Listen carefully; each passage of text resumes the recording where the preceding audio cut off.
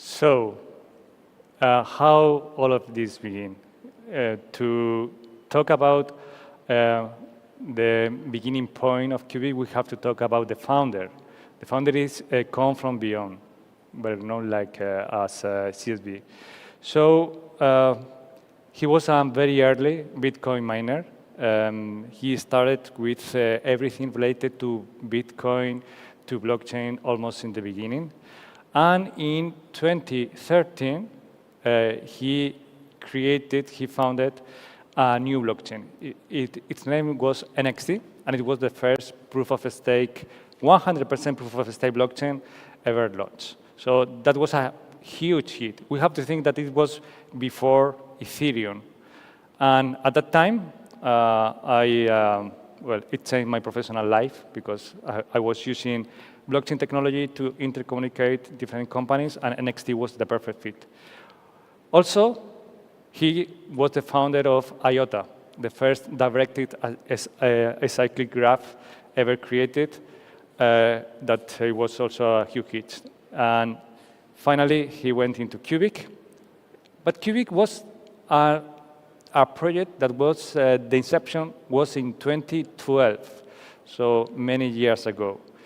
And we have to remark that CSV, all these projects, if you have a look about them, you know, they have some records, incredible records about adoption, about increase on volume, trading, price. It was amazing. So how Cubic works? Roman, please, can you explain?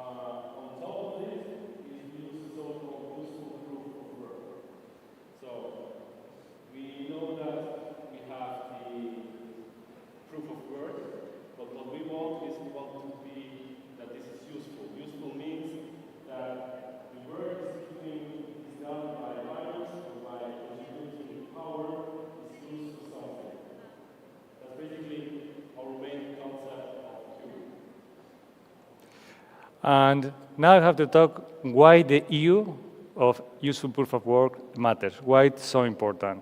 So in the beginning of the blockchain era, the proof of work was just a method to protect the security of the network, to protect that nobody is going to do a transaction that they shouldn't be doing.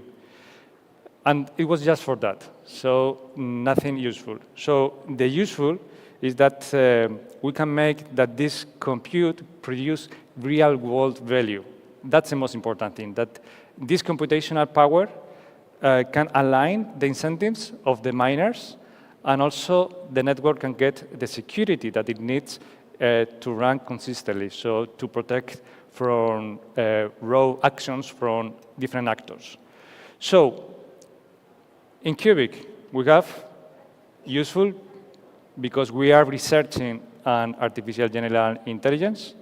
And then we have another part of useful that Roman will explain, you know, that it's, for instance, we are capable now of producing useful computation mining another blockchains. For instance, we are doing a proof of concept with Monero. And in the future, something that we can do is we can sell the computational powers to different companies. It doesn't have to be mining. It can be for AI, for different tasks that we can ever imagine. So,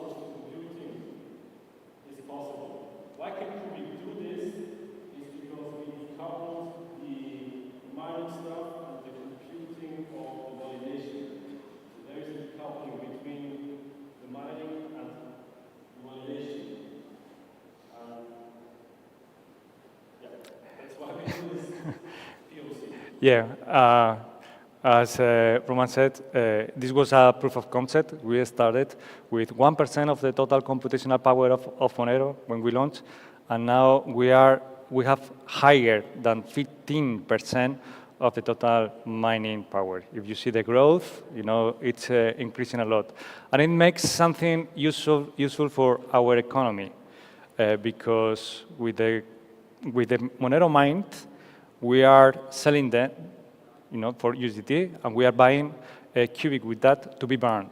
So thanks to that, we are creating, the profit evaluation is higher than mining Monero or mining Tari by itself. So it's increasing the economy, the game theory economy that we have in Cubic. And thanks to all these facts that we have in Cubic, we can explain how we are here right now. How was the ecosystem expansion? It was kind of funny, because at the beginning, what people did we have? Only nerds, I think, right? Yeah, I mean, we started 3 years ago. We were a group of nerds, let's say like this. We had CFP, Sergey, our founder, which has this idea since 10 years to create Qubit. So it's a grown idea in his mind. What he did is convince our group of nerds, few, like 10, 20 people, and we joined together to start the creation of Qubit. Yeah. And of course, in the beginning, if you start a project that's small, it's like there's not a lot of ecosystem around. And that's why we are proud today to stay here after 3 years to say, okay, the ecosystem has grown. Yeah. And you can say it's a bit Yeah. more. Yes, imagine that this is not an EVM project, so all the tools needed, you have to think about, for instance, Bitcoin. At the beginning, they didn't have wallets, they didn't have anything, so everything was like coding by itself with the command line interfaces, so very difficult to interact. So we were in a very similar situation where we didn't have wallets, we didn't have like intermediate tools to connect to the network. We didn't have anything at all. So we started to create the tools, and also we started to onboard more projects, because Cubic is not only for AI. You can also deploy DeFi projects. You can create any project that you can think about. It can be deployed into Cubic. So we started to promote entrepreneurs, to promote developers. We created the developers documentation and guide. And now we have around 30 projects that they are going to be deployed into Cubic, and they are creating their own economy. One of the main things is that in crypto, we have to be connected, and we have to achieve to get to liquidity.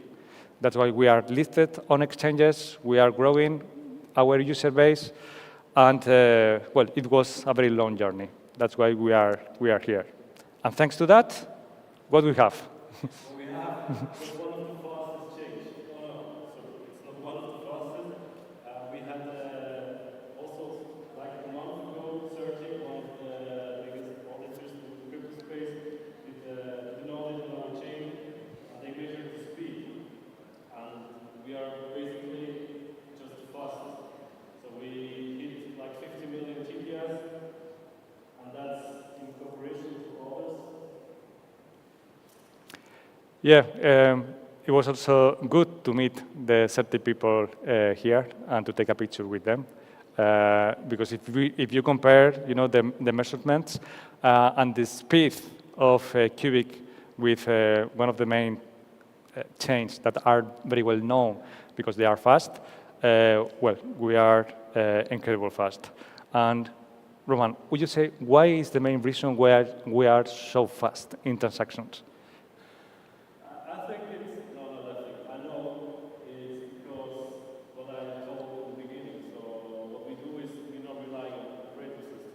Mm-hmm. We do our own way on this bare metal stuff, and our coding is completely native. So all the smart contracts, everything running on the Cubic network is coded natively, actually in C++, and that's what makes us Yeah. You have to think that this speed, it was needed for a decentralized AI. So having this high TPS is just a consequence of the architecture of Cubic. CSV, he had the vision that to create this AI, we need to have no operating system, as Roman said. Also, the database is not stored with a persistent layer. It's on RAM memory. And the vision that we have to achieve an artificial general intelligence is researching how we can create intelligence.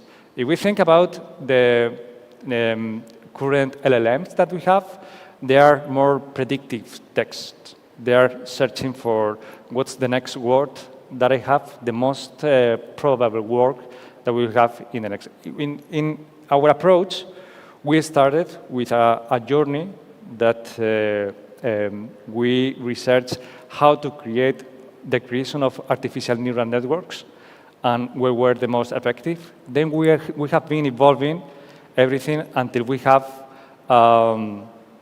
like pieces of the brain that they interconnect each other, and we can remove what are the good ones and what are the bad ones. And using this intelligence also to evolve the evolution of AGARD.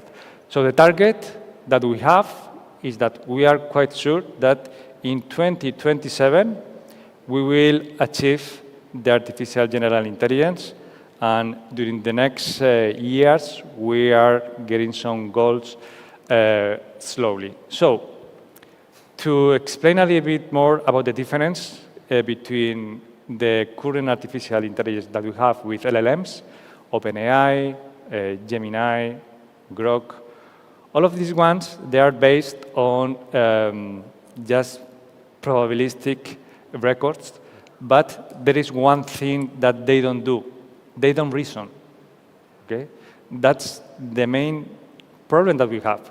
If we want to build something that it's going to be in a higher level, capable of doing complex tasks, we have to create an upper layer and orchestrate of all of these LLMs all together. But we have many limitations, like hardware limitations. To run these very large models that we have here, we need a lot of computational power that it's very expensive, and also the scalability, it stops at some point. So our approach is this one, and it's the search of intelligence, how we can turn electricity into intelligence. So this is a process that it goes to the first artificial neural networks, combination of all of them, and I have to explain that there is one main difference that it can be, one main difference that it was also published by Microsoft, for instance. We don't provide two outputs, like true or false. We provide also another output, and it's I don't know. It's the -1, you know? This way, we can train the data much faster, and it's much cheaper than everything that was launched before. If you think, do you remember when DeepSeek was launched? You know, they use also this kind of training. So our tests before, they were proof. So this is the way that we are taking to get into the artificial general intelligence. So, Alberto, don't forget, all the tech stack we built, the speedy network, the capabilities of bare metal, pure power, is exactly to achieve the goal of AGI in 2027. So what we do with this, the foundation we build on Cubic, is that we can achieve it. That's why we need this speed. We don't focus on traditional blockchain infrastructure. We had to build it from scratch to achieve our goal. Yeah, and it makes me think We thought that this project was thought in 2012, many years ago. Why wasn't it launched before? Why was the reason? And the reason was that there was not hardware, at that time. We need servers that they have a very huge memory RAM, and also the connection between them. Now they are much better than in 2012. So that's the main reason. So I would say that here you have the different ways to join Cubic. Okay, if you want to invest, okay, you can go to the investors QR code. If you want to learn more about Cubic, you can go to the middle one QR code. And also, if you are a developer, we are running a hackathon in a couple of weeks. It can be online, on site of Paris. So I highly recommend all the developers that join us, because we have had very good experience in the past with hackathons, and also there are very good prizes. And finally, if you want to learn very quickly about Cubic, what we explained, you can go to our on-chain Cubic Academy, where you can learn everything very, very quickly. Something to add? No, that's good. We both are here today. If anybody wants to know more, please don't just reach out to us. You will find us here at the campus, and we are happy to answer any question. Yeah. So thank you, everybody. For joining. It was a pleasure from our side. Thank you very much. Thank you. Thanks.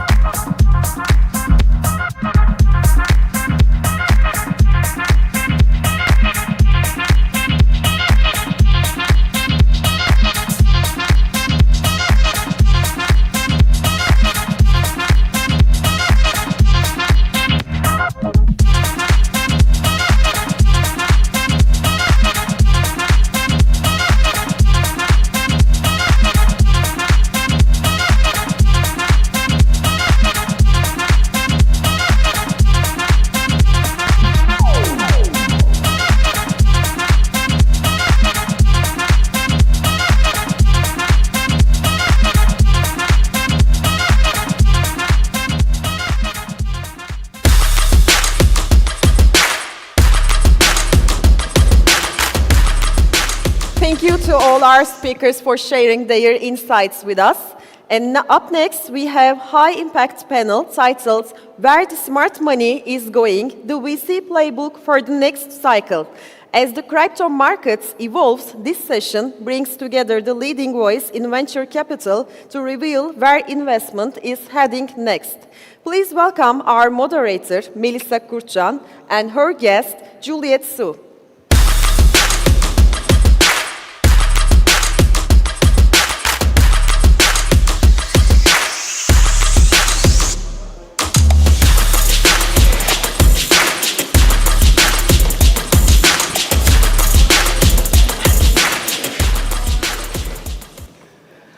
Hello, welcome everyone, good morning. I'm supposed to moderate this session with two other gentlemen, and they say my questions are difficult as a moderator, but not in a way that you will want to escape from. But so this suddenly turned into a fireside chat with beloved Juliet, and so that's what we're going to discuss, I guess, like in a more detailed way. And Juliet, maybe would you like to introduce yourself and the new tribe's formation? Oh, sure, absolutely. So first of all, thanks for everyone to come here that early the second day. So we are kind of survivors who just made it early in the morning for this panel. I really appreciate that. Briefly about myself, my name is Juliet. I'm a fund partner at New Tribe Capital. We are one of the earliest VCs who were started in Dubai 5 years back when there was no Web3 in Dubai. And people were quite skeptical about the UAE ecosystem in general. But luckily, I witnessed how things have been evolving within the UAE market. And I believe nowadays it's one of the biggest Web3 hub globally, and everyone wants to get up there. So we advise government, we do events, so we try to be very active ecosystem players in the specific market. That's exciting. So the whole Web3 game and Web3 investment is changing. 5 years back, maybe VCs were not that relevant, and I call it the Web3's unloved child, like that goes to a Ivy League school, and you just like have that like internal conflict with it all the time, but you cannot live without it, and it brings so much fresh capital. And how do you consider the change of this capital allocation within the years of your activity in Web3? 5 years back, actually, we were at the very beginning of like a bull cycle, right? So we were right in time, and that time everyone treated VC more from the very speculative. Welcome, we have gentlemen. Vinny, more people to join our panel, so.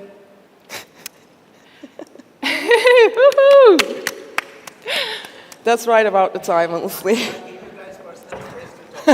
So you need to take a mic first. Sorry, guys.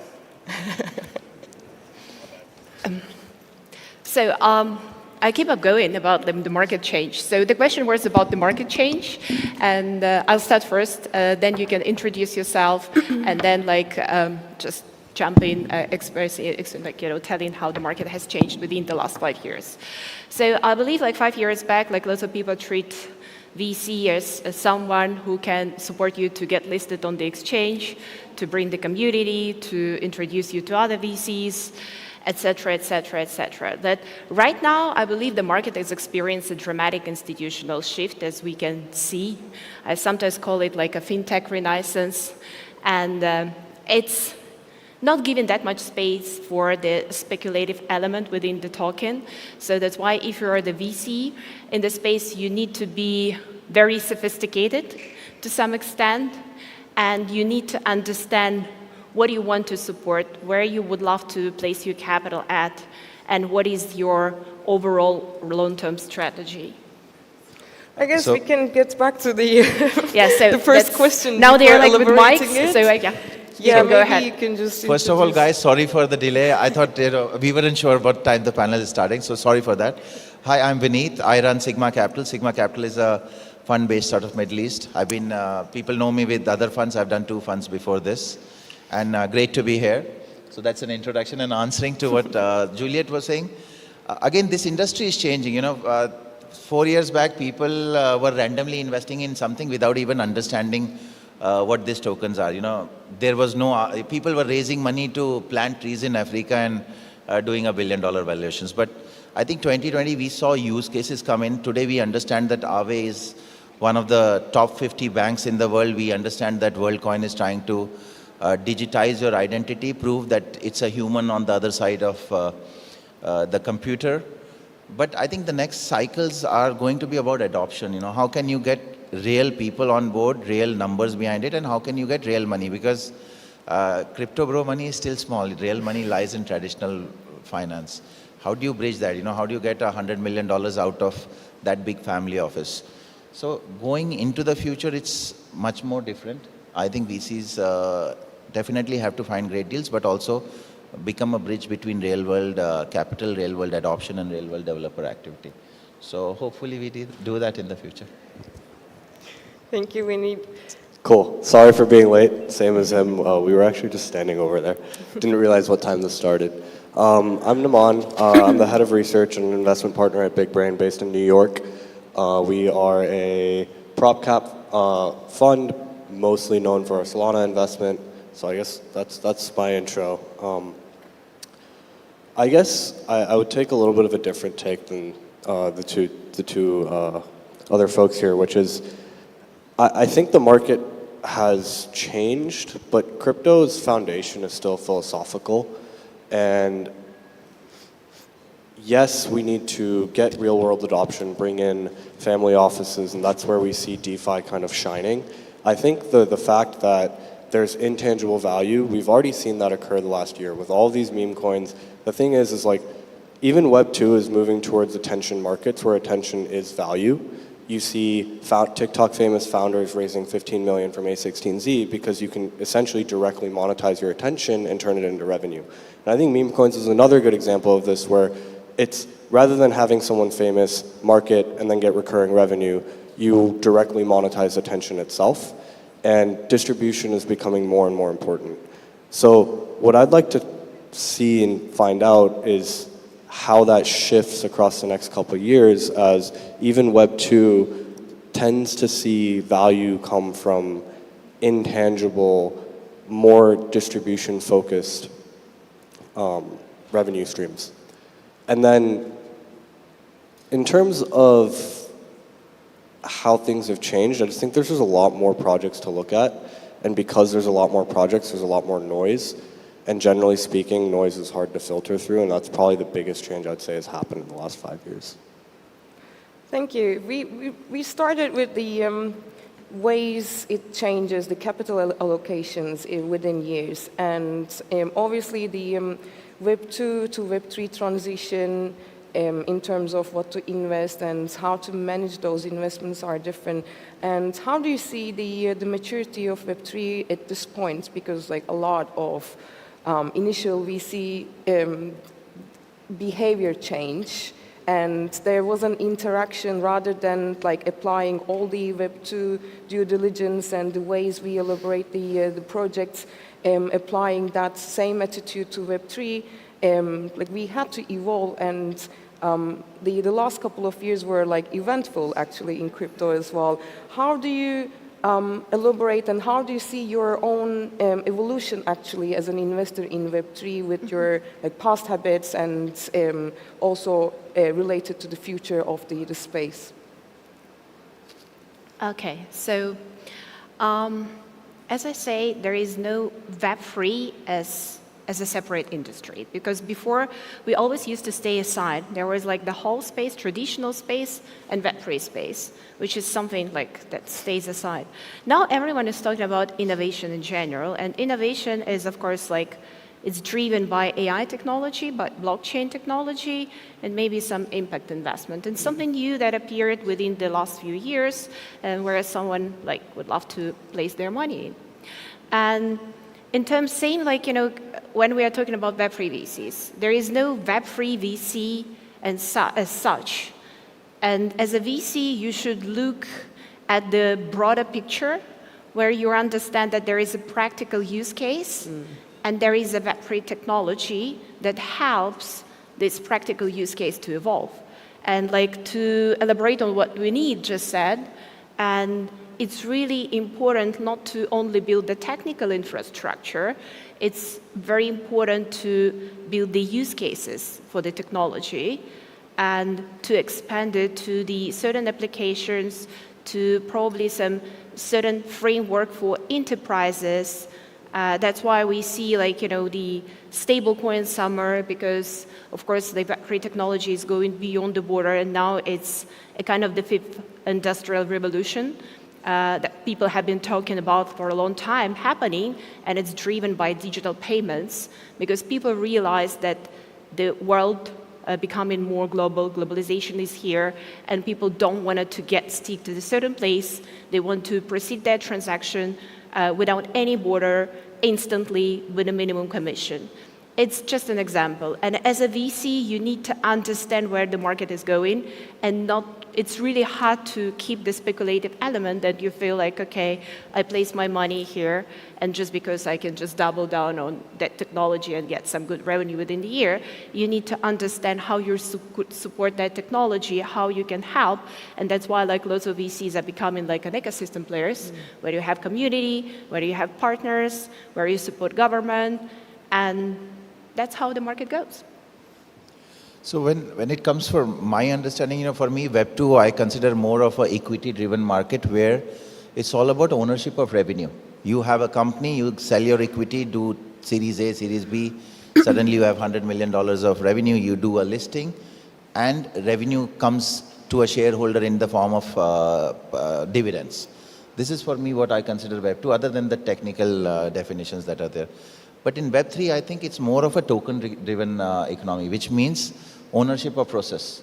Token usually should not represent revenue, should represent process ownership. And I think the best example someone has developed recently is that, if you are Manchester United as a team, the revenue of Manchester United goes to the owner. But Ronaldo, who's playing for that team, is basically a token. If he scores goal, he was bought for $10 million, he becomes worth $100 million.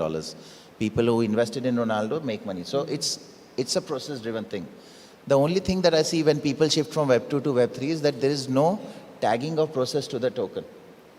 So, for example, Binance, when you're working on an exchange, the revenue goes to CZ, but the trading fees is basically done on tokens. So when Binance starts doing $100 billion, the revenue from it definitely goes to CZ, but because the token is required more, the price goes up in a very simple way as such. But when I ask a founder that, okay, you are launching a token, how does this token control your process? There's no answers. It's a governance token. So what do I do with governance? So, for me, I think evolution, whenever I meet Web2 founders, they come with the concepts of Web2 and try to implement it in Web3, and they sometimes fail. You have to be degen enough. You have to have that process because, they even don't understand why a token will be held by a founder. So they say, I'm launching a token, it will go up in price because people will stake it. That's not a use case. So thing is, evolution will come when people get more clearer on how tokens are and how they have to run. And all the fundraising methods actually, it's evolved as well. Maybe we can get back to that as well. Like now it's more hybrid model, equity token and everything, which sometimes dilutes the actual economic model just because it's hybrid. But maybe Nama also would want to contribute. I think you're right. It's an investment in the process, but it's also becoming more and more of an investment in the equity itself. Believe, Launchcoin, good examples of where you have Web2 companies that generate revenue that need to drive kind of a more cult-like attention market to their platform, and they do that using crypto to bootstrap their community. And you see all the deep-in projects where revenue is going into buybacks, which is going to the token holders. Really, I think there's two values to a token, as you said. One is the process, but the other one is US markets have made it impossibly hard to go IPO. So a lot of companies are going the alternative route, which is, I can launch a token, and even if it is just for a regular business, as long as value goes back to the token and the US government doesn't consider it a security, I can launch as an equity. And having equities on public markets generally means that you're going to see multiples, which lead to more cash for the company, which then creates a flywheel allowing them to develop a product that is better. At the end of the day, you still need to build the real product, and I think a lot of crypto falls apart when it comes to that, which is half the time they'll raise a bunch of capital, they'll get a bunch of capital from the public markets and then not deliver a product at all, which I think is where we need to see a shift slash, some sort of innovation that allows people to delegate money correctly. Yeah, this is a really important point, because if we merge the both topic actually, when you're launching anything in crypto, basically, yes, it is essentially a fundraising tool, but you're also building an economic model for a community. And if you're not going to make sure every token holders eventually gets something out of it, like in terms of being part of something and financially being rewarded, and also maybe some sort of a governance, maybe you don't need to do it with a token. And the whole thing before the fundraising and when we do the consultancy for the pitch deck and business model optimization, I always say pitch deck is basically for yourself first, to begin with, to actually know every part of your business and how the economic model is going to unfold for the investors, for the token holders, even if it's vested, are they going to have any motivation to still care about it in 2 years, for instance, even if it's vested. So it's basically the whole dynamic you have to imagine. And maybe if you don't, if that doesn't excite you as a challenge, maybe you should do it in a more traditional way. So the fundraising methodology always is also really important. Are you doing something for community? Or you're going to raise from a couple of VCs and your friends and LPs and everything, and then you're going to be able to do the same thing, then maybe don't do something super community-oriented or call it a Web3 project. You can use it as a, some add-on, right? And how do you see the fundraising methods and the relevance of the fundraising with the product and the project? So I'll start from tokenomics first. When people fundraise, I always ask the question, why do you need to fundraise? And that's what projects need to understand first. If there is a necessity to fundraise right now, or they're able to deliver some proof of concept without extra money first, and then just go and fundraise, where people can see that the product that they're building makes real sense. And talking about tokenomics, there are two things. First thing is that, as was mentioned, you need to deliver the proper utility. Of course, if you're launching the utility tokens, because staking and governance, it's not enough, because you need to engage the community and people who would consider that by owning the token itself, I'm getting some specific value out of that. But the problem now is that lots of projects equity is performing quite well, and then the token are not performing at all. And the reason for that, as I mentioned, when we have the institutional shift, and then some projects they're mainly focused on B2B sector, and if they're focused on the B2B sector, then they don't need the token at all. Because in most cases, you'd rather integrate some stablecoin payment, and then you just serve your clients with a product that you've just built. And there is no need to engage community as such, because you're working with the enterprises, you're working with institutions, you're working with B2B. There is no B2B2C element where the community can understand that they are gaining some value out of the token itself. And then again, for tokenomics, it changes. It changes because lots of traditional players are coming into the space. And some tokenomics, a few weeks back, I seen a very big project tokenomic, and I told them, guys, looking at your tokenomics, you are getting a 60% of the whole supply right before the investors, and what are you going to do with this money? Because you're targeting X5 from the current valuation. So it's a big amount of money. How are you going to spend it, and why you're building this such tokenomics? Because nowadays, I believe it should be matched with the proper financial projection, where you're able to explain your investors that you are generating this revenue within this period of time, and that's why with the market expand, you need to spend more on a regular basis. And That's why like fundraising right now is becoming, I believe, more focused on the strategic deals, where like both parties, investors and projects, they understand that this specific collaboration will help them to move forward and to grow the ecosystem that they have. So when it comes to funding, I have two different thought processes. One is, as a founder, I always believe, I did startups for 15 years. I used to make startups run through revenue and not through funding. I think if you know what you are doing, just get revenue and get going. Put your own money, Yeah. and maybe raise someday. But, something that happened in this meantime was, I was doing $500,000 revenue in my startup, last startup, but COVID came. Suddenly, revenue dropped and there was no capital in the bank account and the company had to shut down. So capital has to be raised for two things, one for growth and one for safety. So when do you need to raise? When the markets are right. Suddenly everyone's talking crypto all around the world. Everyone's talking crypto in the US. This is the right time to be investing.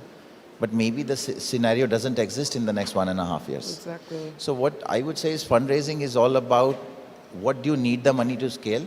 Today you are selling 100 pieces. How do you go to 1,000 pieces? But also, how do you last doing that for the next 3-4 years? Because in 3-4 years, when you are selling 1,000 set of pieces, definitely you can raise more capital because you have revenue to back it up. Secondly, tokens become interesting because, in Web2, we used to say that customers are your biggest investors. And technically, tokens can be used as a way to get customers on board who hold to your tokens because they believe in your vision. Again, a lot of liquidity players have done that in the past, but again, the incentive alignment has to be thought about. So it's a lot more research. If anyone's raising right now, I think the best time to raise and best time to keep building. I would say fundraising landscapes have changed quite a lot. AI throws a pretty big wrinkle into like how we think about things and how things should be structured. The cost of development has gone down significantly. The speed of development has gone down or gone up significantly. And I think we're seeing companies go from 0 to 5, 10 million in ARR in the matter of like 6 to 8 months, which was unthinkable, 5 years ago. So then the question becomes like, do these companies maintain? Is it actual ARR or is it going to be kind of these quick, continuously changing markets like we've seen in crypto before, where it's like a company captures attention, captures distribution, captures revenue for a year, 2 years, and then 2 years later, some other company comes in and takes that from them. In Web 2, I guess good examples is like Cursor, Windsurf, Codex. Like you've seen all of these coding competitors come out, and as the market gets more and more fragmented, really revenue numbers keep going up because the market is so big, but over time, these companies don't really have a fully blown moat. And as we see IDEs disappear, some of these companies probably lose their moat entirely, which is Cursor's like integrated with SetID, and a lot of developers use it for that purpose. I think in Web3, we see the same thing where it's like applications don't require nearly as much capital as they did 4 years ago. And if they don't require that much capital, then what kind of what do you fundraise for? And you fundraise for what he said, which is growth, and I would say almost also branding, right? Because as branding becomes more and more of a moat for your customers, VCs are kind of playing this part that gives legitimacy to a project. And then infrastructure heavy, like things that require years of work, obviously those still require venture money because you need that safety, you need that runway in order to be able to build something complex. But a good example of like this last cycle, like Pump.Fund is a great application, has made a lot of revenue. Did they really need a bunch of venture money? No, they didn't. They took a very, very small round and then just kind of ran with it. So I kind of see that kind of expanding going forwards as AI takes more and more of the development stack and makes things easier and easier to do.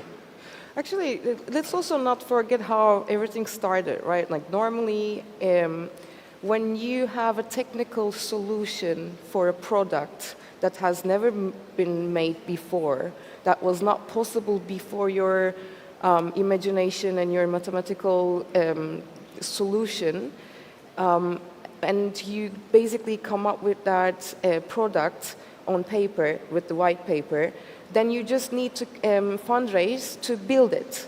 And that was like how, but right now the products, like to build it as such, it's not innovation, it's not like nothing, like there are so few projects that actually like just have the solution, but they need the money just to build it practically, and basically you have the formula and you fundraise among those who actually believe in that application and that there's going to be a future for that infrastructure.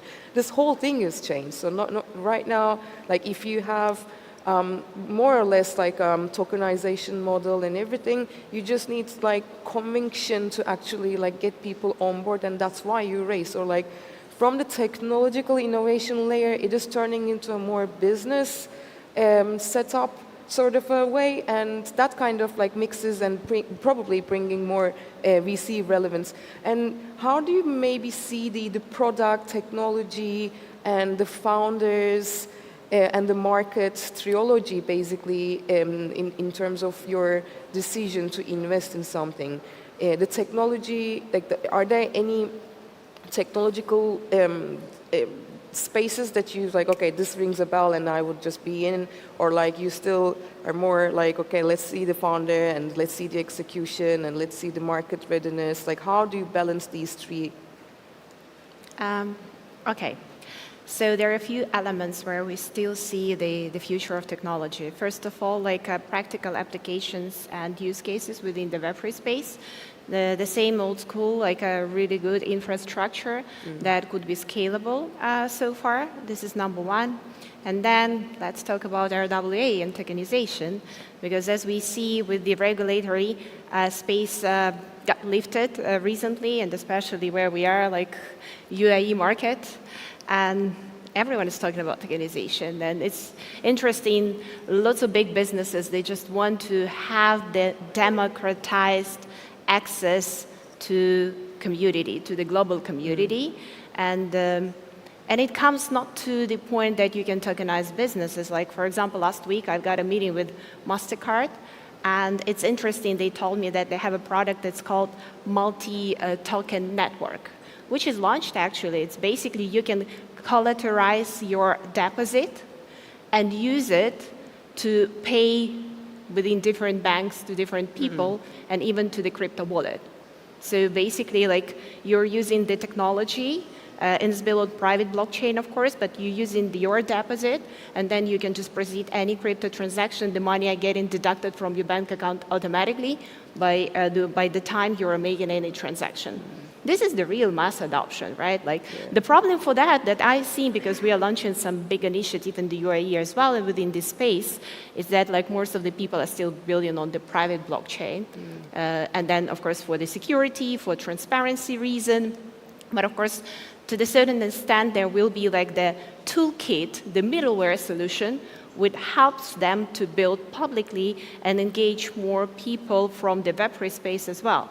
So it's a perfect merge of Web2 and Web3 ecosystem, and I believe that is that Web 2.5 that we've been talking about for the last, like, I don't know, 3-4 years, that's happening right now, and the real mass adoption of the technology that nobody can deny any longer. So Melissa, before I answer which segments, you mentioned that fundraising was done to build product. I fully don't subscribe to that parameter because, yes, you require money to build a product, but if you see recently, money is raised to change behaviors. I'll explain what it means. Uber didn't raise billions to build an app. They raised billions to make you lazy not to stand out in the sun. Please understand, in India, when e-commerce came up, no one would, if you're buying your shirt, you would go to a shop to buy that shirt. Because you would be like, will it fit me? How will I look? They changed the concept in people that you can order home and it will fit, and if it doesn't, you can return it.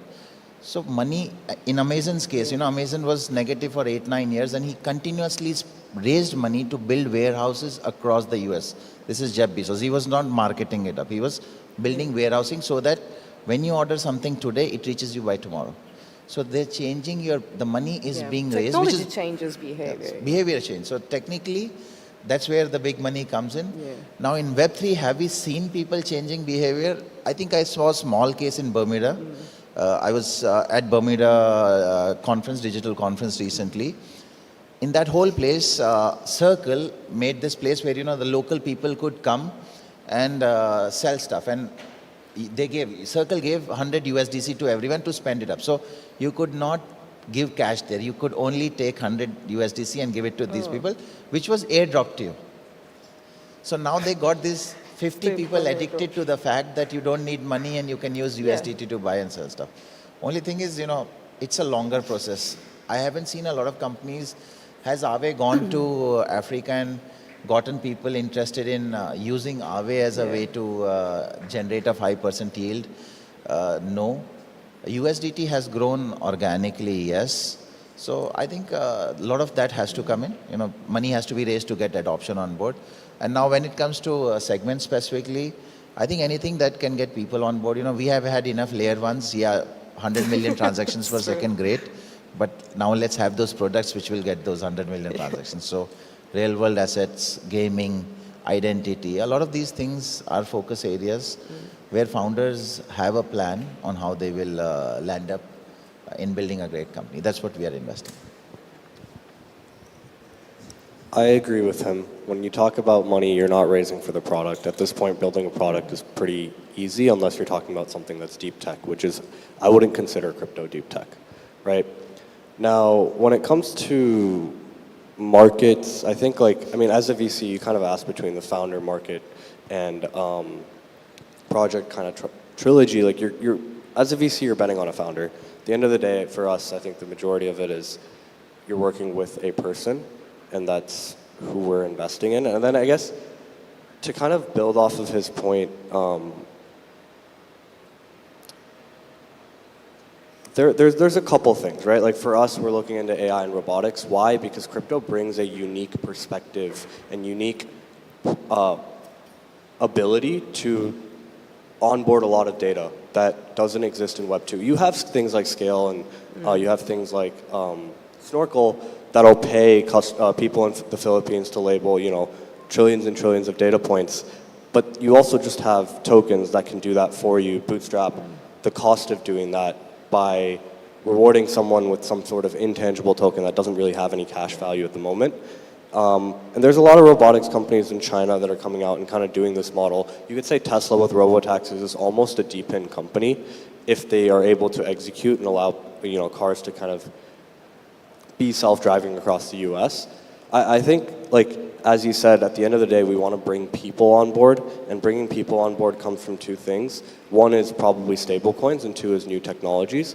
But the thing is with stablecoins, I think with the passing of the Genius Act in the US, there's a lot of risks associated with the current state of stablecoins that we have today. Just because if the US government and banks start pushing stables and are able to kind of distribute across the world, I just think businesses like Circle, who already don't make any money, are going to fail, right? Like when you look at Circle's revenue, when 50% of it goes to Coinbase and another 30% of it goes to Chase, where do they really make money? It's not like minting a stable coin is a money-making process. USDT is a little bit different, but I think for USDT to compete with all of the giants in the US that already have distribution, the second JP Morgan says, oh, your bank account is all stable coins, what do you do as a company in crypto? Yeah, these are, we have 2 minutes, and I think this is the time where we can formulate, because we talked about the VC playbook of the next cycle, let's say. So we can talk a little bit about the, what will you be looking, a little bit like a formula for yourself. What's going to excite you in the next cycle? What's based on maybe your best investments the last 2 years, what kind of founder behavior, pitch deck, or any economic model beyond the product specifics, what would excite you, and what would you be looking the next cycle? So first of all, dedicated founders who are here to change the world with the technology that they are building. So there should be some sparkle in the eye, and you need to understand that this person is here for a long time. Because you are going to run out of money at one point. Yeah, it's I've seen, there are a few examples, one, for example, virtuals, right? It's now virtuals, we invested in virtuals and everyone knows virtuals, but not that many people know that back to the days it was the company called PuffDAO with completely another narratives, right? This is the perfect example. It doesn't matter what you build. If you're able to adjust to the market and you're here to struggle through the long time, you will change your product, you will change your name, you will do rebranding, but you will struggle to make it in the right time with the right product. And talking about narratives, of course, like I just summarize things up because we don't have that much time left, is of course AI is here. And I believe we found a perfect match between AI and Web3, finally, luckily. So payment infrastructure, for sure. Deep in technology as a perfect example and the bridge to the real world. And what else we have? So that's basically like the few directions we are looking into. So again, what excites me, I already mentioned the segments we are looking earlier, but I'll just put it in a different way. Guys, how many founders in this room right now? Okay, we just have 3 founders. Any more founders? Anyone who is doing a startup? How many of you have a runway for the next 3 years? Out of these 3 runs. Runway for 3 years. That means you will survive for 3 years. Just one? Guys, please see to it that you have your runway in the next 6 months. Because markets go up and markets go down. There is great times to raise capital, but you always need to be able to survive for 3 years. You don't know where the markets are next year. So for me, what inspires me is these founders who actually are focusing on building runway as well as revenue. In the end, revenue is the only way to build runway, and all those companies will excite me which have revenue and runway for years. I've never seen so little amount of founders in a VC panel audience, but yeah, it's interesting, I guess, like good for you. It's too early in the morning. Founders have been working maybe that's why. But that's the dedication Juliet was talking about, right? I guess for me, there's two areas of interest. I think AI and robotics is probably as she said, from a narrative perspective, the most interesting. And then stablecoins and revenue generating businesses in crypto are the other side of this, where I'd like to see founders kind of breaking into Web2 markets. CoinFlow is a good example of this, just companies that can actually get Web2 customers on board. But I think it requires a different type of founder. We've seen a lot of founders in crypto that think the token is the product and they're selling said token. And most founders in crypto also don't understand what customer acquisition costs should be. I think airdrops are customer acquisition costs, and it'd be nice to see founders kind of take that into account, start focusing on using that capital to get real customers on board rather than farmers and users that are there for a short period of time and then gone within months. So. Okay, we have 1 minute. Maybe let's talk a little bit about jurisdictions.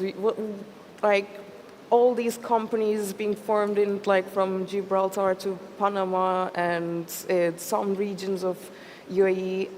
Do you have any specific concern about the jurisdiction and how the company is actually formed when you're or any preference or any risk? So I believe we have a few hubs right now. So of course, US market is still there with all the regulatory framework is being formed there. Of course, we have Singapore. Nothing much happening recently, the vice versa. Regulations tightening up in Singapore, and especially considering the recent regulation with regarding the WASP services. And of course, we are in the UAE. We are working with government, with regulators, and maybe people seeing the practical use case of tokenization. So WARA is aiming to be #1 regulator for tokenization. So together with Damak, which is the biggest real estate developers, they just launched the document called Title Deed, which is tokenized property certificate. And now they're aiming to scale that. And the other 3 zones, they're also doing some progress in terms of businesses tokenization. And of course, it's great for the government, then they can see the whole flow of businesses being based within their country. So yeah, in general, there are 3 hubs. I'm all in for the UAE market, but yeah, people can choose between the US market or Asian market or somewhere in the Middle East. So when it comes to jurisdiction, I think 6 years back, everyone was in Singapore, then everyone came to Dubai, now everyone's going to US. my advice is when it comes to building up a structure, build at a place where jurisdictions are pro-crypto, a place like Dubai, Cayman, wherever you're. Everyone's now shifting back to the US because, 3 years back, US founders were saying we are not safe here, we need to go out. Maybe 3 years later when Trump changes, it is the same again. So I would say come to a jurisdiction which is more safer, something like a Dubai or one of those places, even Singapore for that matter. Yeah. But Singapore has now become a bit more restrictive. But again, after you do that structuring part, it's all about where is your customer coming from. I think adoption layer for crypto will not come from the US. Giving 20% yield to an American is not sustainable. Getting 3% stable yield to a person in Turkey or Africa or Latin America is stable. So more than jurisdictions of setting up, jurisdictions where you need to build local relationships with the governments to roll out your product is important. And that is in Africa and that is in Latin America, not in the US for sure. I agree and disagree. I think one of the big things with crypto is access to capital. I think a lot of the capital in crypto still exists in the US. The reason people are moving back to the US or incorporating there is really it becomes a legitimacy, and from the investor side, it's kind of a question of if we're investing in a company that's incorporated offshore in some sort of, in the Cayman Islands, for example, right? Can we hold the founder accountable, say they do things that are illegal? And generally speaking, that's not the case. It's kind of hard to do so. So I would say for a founder, yes, there's benefits to incorporating outside of the US, but from an investment perspective, you also have easier access to capital, US capital specifically, if you're incorporated within the US. And I think generally speaking, you had the whole foundation labs model that I think for now still works. I mean, I know people are kind of combining both and kind of separating. That model's changing a little bit as well.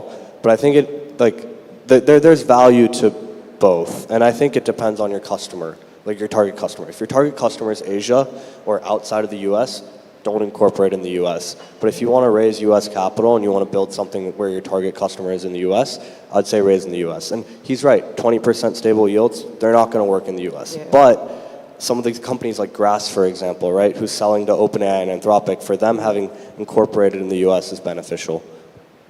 I'm actually happy to conclude with that message, like build real relationship beyond jurisdiction. Thank you so much. Thank you. Thank New you. Tribe Capital, Big Brain, and Sigma, thank you so much. And if you have any questions later on, you can probably get them another 5 minutes here. Thank you. Thank you, guys. Thank you. Thank you.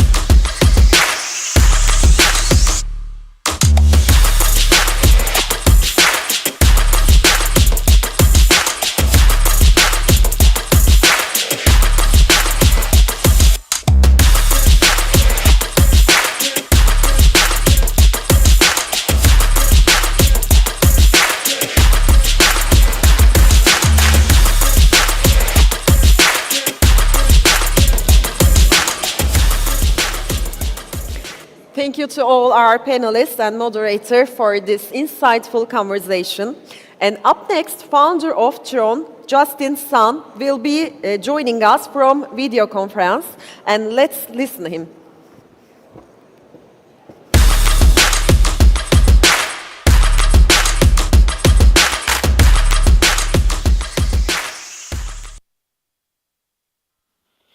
Hi, I'm Justin Sun, founder of Tron.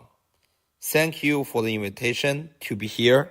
I want to thank the team at the Istanbul Blockchain Week, especially for organizing this special event.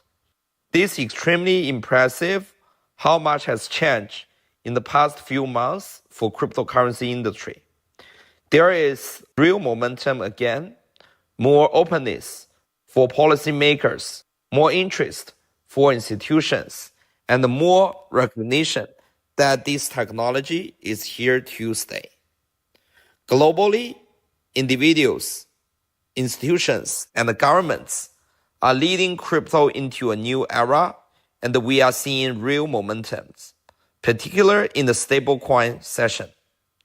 This progress has given our industry an important opportunity to step up and prove its value. There are few better places to have this conversation than the nation of Turkey. I especially grateful to the people of Turkey who has embraced stablecoins like USDT and Tron in the past years. The people of Turkey have led the change in demonstrating how crypto and the blockchain can drive economic progress. Tron has grown into one of the largest and the most trusted and widely used blockchain network in the world. It was built on the core value of crypto industry, like decentralization, financial freedom, and individual empowerment.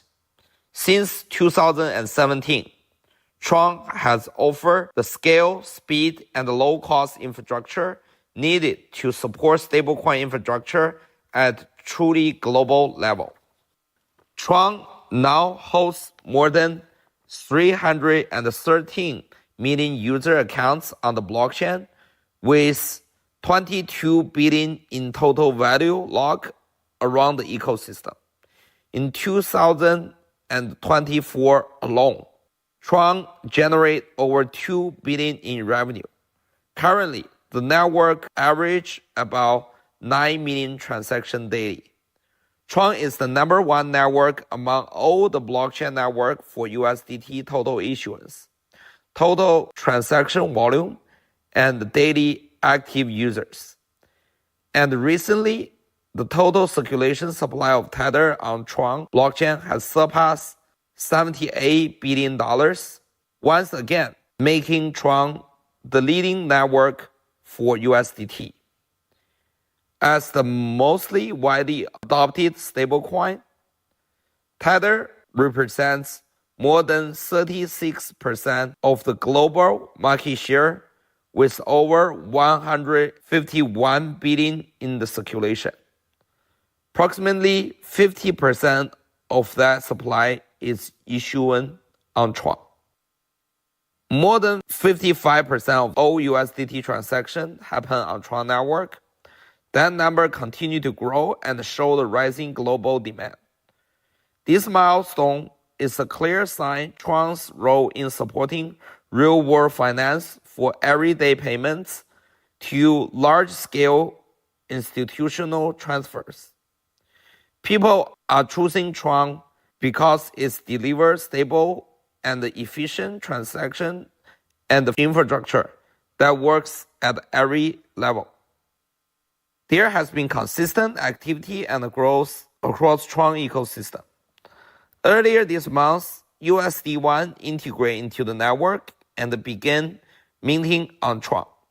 USD1 is a stablecoin launched by World Liberty Financial that is 100% backed by short-term US government treasuries, US dollar deposit, and other cash equivalents. This is a small step for USD1, but a giant leap for stablecoins. Additional, USDD is a full decentralized stablecoin built on Tron network. It's not controlled by any single company or centralized authority.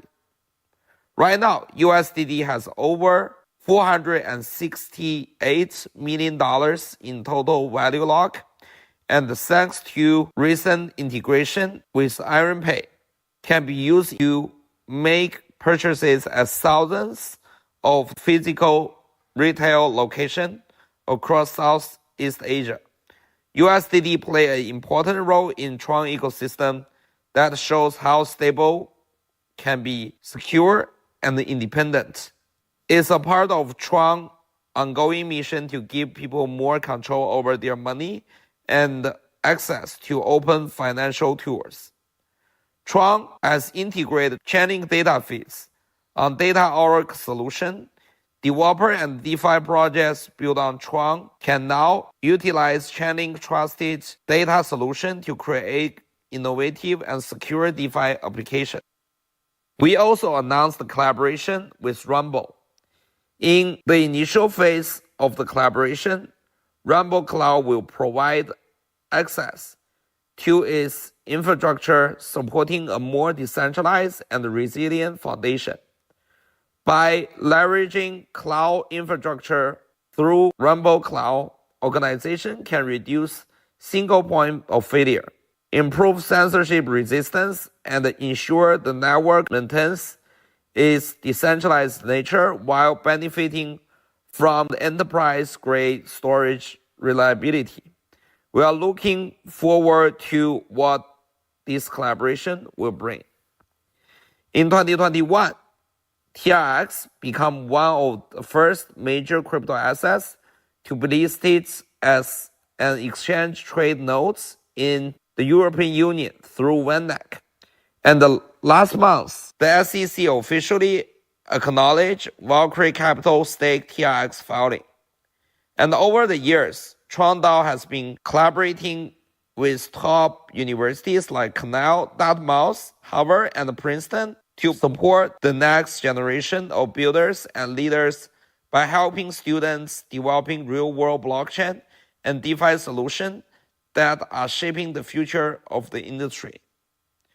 Tron's super representative network includes some of the most established names in the technology and finance, such as Google Cloud, Binance, OKX, Nansen, Luganos, Kingling, and Abra.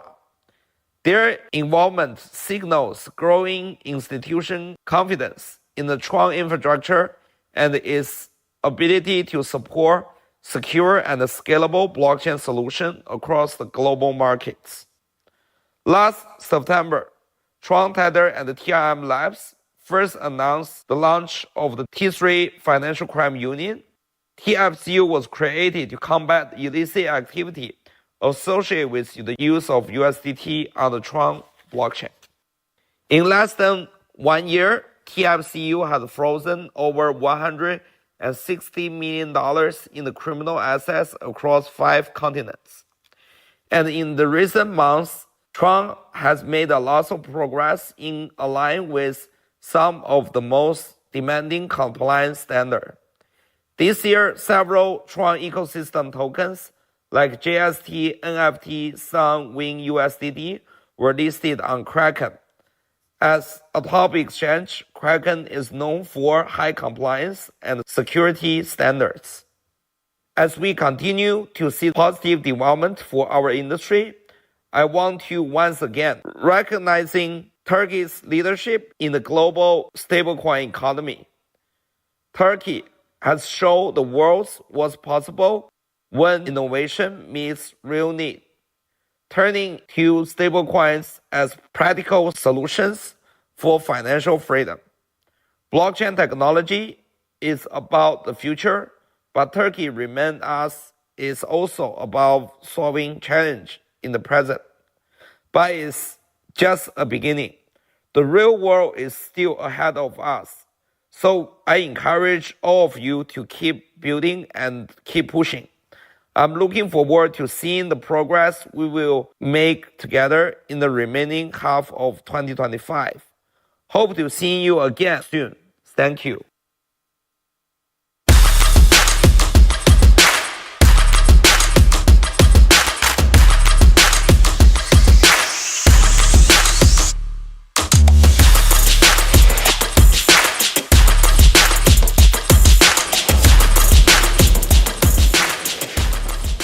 Thank you to our speaker and of course you audiences. And up next, please welcome Ali Eşelioğlu, CEO of CoinTR, will be sharing his insights on the latest developments and innovations in crypto space. Please give him a warm welcome.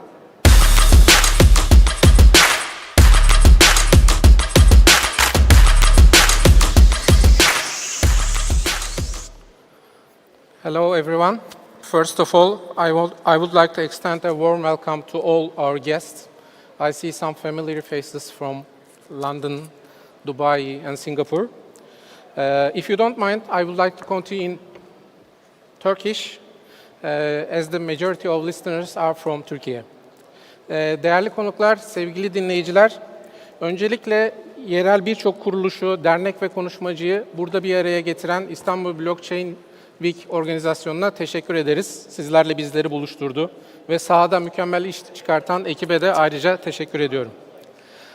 Şimdi müsaadenizle sizlere biraz CoinTR'den bahsetmek istiyorum. CoinTR'nin kurulma felsefesi sadece bir kripto para borsası olmaktan ziyade bunun da ötesinde.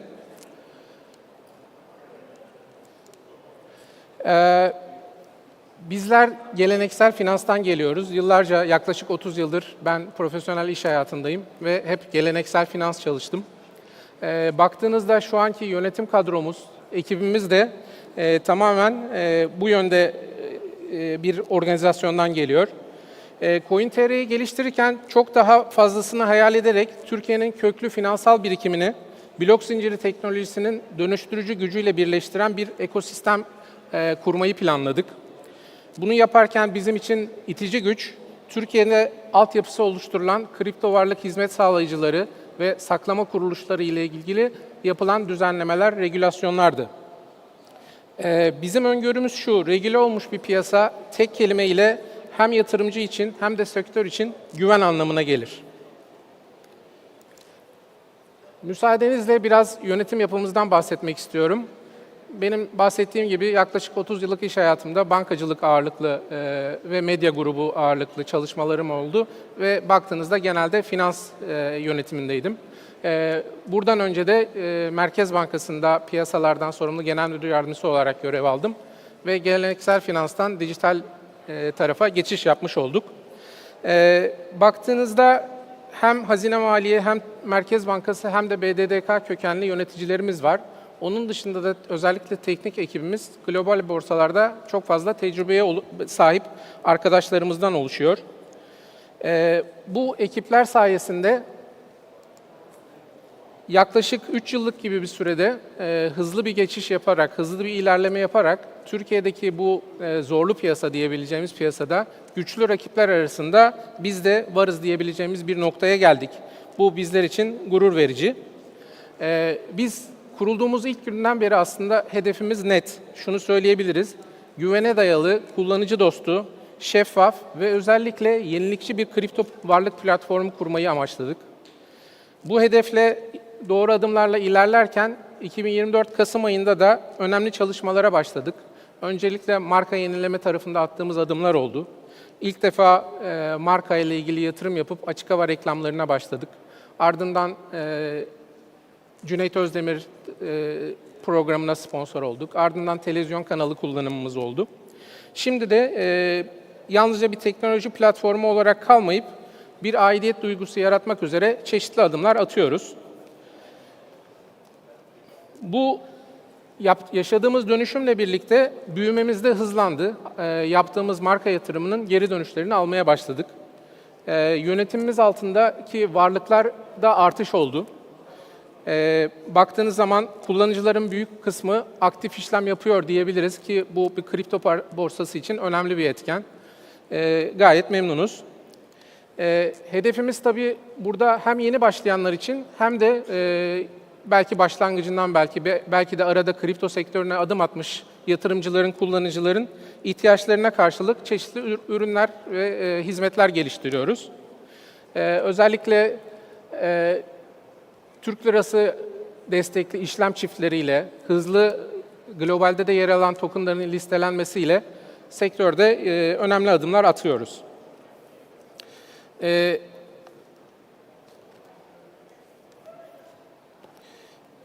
Değerli konuklar, diğer yandan 2024 Ağustos'unda da CoinTR olarak önemli bir adım attık ve global borsa olan Bitget Türkiye'nin Türkiye'den çıkmasından sonra Bitget Türkiye şirketiyle ilgili bir satın almamız oldu. Bununla ilgili geçiş sürecini başlattık gayet şeffaf bir şekilde ve Eylül ayı sonuna kadar da bu geçişi tamamladık ve Bitget Türkiye'nin müşterileri CoinTR müşterisi olarak çalışmasına devam etti. Geçtiğimiz dönemde aslında şu anda hep regülasyonlardan bahsediyoruz ama aslında MASAK tarafı kurulduğumuzdan itibaren devredeydi. Birçok kripto para borsasında etkindi. Biz de MASAK tarafında denetimler yaşadık, onları tamamladık. 2 Temmuz'da bildiğiniz gibi resmi gazetede yayınlanan SPK kanun değişikliğinden itibaren de bu sektörümüz daha regüle bir hale geldi. Ve SPK'nın yayınladığı faaliyette bulunan şirketler arasındaki ilk listede de o andan itibaren de bizim ismimiz yer aldı. Ve şu anda da ilerliyoruz orada regülasyon tarafındaki eksiklerimizi tamamlamaya. Bizim buradaki hedefimiz net. Türkiye'de tam lisanslı, düzenlemelere %100 uyumlu bir kripto para platformu olmak istiyoruz. Biz ayrıca bu vizyonu sadece Türkiye'de değil, küresel düzeyde de ortaya koyuyoruz. İlerleyen dönemde de Türkiye merkezli olarak başlayıp çeşitli ülkelerde şirketler kurarak lisans alma yoluyla Türkiye'den büyüyen bir kripto para borsası hedefimize ulaşmayı öngörüyoruz. Şimdi küresel adımlar atıyoruz, burada da ilerlemeye çalışıyoruz dedik. İngiltere Parlamentosu tarafından biz bir davet almıştık. Kripto para, Web3, yapay zeka çağında merkez bankaları ve hükümetlerin rolü konulu bir tartışma forumuna Türkiye'den özel davetli olarak katıldık. Bu forumda şimdi bizi burada da yalnız bırakmayan Yönetim Kurulu Başkanımız Şakir Ercan Gül Bey ve ben konuşmacı olarak yer aldım. Burada özellikle şunu belirttik. Web3 teknolojisi merkeziyetsiz doğasıyla finansal düzenlemeleri zorlaştırıyor olabilir ama diğer taraftan da çeşitli fırsatlar ortaya koyuyor. Ve bu nedenle de yasa koyucuların DeFi tarafında potansiyeli değerlendirmesi gerektiğini vurguladık. Ve merkez bankalarının da benzer şekilde DeFi ile uyumlu para politikaları geliştirerek sistemin içinde inovasyonu destekleyecek yeni mekanizmalar oluşturabileceğinin altını çizdik. Değerli konuklarımız, kripto benimsenmesi dünya genelinde artıyor. Türkiye'de de hatırı sayılır sayıda kullanıcımız var. Burada Türkiye olarak da global arenada yer almamız gerektiğini hep düşündük, inandık. Bu anlamda da kripto varlık sağlayıcıları olarak da bizler de bir şeyler yapmamız, elimizi taşın altına koymamız lazım gerekiyor dedik. Özellikle eğitimlerle buradaki bilinci arttırma yönünde attığımız adımlar var. Finansal okuryazarlık ve blok zinciri eğitimleri tarafında çeşitli sektörün gelişimine yönelik çeşitli katkılarda bulunmaya çalıştık. Böylelikle bilinçli kullanıcı, bilinçli yatırımcı tabanı oluşturarak aslında hepimiz için ortada olan riskleri minimize etmeyi hedefledik. CoinTR olarak tüm bu çalışmalarımızı yaparken toplumsal bilinçlendirmeyi arttırmak amacıyla Finansal Okuryazar Derneği FODER'e üye olduk. Bu kuruma üye olan Türkiye'deki tek kripto para borsasıyız. Benzer şekilde blok zincir tarafındaki okuryazarlığı arttırmak için Yıldız Teknik Üniversitesi ile yapmış olduğumuz bir protokol var. İşbirliği protokolü. Burada da birlikte planladığımız bazı etkinlikler var. Bunların bir kısmı ödüllü Web3 hackathonlar ve bir kısmı da fiziksel etkinlikler. Bunun dışında anlaşmalı olduğumuz akademisyenlerle birlikte blok zincir 101'i anlattık çeşitli önemli kurumlara. Cumhurbaşkanlığı Yatırım Ofisi, KPMG Vakıf Katılım Bankası, Huawei Emlak Katılım Bankası ve Polis Meslek Yüksekokulu mezunlarına bu konuda eğitimler verdik. Bir taraftan bu dönüşüm, tabii dijital dönüşüm hızlı gelişiyor ama biz burada sadece izleyici olmak istemiyoruz. Biraz da şekillendirici olmayı da hedefliyoruz. Bu anlamda tabii tüm başarılar rakamlarla ölçülmüyor. Marka olarak topluma karşı bir takım sorumluluklarımız olduğunu da bilincindeyiz. Bu anlamda yaptığımız etkinlikler dışında mesela Heritage İstanbul tarafında önemli bir kültürel projeydi. Orada sponsorluğumuz oldu. Aizonayı Antik Kentimi'nin tanıtımına katkıda bulunmaya çalıştık. Diğer taraftan Huawei Cloud ile geçtiğimiz yıl Barcelona'da güzel bir işbirliğine imza attık. Web3 startuplarını, Türkiye'deki blok zincir projelerini desteklemek üzere ilerlemelerde bulunduk. İşte Webrazi, EOS, Network'le, Ledger'la çeşitli etkinlikler düzenledik. Saygı bir konserlerine sponsor olduk. Ve taze haber, bu ayın başında duyurmaya çalıştık bildiğiniz gibi. A milli takımımızın ve Real Madrid'in başarılı genç futbolcusu Arda Güler'le güzel bir işbirliğine imza attık. Burada her adımda, her hamlede hız, her adımda güven mesajıyla yola çıktık. Aslında bu sadece bir sponsorluk değil ve ayrıca toplumsal etkisi yüksek bir projenin de başlangıcı oldu diyebiliriz. Arda ile sponsorluğumuz dediğim gibi sponsorlukla sınırlı kalmayacak. Bu anlamda ilk projemizi de başlattık. Coin.tr ve Arda Güler Rüya takımını oluşturuyor projesiyle yola çıktık. Burada başarı hikayesi olan Türkiye'den birçok kişiyi davet etmeye başladık. Burada güzel projeleri önce bir halk oylamasıyla belli bir sayıya indireceğiz. 60 kişiye. Ardından da bunların içerisinden 11 kişi Arda Güler tarafından direkt bizzat seçilecek. Ve bu 11 başarı hikayesi sahiplerini Arda Güler'le buluşturacağız. Arda Güler çalışmamız çeşitli mecralarda da yer buldu. Şimdi yurt dışı birçok görüşmeler yapıyoruz ve attığımız her adımda da regülasyona uyumdan inovasyona kadar, kültürel etkileşimden kültürel açılıma kadar her alanda ilerlemeyi sürdüreceğiz. Amacımız sadece bir borsa değil, Türkiye'nin blok zinciri ekosisteminde öncü hale gelmek. Yerel vizyonla küresel bir etki yaratma hedefimizi gerçekleştirmek için var gözümüzle çalışıyoruz. Bu arada ekip maşallah öyle bir sunum hazırlamış ki, dizi aralarındaki reklam kuşağı gibi.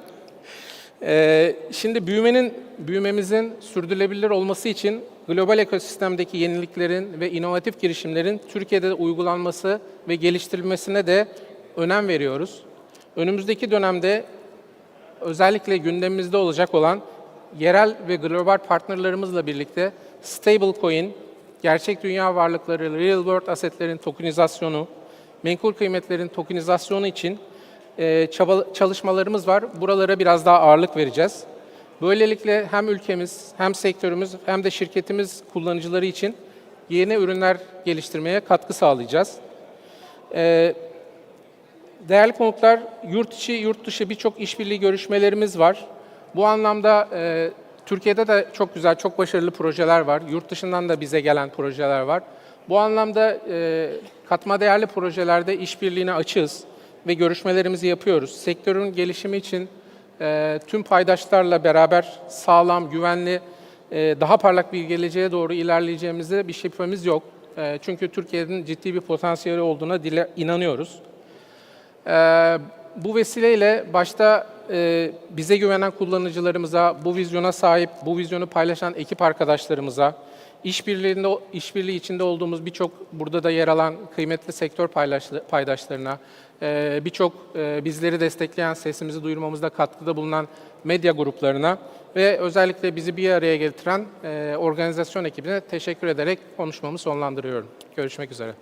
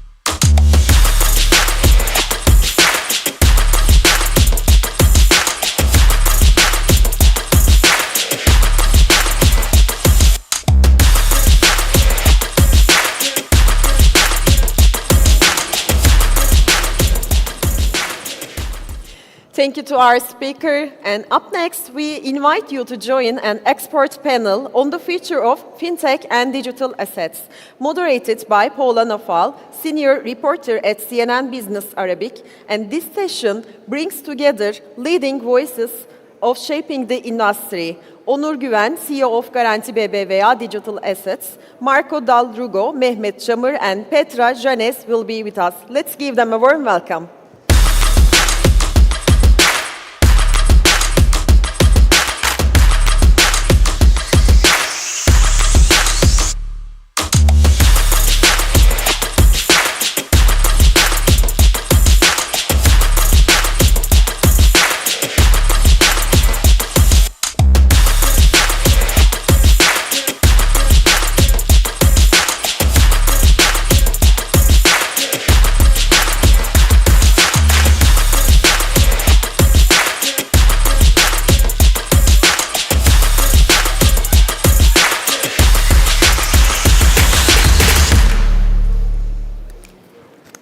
Welcome, everyone.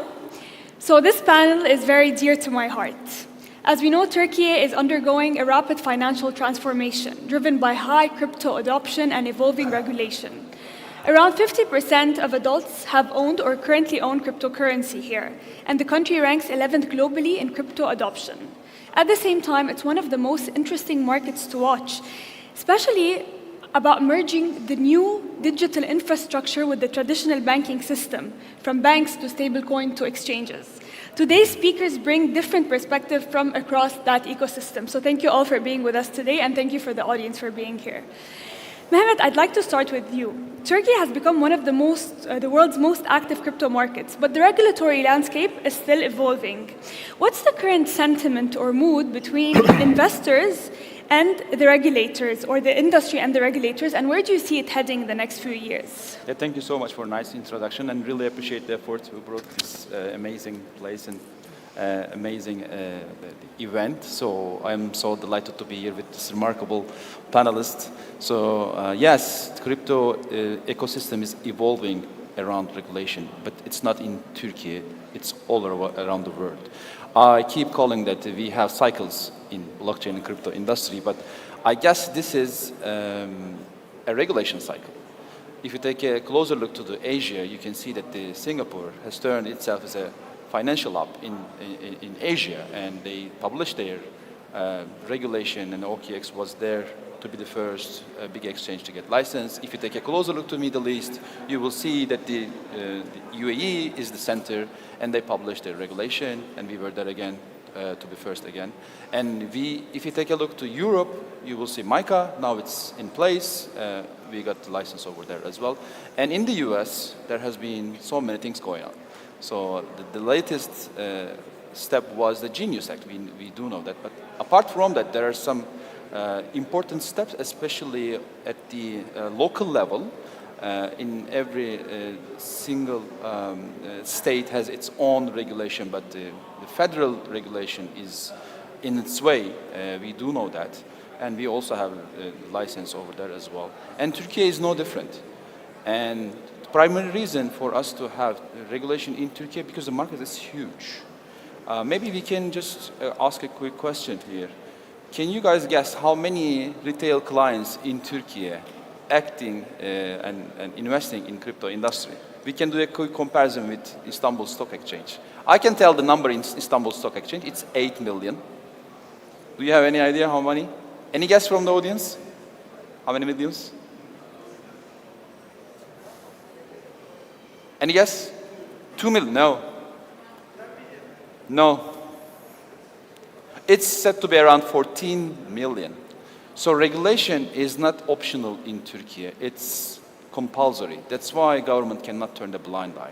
But it's a good thing that the financial regulation in Turkey has a huge history. Regulators are quite experienced, and every single industry which has been regulated by government has much stable, much healthier ecosystem. If you want to take the example of the UAE, you mentioned the UAE. So the UAE is crypto-friendly, but at the same time, it regulates, so there is no chaos. Would you say that the Turkish regulatory system looks a bit like the UAE one that brings in innovation, wants innovation, but at the same time wants things to be clear? Exactly. I guess we are gonna be following them. We can admit that they are a little bit advanced in terms of a comparison. But what I can tell, the market is much bigger in Turkey. That's why the potential is bigger. So I summarize the regulatory framework in Turkey in phases. At phase 0, we were desperately looking for a regulation. At phase 1, now we are facing. Now we have the regulation, and at phase 2. I guess industry will be full of regulated crypto exchanges, and at phase 3, we will see so many innovations just like we saw in the UAE. I think that we are going to have Bitcoin ETF, all other, let's say, revolutionary financial instruments in Turkey, but I guess we have another at least 1 more year to see it. Thank you. Onur, I want to stay on Turkey, but talk to you more from the traditional banking perspective. So Garanti BBVA was one of the first in the region to launch a digital assets division. From your position at the intersection of traditional banking and at the same time blockchain, what has been the biggest challenge between merging these two different worlds, let's say? It's a great question and probably great timing for Turkish crypto industry, by the way. So I just come here from applying to the crypto license as many other colleagues. So Monday is the last day for the crypto licenses from the Capital Markets Board and everything. So it's a very important paradigm shift in Turkish market at the moment. And as a part of the BBVA group, a huge financial group, also one of the leading banks in Turkey, we launched our product a couple of months ago, and we reached 100,000 users, bank users already. So it's great to see that demand in the market still, and there's a huge room to grow actually. And also, as a bank, traditional bank in a sense, we define ourselves as a fintech, but we are a bank for sure. Moving to the crypto scene. Of course, there are many challenges, just like you said. We eliminated some of those, but some of them remains. So what we eliminated is, for example, actually, this was the crypto. We started building crypto inside the bank like 2.5 years ago. So it kind of organically grew within the company, like a corporate startup or a spin-off, as you would say. So that kind of made us benefit from the current processes within the bank, current standards, quality standards within the bank. So that let us improve organically. So starting from a digital bank point of view, moving to the crypto, so that eased a lot of the challenges. However, of course, there are lots of challenges still. It's not, I wouldn't say the challenges are technology-wise, because the blockchain technology is maturing rapidly.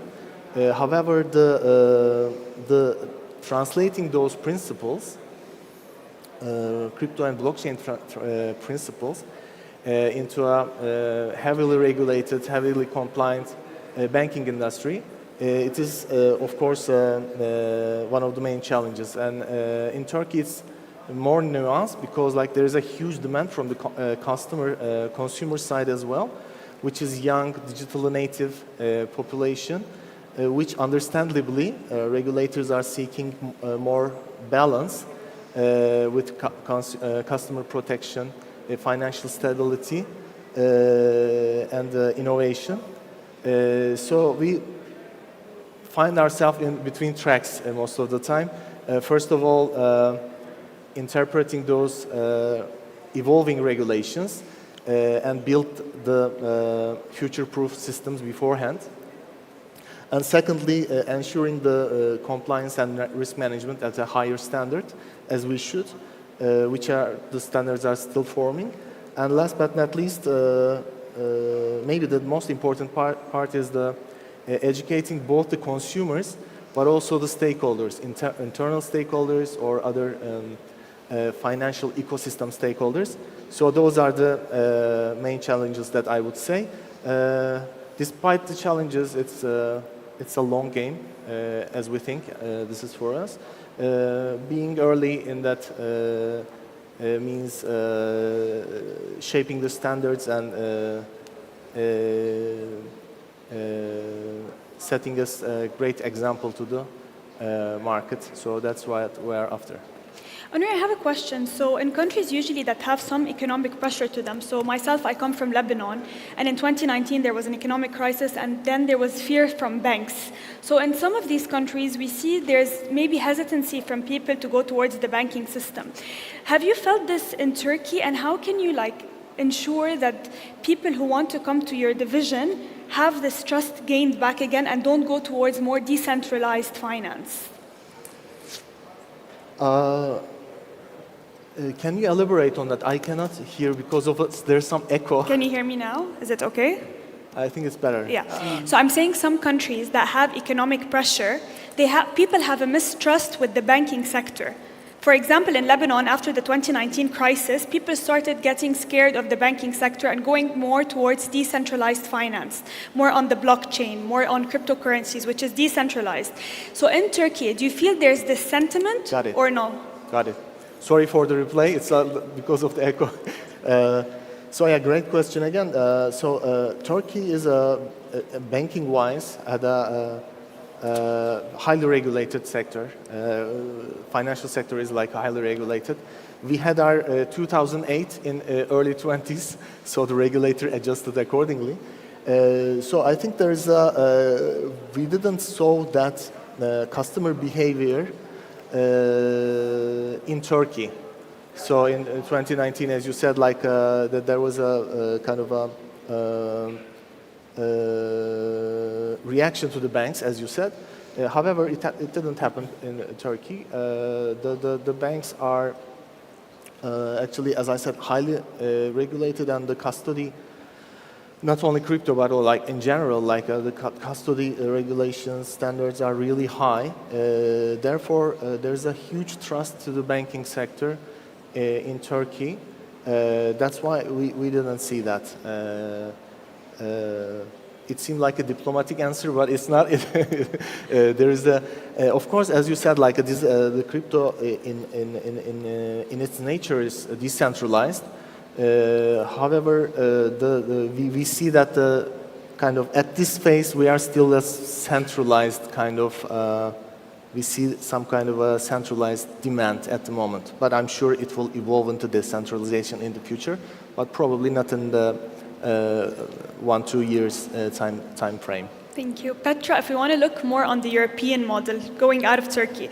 So MiCA is seen often as a landmark regulatory framework for digital assets. Do you believe it offers the right balance between investor protection and room for innovation, particularly for smaller EU countries like Slovenia? Yes, thank you. So thank you for invitation on Istanbul blockchain. So I'm glad to be here.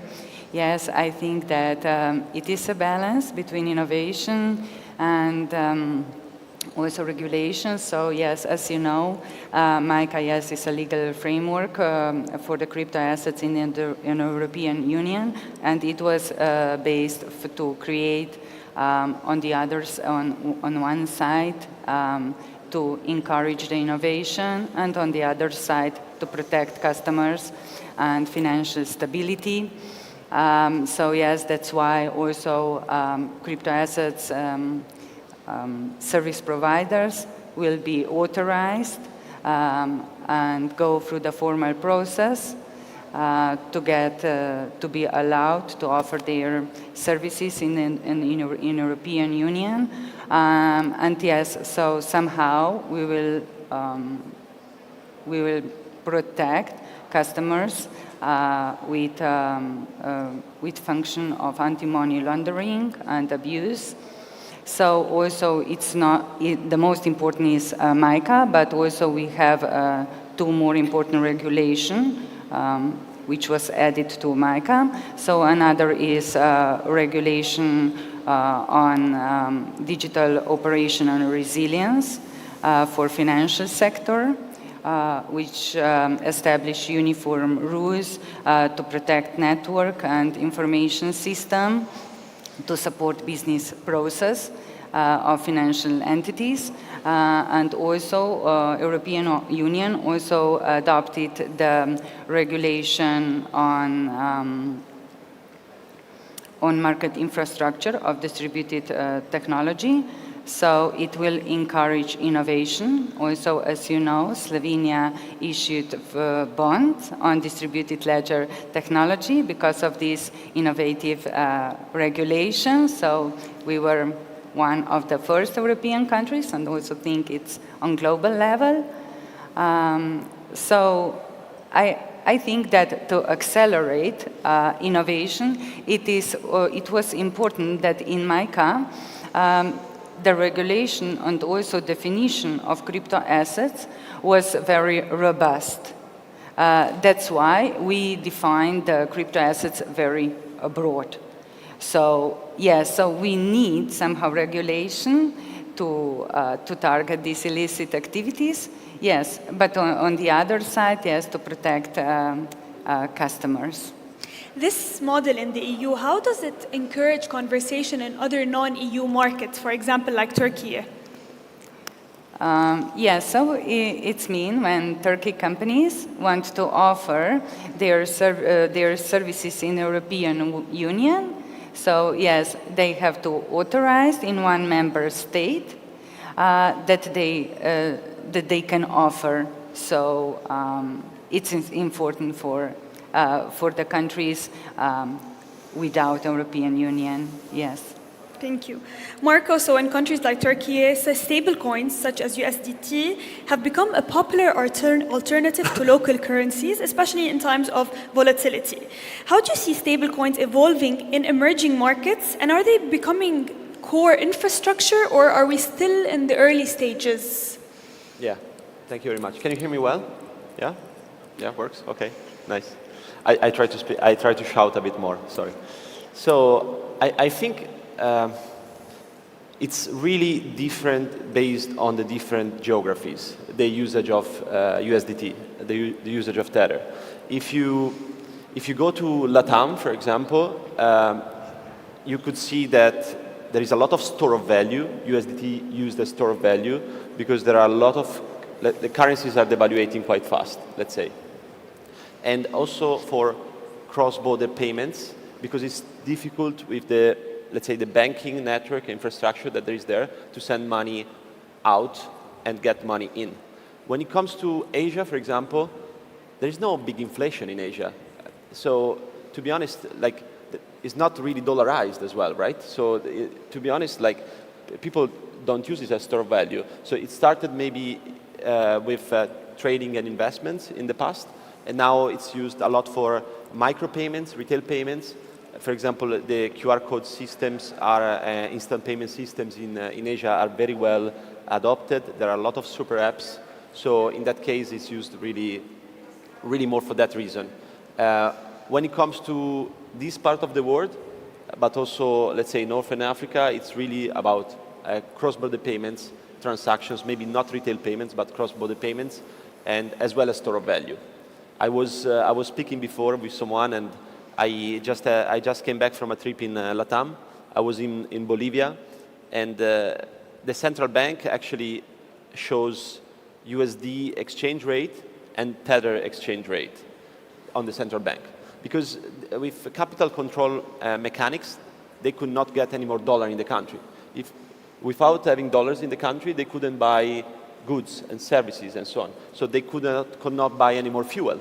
So in the streets, you have 5 kilometers of traffic to get to do the fuel, for example. So, you know, and you know how we are just working in emerging markets. You know, like, you know how many people we have in Europe and in the US with Tether, like for USDT, 0. You know, I'm Italian. I saw my first dollar bill when I was 20, maybe, because my cousin went to the US and brought one. I didn't see it before. And if you look at the European exchanges, let's say the local European exchanges, most of the rails are in fiat, because when you are working domestically, you have instant payment system. In Europe, you have SEPA instant, so you do T+0. If you're in Brazil, you have PIX, so you do T+0 there. The problem is when you move money out and in, that maybe you are working with two counterparty banks that You don't know why the money are stuck because compliance cannot tell you, which I understand. So, yeah. Which is, I think, the general sentiment if we look at the region specifically when it comes to Egypt, also Syria, Lebanon, so where countries, as you said, it's difficult to send money abroad or to receive money from abroad or even Algeria. So you've noticed the sentiment here in the region, correct? Yes, yes, absolutely. Because if you think about it, for example, you mentioned Syria. How are people exchanging money in Syria right now? They use a very old system, which is SWIFT, basically, because it's exchanging like a message between someone that has liquidity in Syria, someone that has liquidity here. They call each other and they say, hey, you can give $100 to that guy because I have the money, then I will settle the transaction afterwards. So that's what's happening, no? So SWIFT is a bit like that, right? But the problem is that it's not a guy calling the other guy. There are like JP Morgan and Morgan Stanley and everyone in the middle, right? So you don't have sovereignty on the transaction eventually. So what is happening with USDT is exactly the same that is happening with, let's say, this model with Syria, for example. So there is liquidity in a place, there is another liquidity in the place, and these people or companies, they need to find the best way to settle the transaction. And there is no faster way than settling the transaction in stablecoins.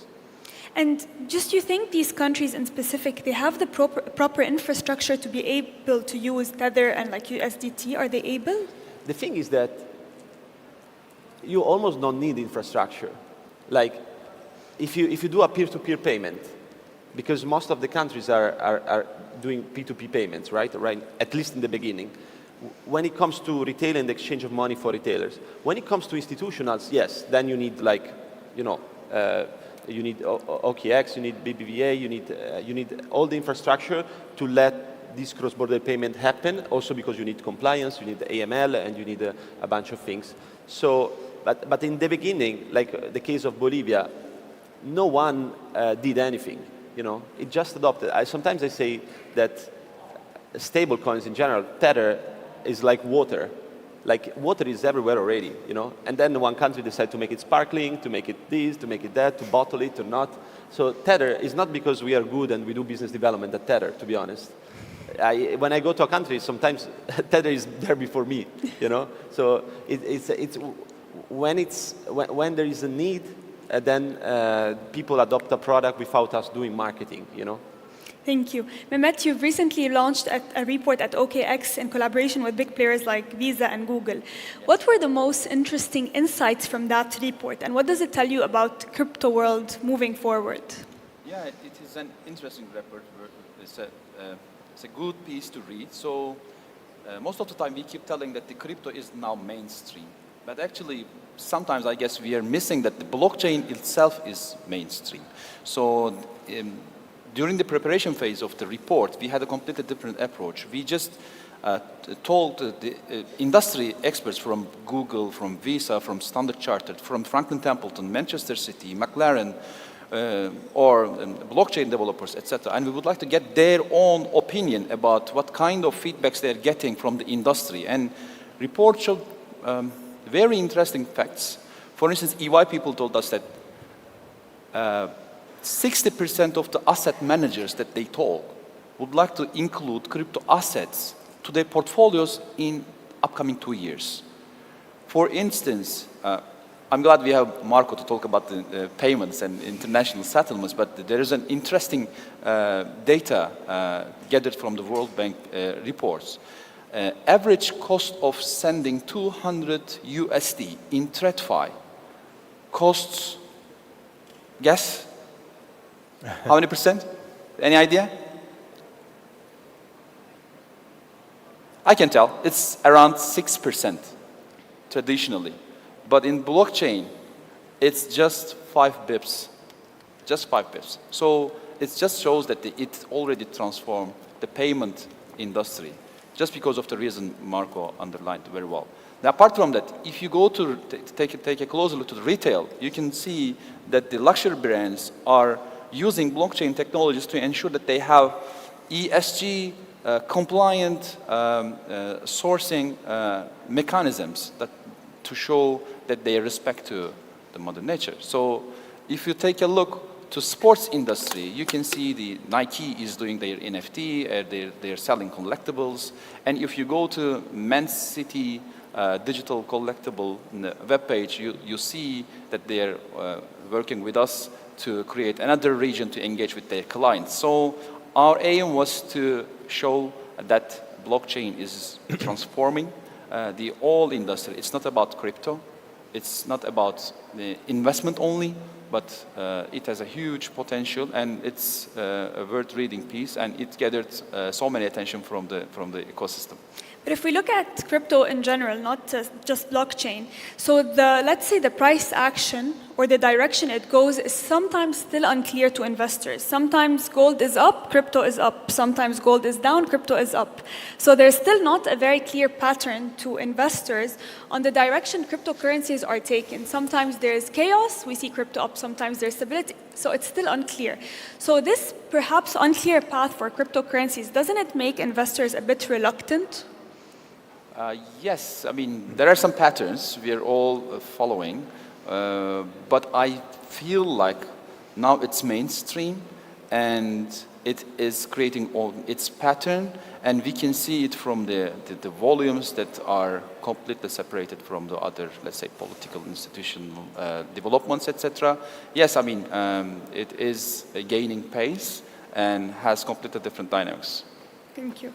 When you're so looking ahead, do you see a future where stable coins or tokenized assets become part of everyday banking services, whether for individuals or corporates? Or do you think we're still a few steps away from that becoming reality? As an entity in the intersection of traditional banking and crypto, we really want to bring that blockchain and crypto capabilities to the mainstream. And stable coins are and tokenized assets are really solving problems. So they are great use cases, and I'm sure they will mature and be adapted and heavily help the crypto to go mainstream. So, for example, for the benefits of stable coins, just like Marco gave great examples, and also on the tokenized assets side, there are lots of capabilities that adds value to the financial industries. There are definitely the faster settlement, instant payments, right, real-time auditing, better transparency. And these are going to change the financial industry, both on the individual side, but also on the corporate sides. The corporates are, as we see, with the regulations in the world and also in Turkey, the corporations now see the clarity in the regulations, so therefore stepping in, and they will be hugely benefited from the capabilities that will be brought by stable coins and tokenized asset, I believe. However, there are also, for sure, there are key ingredients that should be mature. The regulatory clarity, it's going well, I think, but still there are some restrictions, unclarities, both in the EU but also in Turkey as well. Secondly, there's a need of trusted infrastructures. As a bank in the industry, we are willing to provide that. We are in that game also. Thirdly, real use cases that are beyond speculation, and we are seeing that they are finally emerging as well. So those key ingredients are maturing, and we are maybe not at that stage, but I believe we are closer than we think. We are maybe 1-2 steps behind, and at Garanti BBVA we are actively exploring these opportunities, and we will adopt any use case that will add value to our customers, corporate clients, etc. But I believe the answer and the direction is clear. The digital assets won't wholly replace the traditional finance. They will be embedded within they will be embedded together, and that's where we are trying to be at the forefront of that evolution. So you don't see an end. You don't see an end to traditional finance. I don't see it. So it will emerge, for example, definitely. There will be great use cases that the blockchain and crypto will bring. And there is like, for example, banking is, I don't know, like more than 2,000 years it's there. So there are some basic needs, but of course there are like many downsides to it as well. Just again, Marco mentioned, so that there should be an evolution, that's for sure, and crypto and blockchain is there for that. So it will definitely change the industry dramatically, and we won't go back. However, we will of course use that traditional side of process-wise, or I don't know, governance-wise, that we as humans learned throughout our human experience, let's say, as regulations, etc. So some things will stay there, but we will see great adoption and great changes in the financial industry in the upcoming years. I'm sure. Petra, beyond Mika, crypto companies will soon face new reporting obligation under DAC 8 in the EU and CARF globally. For businesses operating across different jurisdictions, what kind of preparation should they be thinking of right now? Yes, you have right. So regulation go beyond just licensing. So yes, now we have the reporting regime, new mandatory reporting regime. Yes, on the global level it's CARF, and on a European level is Directive on Administrative Corporation Aid. So I hear that also now Turkey joined to CARF in this year, 2025. So yes, great, congratulations. Thank you.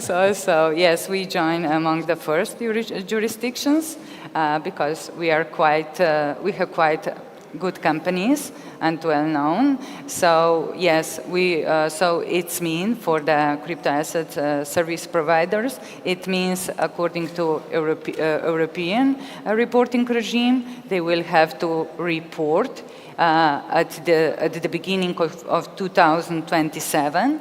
But they, of course, they have to collect, verify data for 2026. So it's like in half of year. So probably, yes, Turkey will start to implement in 2028.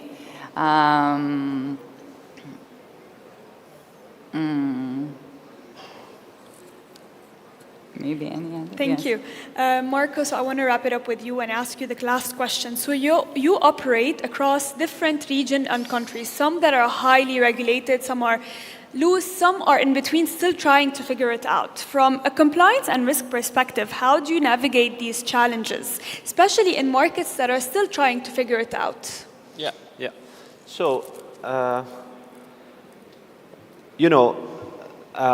company like Tether lives in a market. I mean, also the exchanges and wallets and blockchains and so on, but lives in a market where there is uncertainty.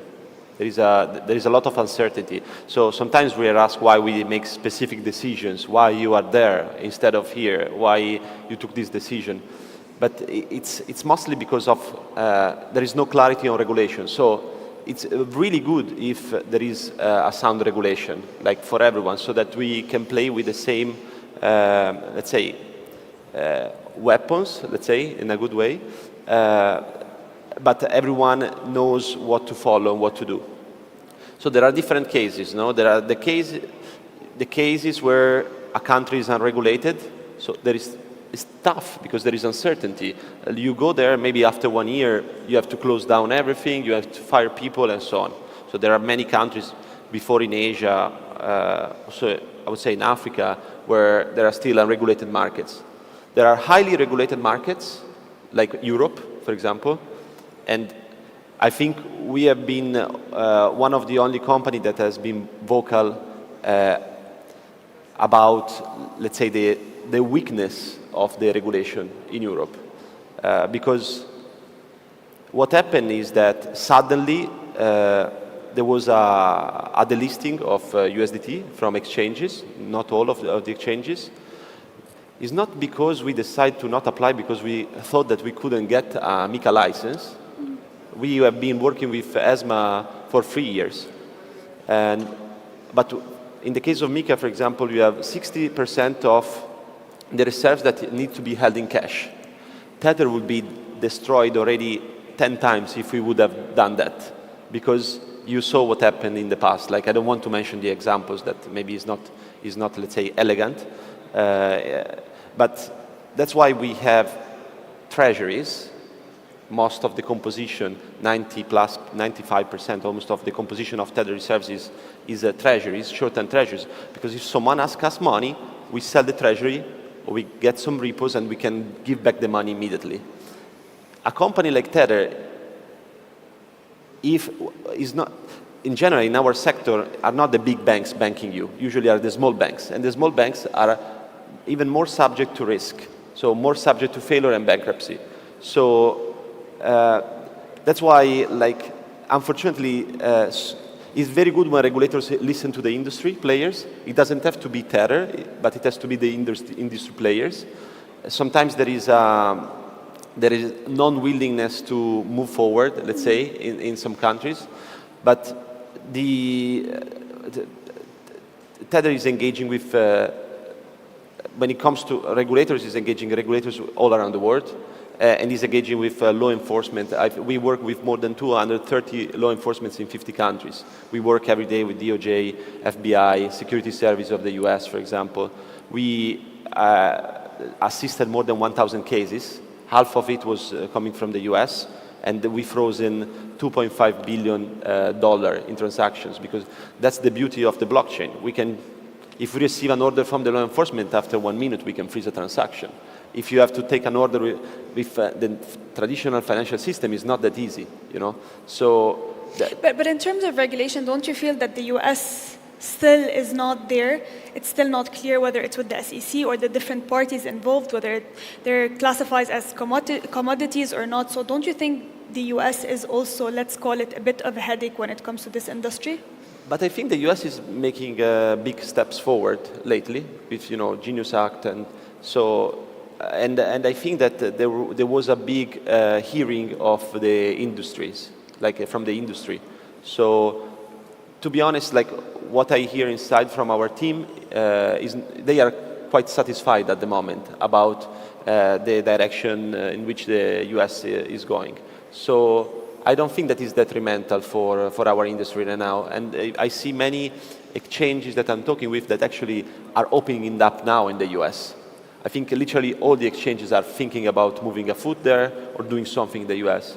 So in the end, I think they managed to capture some interest, let's say. And but still, I think that some small countries, as we call them, boutique countries, are going to be the winner in this space. Imagine like Dubai, how it grew.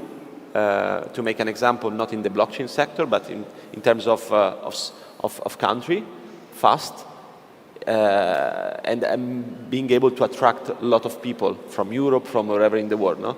That's happening also in our sector. Sometimes a small country make an action, and many companies are moving there. Marco, Mehmet, Onur, and Petra, thank you so much for your time today. Pleasure. Thank you. Pleasure.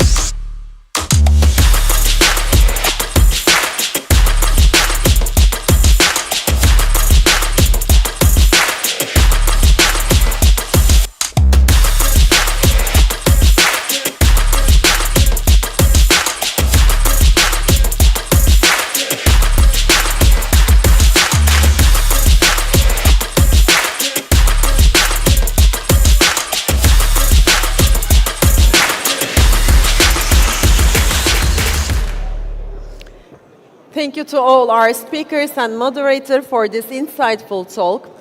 And now please welcome Nurettin Erginöz, Cybersecurity Services Leader at PwC Turkey. And please give him a warm welcome.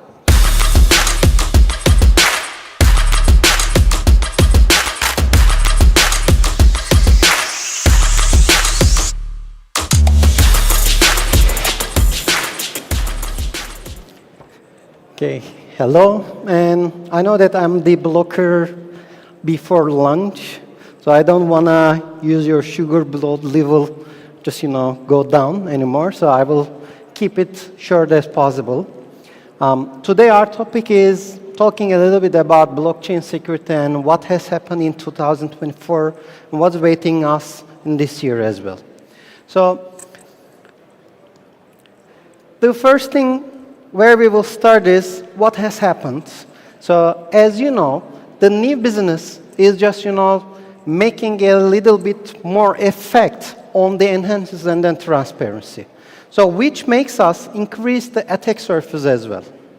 So because of the attack surfaces increasing, there are complexity and interoperability, which makes us the increase in the cyber attacks and attack surface as well. So that is the, let's say, main pain points for us.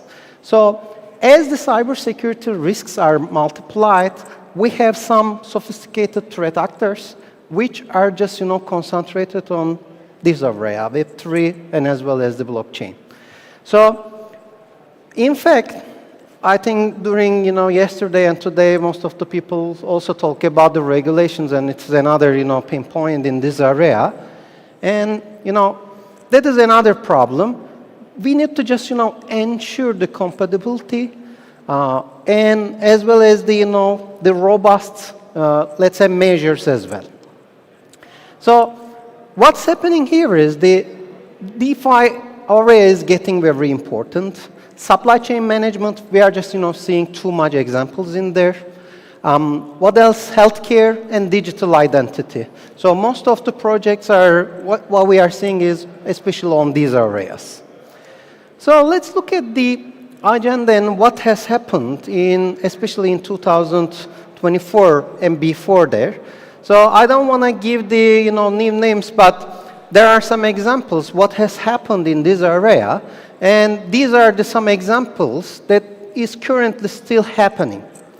The first thing is the contract exploits. And the DAO attack and, DeFi platforms like, Poly networks are very good examples that people are just, lost loads of, money in there.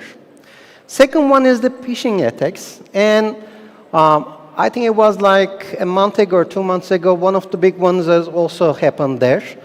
They couldn't infect the systems, but they just, stole the identities and informations. So they used it for the phishing attack, so give some information about what they have, and they get the, request for the passwords and or the other, let's say, the wallet identities and access there. The other one is as you know, there is a, in the blockchain, if you get the 51% of it, you can just somehow, play with it and just, try to compromise some data or change some data as well. So that is called the 51% attack, and it is increasing still. People are still concentrating in there. There are lots of mitigations still. We are, as security experts, we are still on it, but there are lots of, different things. And the next one is about the protocol vulnerabilities. And I will come up on that one, but regarding the help of the, quantum encryption, to break everything will be, I think, in seconds. So we have to still work on that one. And it will be not late, but in 3 to 5 years, people will just, talk about it. So this is the example of the, the main areas, main attack areas that we are facing today. About, vectors, especially we are talking about, third parties too much nowadays. Because even in the IT side, there are, lots of different attacks are coming from that side. So when we come to incident response, there should be an approach as we are doing it. Of course, this area has its own, let's say, equilibrium and its own, let's say, different system. but we have to just, analyze and understand what we are doing. So the first thing is starting with the preparation phase. So like how we can address the unexpected behaviors. That is the first thing that we should keep it in our minds. The second one in here is the detection phase. Let's say we see some different behaviors. Let's say a huge, volute amount is changing from one volute to another one. So is it a legitimate traffic? Maybe we should do something, we should monitor it. That is the second one. Third one is about the containment and eradication phase that we are concentrating on. So there are some control parameters, and we have to just, follow up what is changing there. And maybe some of the details are contemporary disabled. So what we will do there? And we have to understand. Let's say there is a user, he is just migrating some secure data or secure, components to another mechanism like a different signature phases, for example. So what has changed there? We have to understand. The next one is the communication phase. So when something happens, or we are just a little bit suspicious about if something bad is happening, so how we should communicate? Inside there, with the customer side, maybe with the legal side as well. So that is also another important point. And then last but not least is the post-incident review. I think in our area, in our, public, we generally forget that step. Because let's say there is a fire here, we just, put some water, and we say, okay, we are safe. But what we have learned from there, just making the fire stopping is a very good step, which we called, containment, eradication. But what we have learned from there, what if it happens again? Why it has happened? Did we change the door lock? Or maybe put an alarm to there? So that is the next thing that we should concentrate. And of course, after the incident, the next phase will be forensic. We generally do this in a, wrong dimension, because whenever something happens, we generally call the forensic guys. And even we are not giving the response to the incident, we start investigations. And two things can go parallel, of course. If you have two different experts, they can understand each other. Otherwise, if you just have one guy or one source, he is either concentrating on the forensic part or else on the incident response phase. So which one is your preference? Sometimes stopping the attack, and generally we want it first, then we will start the investigation. Sometimes during the investigation, we will get additional data. We don't want to stop it because we don't have enough data, which will just direct us who is the source, who is doing what. So that is why sometimes we put forensic in front. Now, on the forensic part,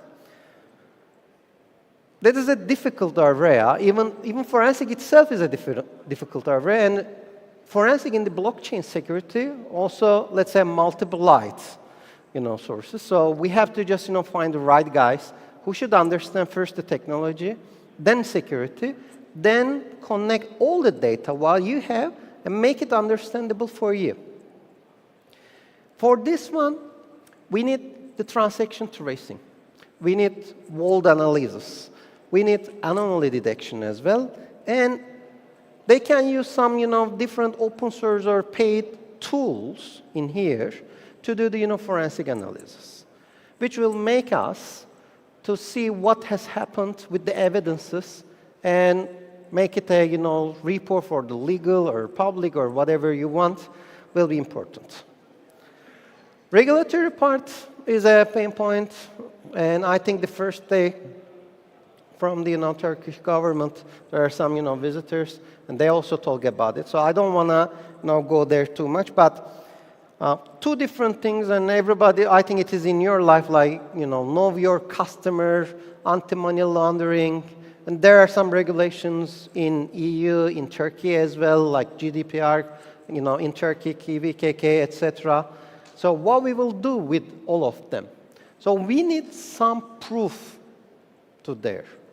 And how we will find out the proof, how we will show them, and how we will just, put the proof in the context that should be useful for different things. So how we will measure the threshold, for example, if something has happened.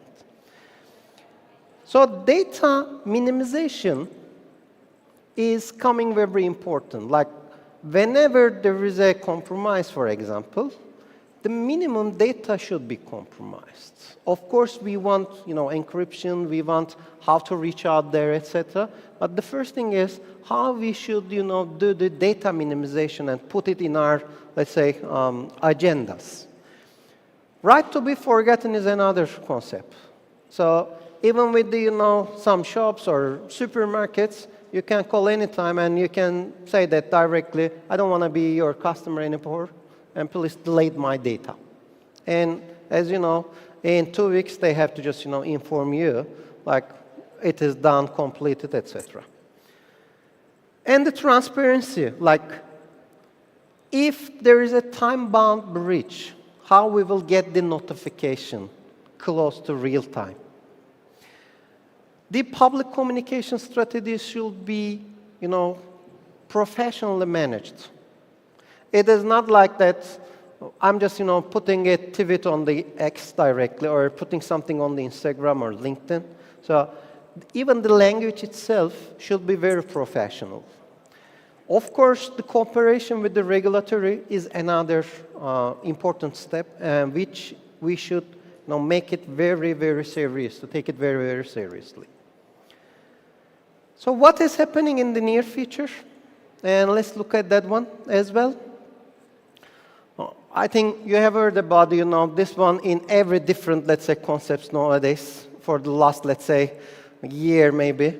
And everywhere we are talking about AI, and AI will be part of the, blockchain as well. It is coming with the encryption. It is coming with the agents.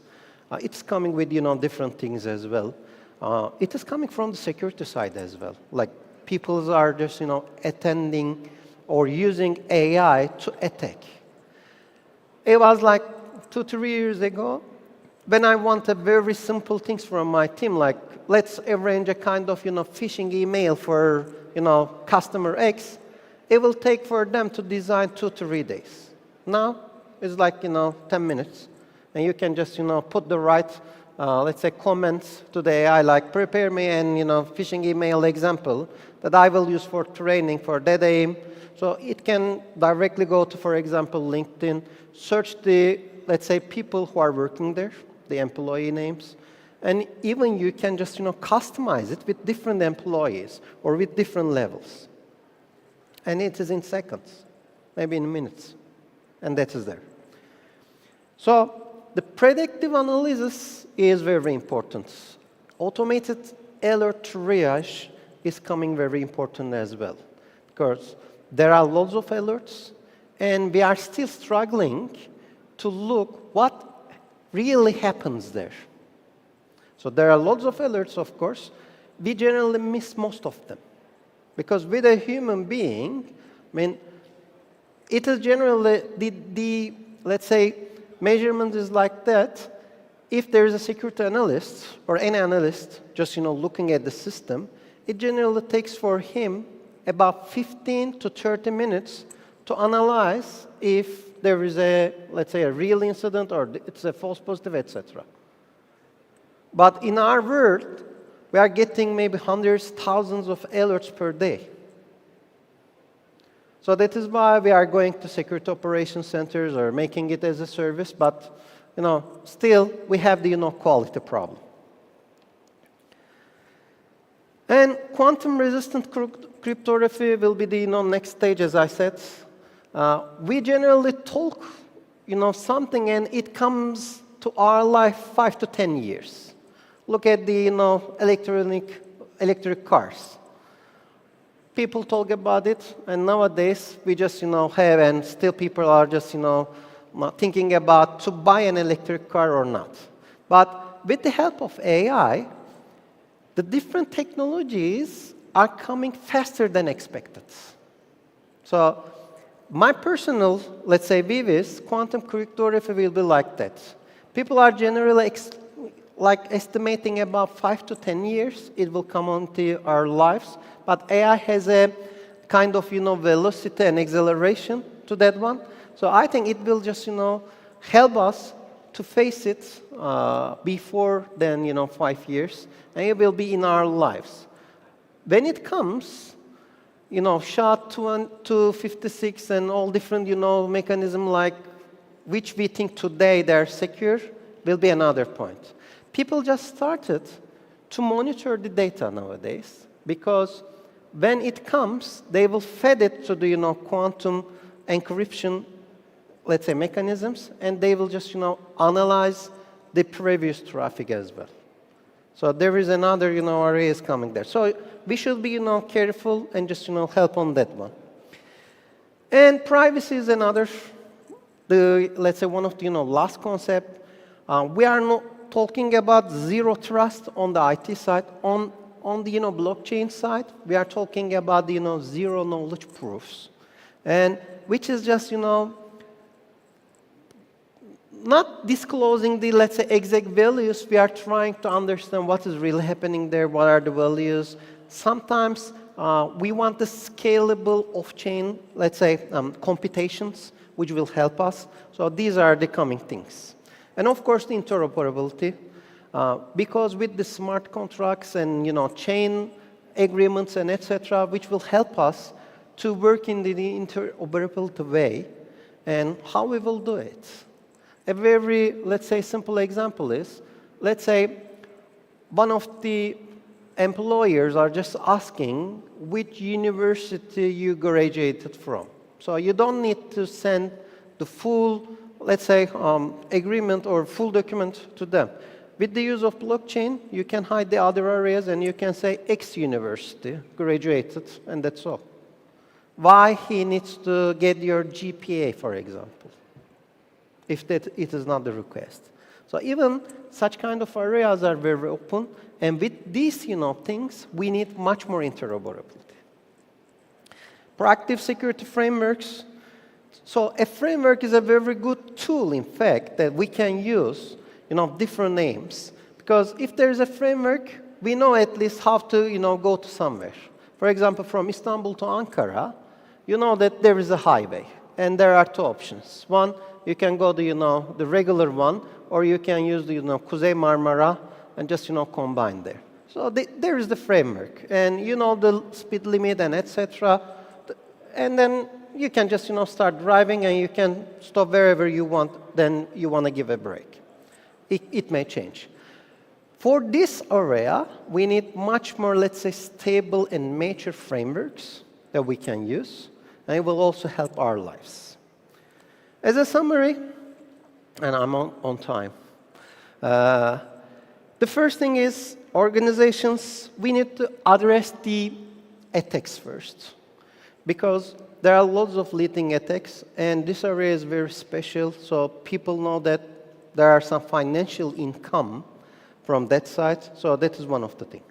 Second, we need to really understand how to give a response to the incidents if it happens in that area. Third, understand how blockchain native forensics should be done. Fourth, there will be regulators and there will be frameworks, how you should get in line with them. And the last one, where we should invest within the technology, people, and process. We need to just, get the balance of three of them to increase the maturity. And here is my call to action. For every layer, we need to increase the security. We need to increase the awareness. Awareness is not only just a kind of, small, simple, let's say, 20-minute slides or videos that you can just, do next, and or just, watch the video and just answer 3 questions. It is not like that. We have to just, more concentrate on it. And be careful and stay safe. Thank you.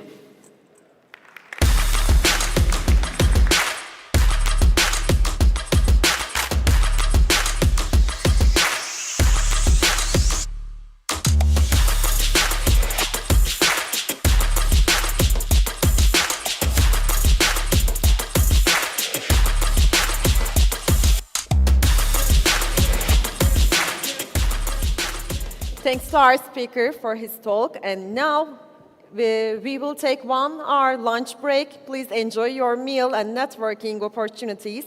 We will be back here in 1 hour.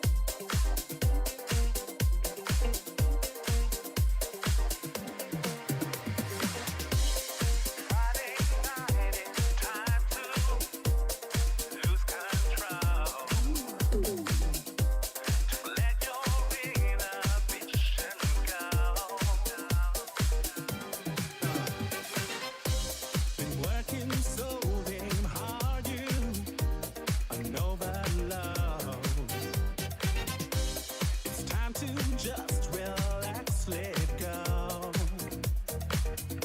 So now it's a chance, a moment to dance. Let down your hair and trust the groove. Now the countdown begins.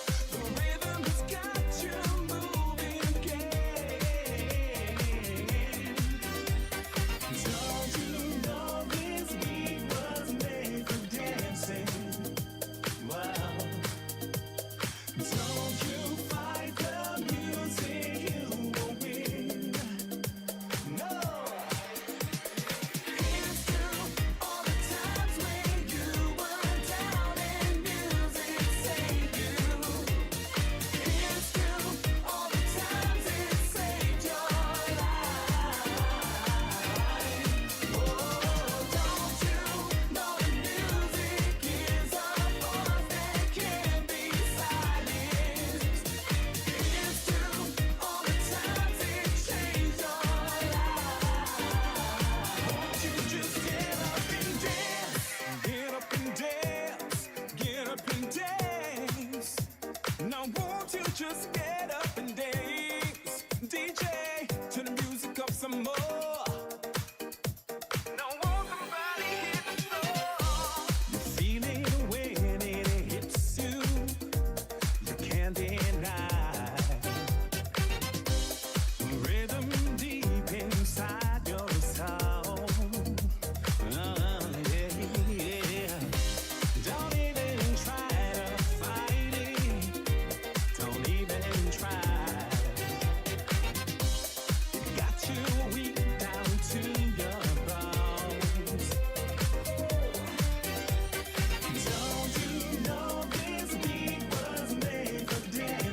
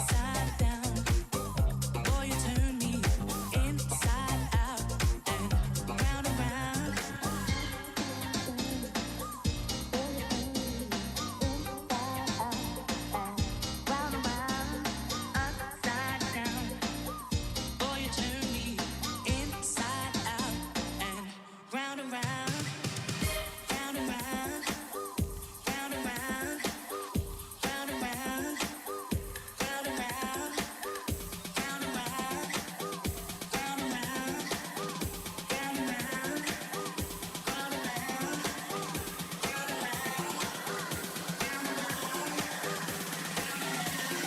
upside down.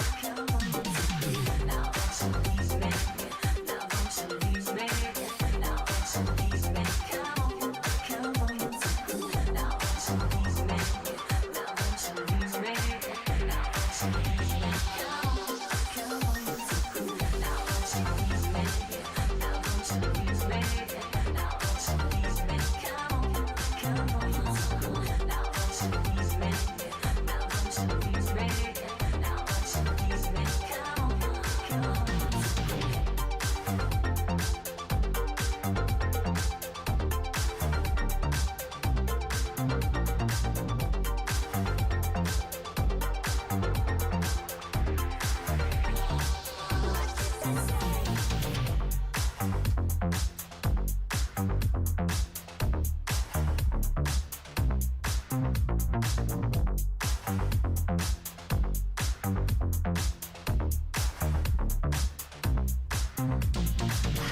streets and pavements are burning, sit around. Trying to smile, but the air is so heavy and dry. Strange voices are saying.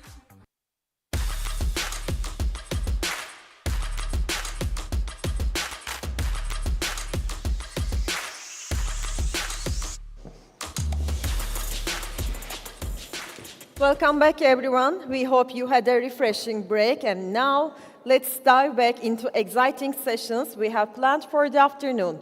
Thank you for being here again.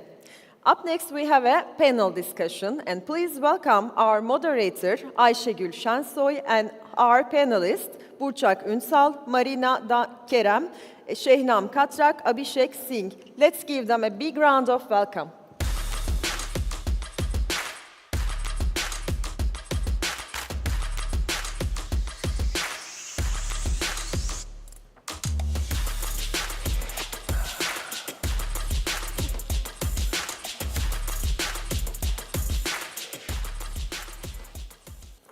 Merhaba, hoş geldiniz. Hi everybody, hope you're enjoying your time. It's just right after lunch break, so I think we have more panelists than audience, but I think it's gonna be more crowded in the upcoming minutes. So the first panel right after lunch is today we are gonna speak about global legal perspectives in the age of decentralization. Let me introduce myself and then I'll give words to my dear panelists. I'm Ayşegül Şensoy, Chair of Istanbul Blockchain Women Association and also General Manager of Fuse, which is Abu Dhabi, Dubai-based regulated fintech. So I would like to first welcome you all to Istanbul and I hope you will enjoy today's panels with us.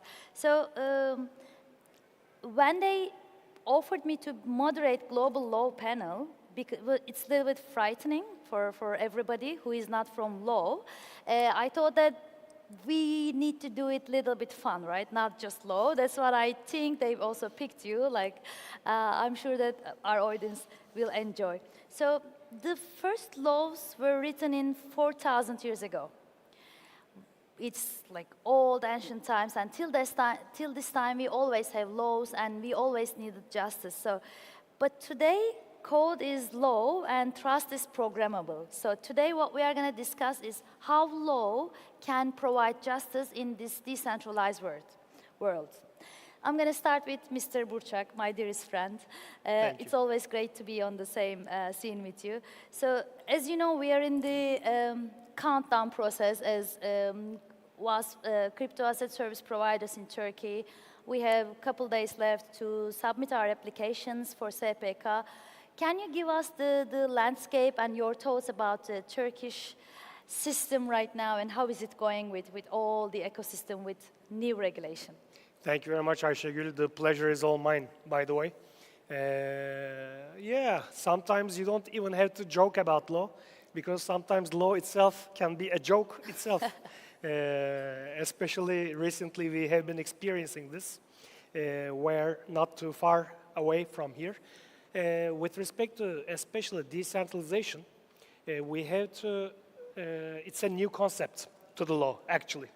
Because since the Howey test, the Howey decision in the United States, one of the aspects of licensing has always been an existence of an enterprise. So decentralization removes one of the four main pillars of licensing requirements, which is enterprise. How does it remove that? I'm not saying any company, I'm not saying any corporation, I'm not saying any association with a board or managing body. I'm talking about an enterprise. It doesn't have to be official, it doesn't have to be registered. As long as there's somebody launching the project, and as long as there is a group of people taking the decisions, then the law considers there's an enterprise with a governing body. This centralization removes this aspect and takes the entire project out of the realm of licensing. This is very important. That's why, especially in blockchain technology, since the nodes can be very numerous, and since the decisions can be taken with the peers who are all members to that blockchain or nodes in that blockchain, it is relatively easier to achieve decentralization. But unfortunately, in real life, although you may want to call it decentralized, always the decision-taking majority, the decision majority, or the quorum, let's say it, always belongs to a group of people, either the launchers, organizer, or some other people who later gained it in that way or this way. That's why currently, although the projects may want to call themselves as decentralized, inclusive, diversified, so on and so forth, the regulator needed to check if there is really a sincere, a genuine component of decentralization. This is the most important part. And this is what the law should regulate. And once the regulator or the system can prove that it is decentralized, I believe it can reap all the benefits of decentralization, and the most being the lack of being regulated. Yeah, totally agree with you. Just in addition to that, I believe that our regulators did a good job with the limited, human resources, and they are regulating a huge market, which is Turkey, one of the most mature market in the crypto industry. And it's always not easy to do something in proper, and you cannot make everybody happy. Unfortunately, we couldn't even begin to discuss decentralization from a regulatory point of view in Turkey. I hope we will start doing that soon. Inshallah, we'll see. Okay, I'll jump to Marina. Marina, also I forgot to tell, Mr. Burçak is the co-founder of Ünsal Law Office. And Marina, could you please introduce yourself first? And my question for you to be, as you know, Turkey is one of the most attractive and active and passionate gaming communities. And you are also in Godzilla Games. From your global point, how do you envision the intersection of gaming and law evolving in the Web3 industry? Hello everyone, my name is Marina. I'm the CEO of Godzilla Games. We're a game development company. You're absolutely right. Turkey has a massive game community. Depends on which statistic you will look. It's like from 40 to 47 million players, which is just crazy to think about. Even our game already has 40,000 registered users from Turkey. So yeah, I mean, for Turkey, I guess it's very important to have the access to Web3, because the adoption of Web3 products have been already here a long time ago, right? So realistically speaking, Turkey, by the adoption of population, not by the regulation, one of the leaders in the world, right? People using crypto in the daily transactions and stuff like that. So it has to be regulated somehow. If we're talking about Web3 gaming, it's getting even more complicated, right? So Web3 gaming, right, as it was in like early beginning in 2016, 17, it was more about like play to earn mechanics, and it was quite simple games. Right now, if Web3 gaming wants to progress, it has to be the same games or the same quality games as the regular games, right? Because otherwise it's not interesting. And what decentralization can bring to the game product, so like let's take the Web2 games like PUBG, for example, right? They are generating multi-million from their cosmetics and skins, but in the same time, players paying for that, like you don't have any guarantees of the secure storage of that, like what if the game will collapse. Decentralization has multiple storages, right? So you can guarantee that you will own your asset. Plus, the games right now, like if we're talking about Web2 games, it's more about like you are paying for something and then you're playing with that. Web3 gaming first time introduced when it is a combination, so it's a hybrid model, right? You have to have a skills, you have to have creativity, and you have to play the game. So it's not about buying an assets and like doing something with that. It's about progressive as the community overall. Yeah, perfectly right. We have seen many Web3 gaming projects before when there was crypto festivals. Nowadays, I think everybody is busy to comply with the regulations, so we don't see that much. But I think the proper ones will stay for sure, and I think Turkey will be remaining its position on this gaming industry. Sharam, please introduce yourself first, and then I would like to ask you, you are from Trust Wallet, which is I'm sorry, you are from Trust Wallet, and it's very popular in Turkey also. So where users hold their own keys, what legal responsibilities begin and end as soon as they use Trust Wallet or alike projects? Thank you. So my name is Sharam. I'm from Trust Wallet. I'm the general counsel at Trust Wallet. We're a self-custodial wallet, for anyone that doesn't know. So your question was, sorry, could you repeat the question? People are holding their own keys, and where these legal responsibilities, as soon as I hold my own key, what are the legal role, just starting from there, or ends? Right. Yeah, I mean, that's an interesting question, because I think what it touches upon is censorship and duties of censorship. So the analogy would be if you take, for example, Apple's App Store or Google, just as a search engine, or Facebook or X. In some instances, you're talking about freedom of expression, and to what extent would these platforms have a responsibility to censor that? In other instances, it's a freedom of transaction, freedom of action, and I'd say, Web 2 organizations are walking a fine line between managing safety versus enabling users to do whatever they want. And I think Web 3 is in the exact same position there. So yes, there's a question of legal responsibility. At what point is it Trust Wallets or any entity's responsibility to step in and say, we know this is a fraudulent or a bad actor? But then that's not where crypto, I think the philosophical underpinnings of crypto, there's some tension there, because the idea is, to borrow a term from English law, caveat emptor, you need to make yourself comfortable with what you're buying. You need to make yourself comfortable with what you're doing, and then you have the freedom to do whatever you want.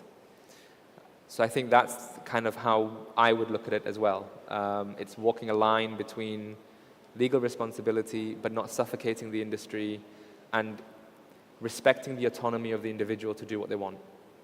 Just in addition to my question, what are the motivation for users to use Trust Wallet instead of just using a custodian or something like that? Like, what do you think the benefit of using Trust Wallet or like products? I think that's a really interesting question, and I think that for me, crypto it has a bad reputation, I believe wrongfully. People think that if you don't have the KYC, if you have the privacy, blockchain arguably is not privacy friendly because everything is fully transparent, but it's very difficult to interpret. So I think that there's a question mark around, well, okay, what do we mean by privacy exactly? But anyway, let's just say your details are shielded. And so the only person that would be interested in a product like that would be a money launderer or some other criminal of some description. I think that's completely wrong, because if you, again, try and create an analogy with a real-world example, it's like saying every time you draw your curtains in your bedroom, you're committing a heinous criminal act. Every time you lock your door, you're going to go and stab someone. I don't think that's the case. I personally got involved in crypto to be honest, for experimentation, to explore what we can do. I think it's a new technology. I think that you have to be able to play with it. I think that if you look at the progression of technology, the progression of humanity, things start in a completely different form. You play around with them, you experiment, you make mistakes, and that crypto is making mistakes. That's clear. But I think we need to move away from this notion of crypto is just full of criminals. I don't think that's true. Yeah, I agree with you. And like with Web3, we moved the rights of our own ownership of our own rights is now on us. So I think this kind of solutions gives us right to hold our own personal data or whatever we have. So we are able to hold it without needing any intermediaries. Now I'm just jumping to Abhishek, sorry for the confusion before. So when I was, we just met here, as you can guess. So when I was searching for your LinkedIn, I saw your LinkedIn tagline begins with curious. So if you were to translate that into legal thinking, how important is curiosity in law? And before, please introduce yourself. And I really wonder what this curiosity means in your world. Sure. So I'm Abhishek. I have been a lawyer for about 20 years now. And I used to work in-house. Now I work in private practice, mainly between Abu Dhabi and Dubai. But I've worked across Southeast Asia, India, Africa, and now the Middle East, right? Curious means simply, so there's a very nice phrase. I don't know who wrote it, but obviously somebody wiser than me. And it says, the creative adult is the child that survived, right?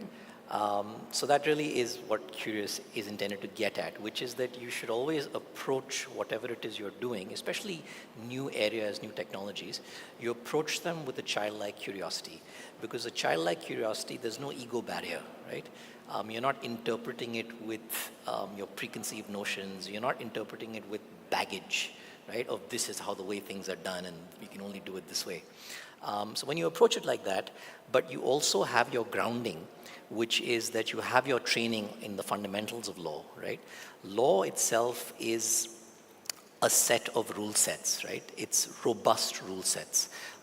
Things like who is liable between a principal and an agent, you know, who has to pay damages, how much of those damages if you commit a tort, if you violate copyright or trade secrets, who's liable, who pays, etc. All of that thing.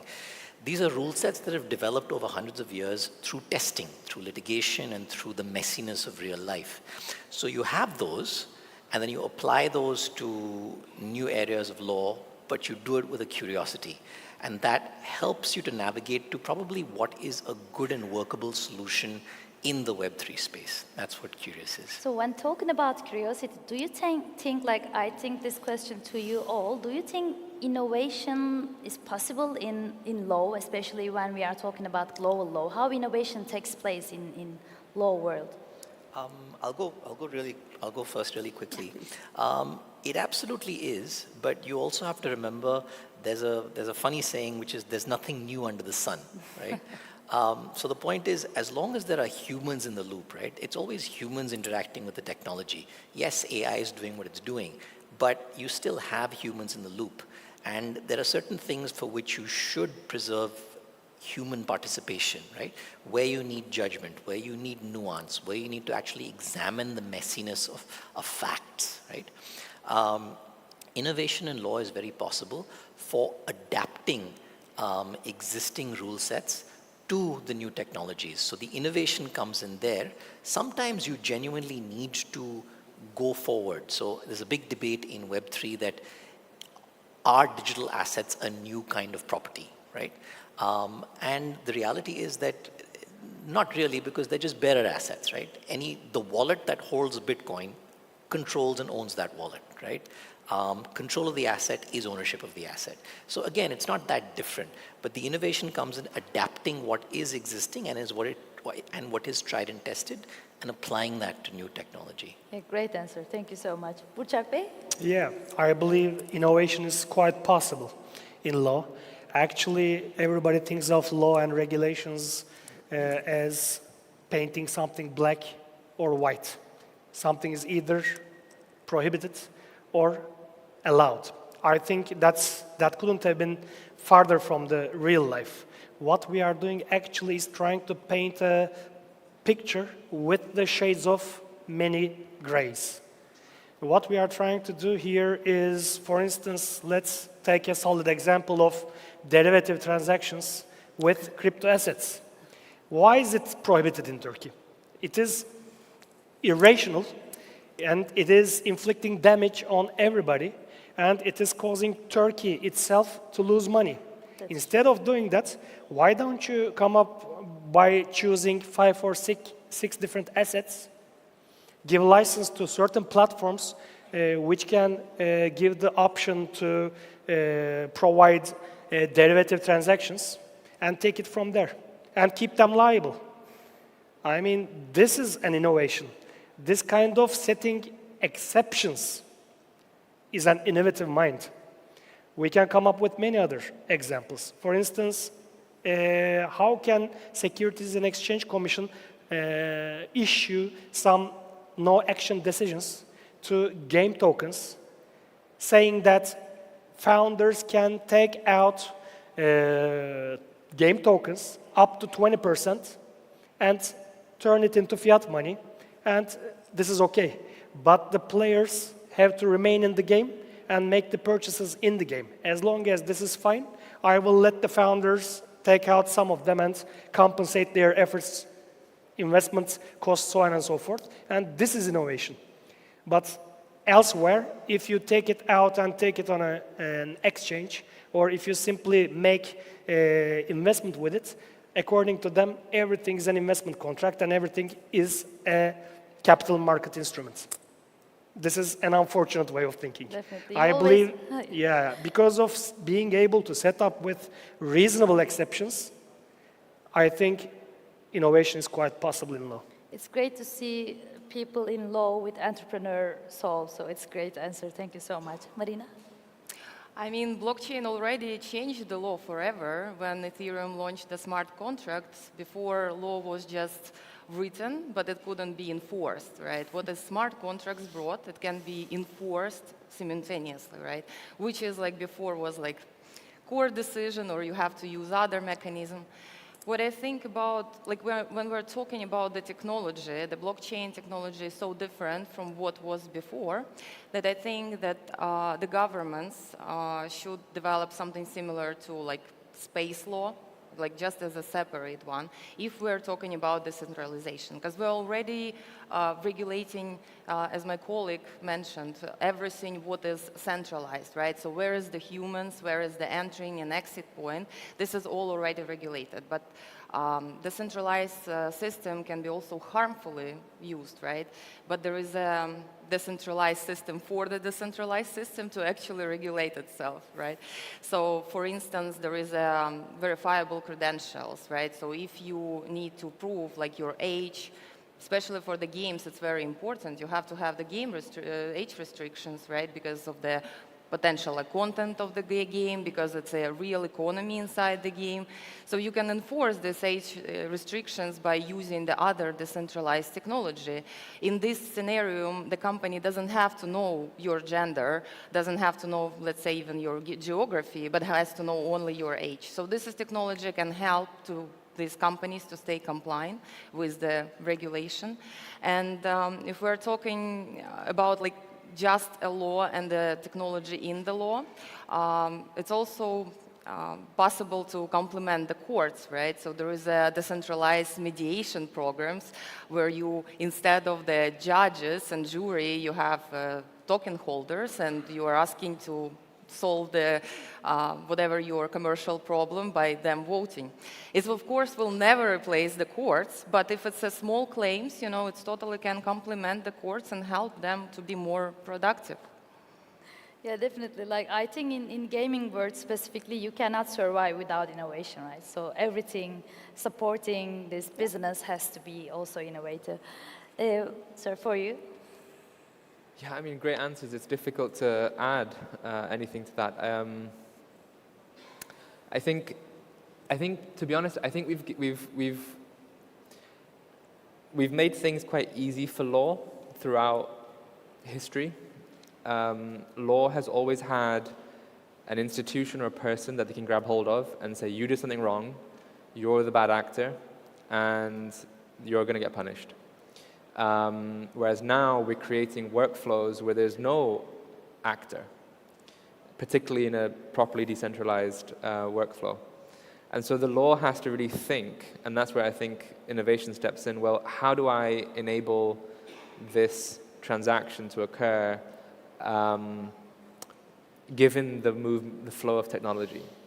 You know, it's like AI. Once it's out of the bag, you can't bring it back in. You know, so this work has started. I think we've all acknowledged the benefits, the efficiencies, the productivity that can be achieved, and it's too late for us to say, okay, kill it.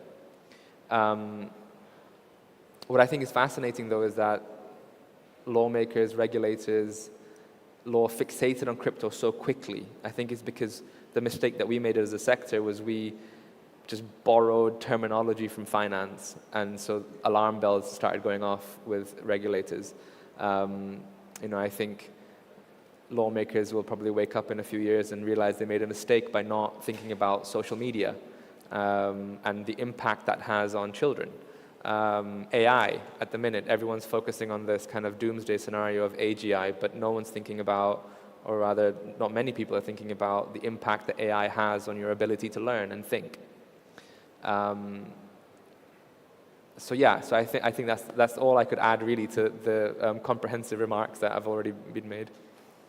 Thank you so much for great answers. Let me just continue with you with Trust Wallet. Actually, in Turkey, you have a very good user base. Like so many people are using your solution. How do you see the market? Do you have any plans for Turkey and specifically this region? Like, what are your plans? Because now we are in the regulatory landscape, so things are not like as before. Yeah, I mean,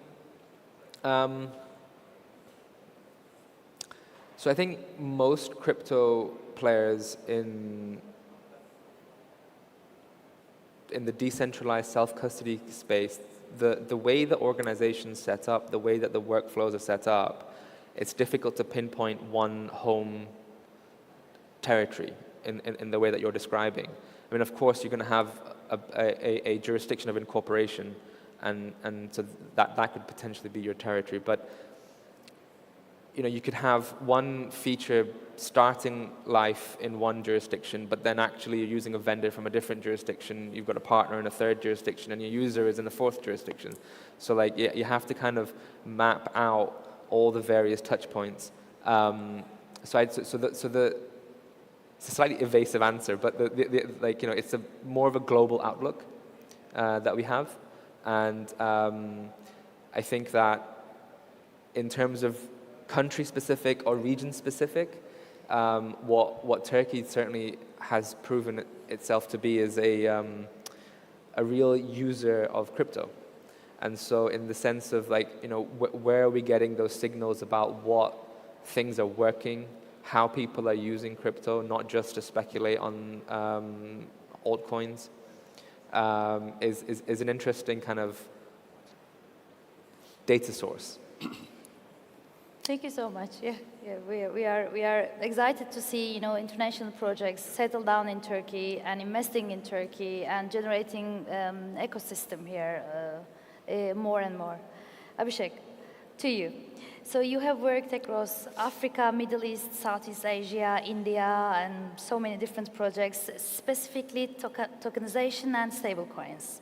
So as you have seen so many different areas, how do you see the currently the most future-ready of all around these regions? So I think that probably the UAE by quite a margin, for the reason that they have, they're the most practical.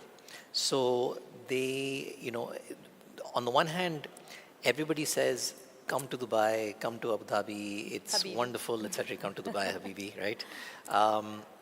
But when you land up there, you realize that actually the regulator can be quite stringent in terms of their own criteria and the standards that have to be met, right? Fuse, for example, I know has certain licenses in Dubai, and it's not that you could just walk into the regulator's office one day and get them. It took a lot of work, presumably with your advisors, to get systems in place, to get governance mechanisms in place, to get a compliance function hired, trained up, etc., and get all of these contracts in place before your license was actually granted.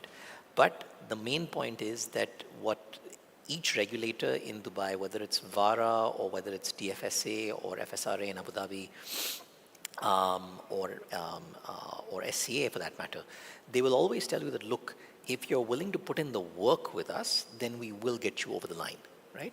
Which is great because the in principle is always yes, right? So if you have an innovative project in Web3, if in principle, yes, you can do it here. Whereas in places like India, in Africa, and even parts of Southeast Asia, it's still, in principle, we might say no. Whereas in the UAE, it's always, in principle, it's a yes. Now show us that you are worthy of actually being entrusted with other people's money. Yeah, Burçak, what do you think about like Turkey's stance in that point? How they see Turkish regulation? Yeah, it's a very good question.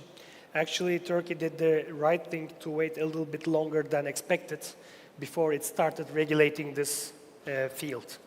And at the beginning, the regulations seemed relatively fine, other than the first regulation issued by the central bank, which is to ban the payments with crypto. Started with no, yeah, right? It was literally a prohibition, because the term prohibition was in the regulation itself, prohibition of payments with crypto. So that didn't really encourage the market very well. But after that, we were expecting relatively less stringent regulations, and we were quite hopeful. But at the end of the day, after the regulations issued with respect to licensing requirements, now we see that the headcount of the service providers increased significantly, the headcount. The lack of training for those who should have been employed were not there. There was no infrastructure to give them proper training so that a company like you are representing can hire them, and many others, 80 of them, more than 80 of them. At the beginning, the capital requirement was more reasonable, but now we understand that it requires significant capital investments, and it cannot be used as a working capital, but it has to be there at all times. Moreover, there are some other issues like curbing the ways that they can make money, like the derivative transactions, payments, launching new fintech possibilities. They are also implicitly or explicitly prohibited. Moreover, the application is very immediate. I mean, MiCA itself will not kick in till the end of this year, but many countries are even extending the grace period, especially for very critical issues. But Turkey demanded application by the end of this very month. And also the technical requirements. They required, I mean, I'm, by the way, telling only just a couple of them. I'm not delving into too much detail here, just the most important ones. The technical requirements, I mean, you have to keep a significant amount of the assets at a custodian, but there is no custodian which has been licensed yet. And we don't know whether their technical infrastructure is ready or not. Yeah. And of course, the localization requirements. All the keys should be in Turkey. You cannot use foreign servers, even in case of supplementary services. Now, when I compare all of this with other jurisdictions, unfortunately, especially for non-Turkish players, it's getting a bit tougher, and this makes them raise eyebrows. Although the market is big, although it seems lucrative, yes, of course, because there's the consumer out there, there's the transaction amount, so on and so forth. But whether their income will be legitimate enough, will justify this investment, nobody is quite, they don't have the peace of mind, you know. That's why, although in previous years I was hopeful with respect to regulations, this year, of course, after having seen what the regulations are, now I believe Turkey will have to maybe revisit the policy and maybe make certain things at least less stringent, maybe be more innovative about this, as I mentioned in my previous remark. Yeah, thank you so much. We are all hoping market to grow so we can cover all these costs and have like legitimate players in the market in the upcoming That's phases. The law is a little bit different for DAOs and like NFT marketplaces, Marina. My question is for you. With DAOs, NFTs, and player-owned economies, which are still living in legal gray zones, do you think are these uncertainties a legal liability or a creative opportunity? I will give the lawyer answer. It can be both. It highly depends what how you are running your business, right? Because the regulation is also important if we're talking about the centralized places and even like NFT marketplaces. NFT, if we're talking about the game NFTs, so this is very clear, but also depends how the game, this potential game, can use this NFT. If you can stake them, for example, it is already potential security law, right? Because you are getting earnings on your collateral asset. So, because the regulation is changing and coming, like in Turkey, right, and in all other countries, in Europe it's a little bit like more complicated for the smaller players to get into the market. It's, I guess it's the same like in the Turkey, like way too many requirements, and especially technical one. But there is a countries which is allowing to have a direct contact with the regulator through the sandboxes. Like the Cayman has a very successful sandbox. Singapore started their regulation with the sandboxes when you could have direct contact with the regulator and explain the technology. It's very important for the regulators to understand what they're trying to regulate, and even if it's possible, right?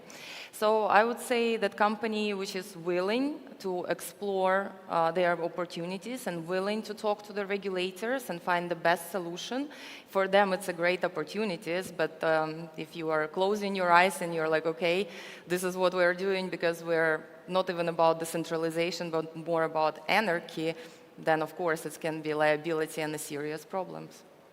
Yeah, thank you so much. I always see law and regulation in our field as a protective and mandatory part. It was not like that before, like 5-6 years ago. We were not talking about law or regulators, but we were also not talking about mass adoption. When mass adoption is on the table, now I think the law arm is something that we cannot deny from now on. So if I can kindly have your closing remarks and close the session. Closing remarks. I think that we've come a long way as a sector. We've built bridges with lawmakers and regulators. I think we need to continue doing that. I think we have to be respectful of what the law is trying to achieve and not antagonistic towards it. I think ultimately what the law is trying to do, the spirit of the law is, we will all agree with that. In that, you know, it has its purpose. I guess that would be my closing remark. Thank you so much. Marina? I would say that we have to, as lawyers, right, and as legal professions, to work with the regulators in our countries, help them with the regulation, because as we see the countries, and I'm also very happy that Turkey took the time to understand how they want to regulate, because we saw what happened, for example, to the virtual asset service provider license, prior MiCA in Europe, when like companies already had not enough time to comply themselves, right? So it's very important to keep open dialogue, educate the regulator, educate the population, and try to come up together with the perfect solution for decentralized system as well, including. Totally agree with you. Burçak Bey? Yeah, technology has already set in motion certain wheels that cannot be taken back anymore. So although we may expect some setbacks, especially in the regulatory area, I believe this is here to stay. So we are trying to be agile. Everybody has to remain agile. I am 100% hopeful for the future of crypto assets and blockchain in Turkey and in the world. Although some regulators may try to resist certain things in certain ways, I believe in due time we will come to a common sense conclusion with everybody. Thank you so much. Abhishek, last word is yours. Just very simply that regulators and what I really hope is that regulatory regimes around the world start to harmonize, and specifically around human benefit, right? One of the best parts about blockchain, especially in emerging markets like Turkey, is that when you are able to take your savings, convert them into stable coins, and actually earn a much higher yield on chain than you would be able to earn off chain. The reality is blockchain makes it very easy to bite-size risk. So the same benefits that it's able to deliver with stable coins and yield, it'll be able to deliver if you can parcel funding into real-world projects as well, which is the whole real-world asset tokenization piece. And I hope that regulations around the world start to harmonize so that it becomes much more easier for people in emerging markets to leverage and get more out of their savings. Because that would be a really good way for blockchain to deliver its promise. Totally agree with you. Thanks a lot for great insights, and thanks a lot for listening and being with us today. Hope you enjoy the rest of your day. Thank you. Thank you. Thank you.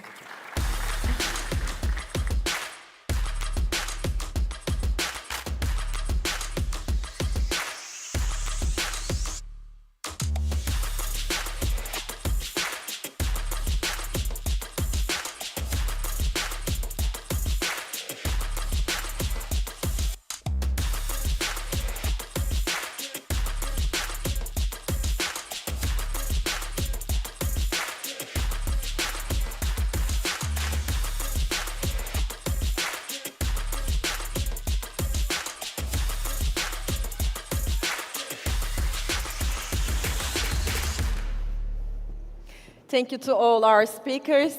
And now, up next, please welcome Daniele Sestegalli for his talk. Please give him a warm welcome.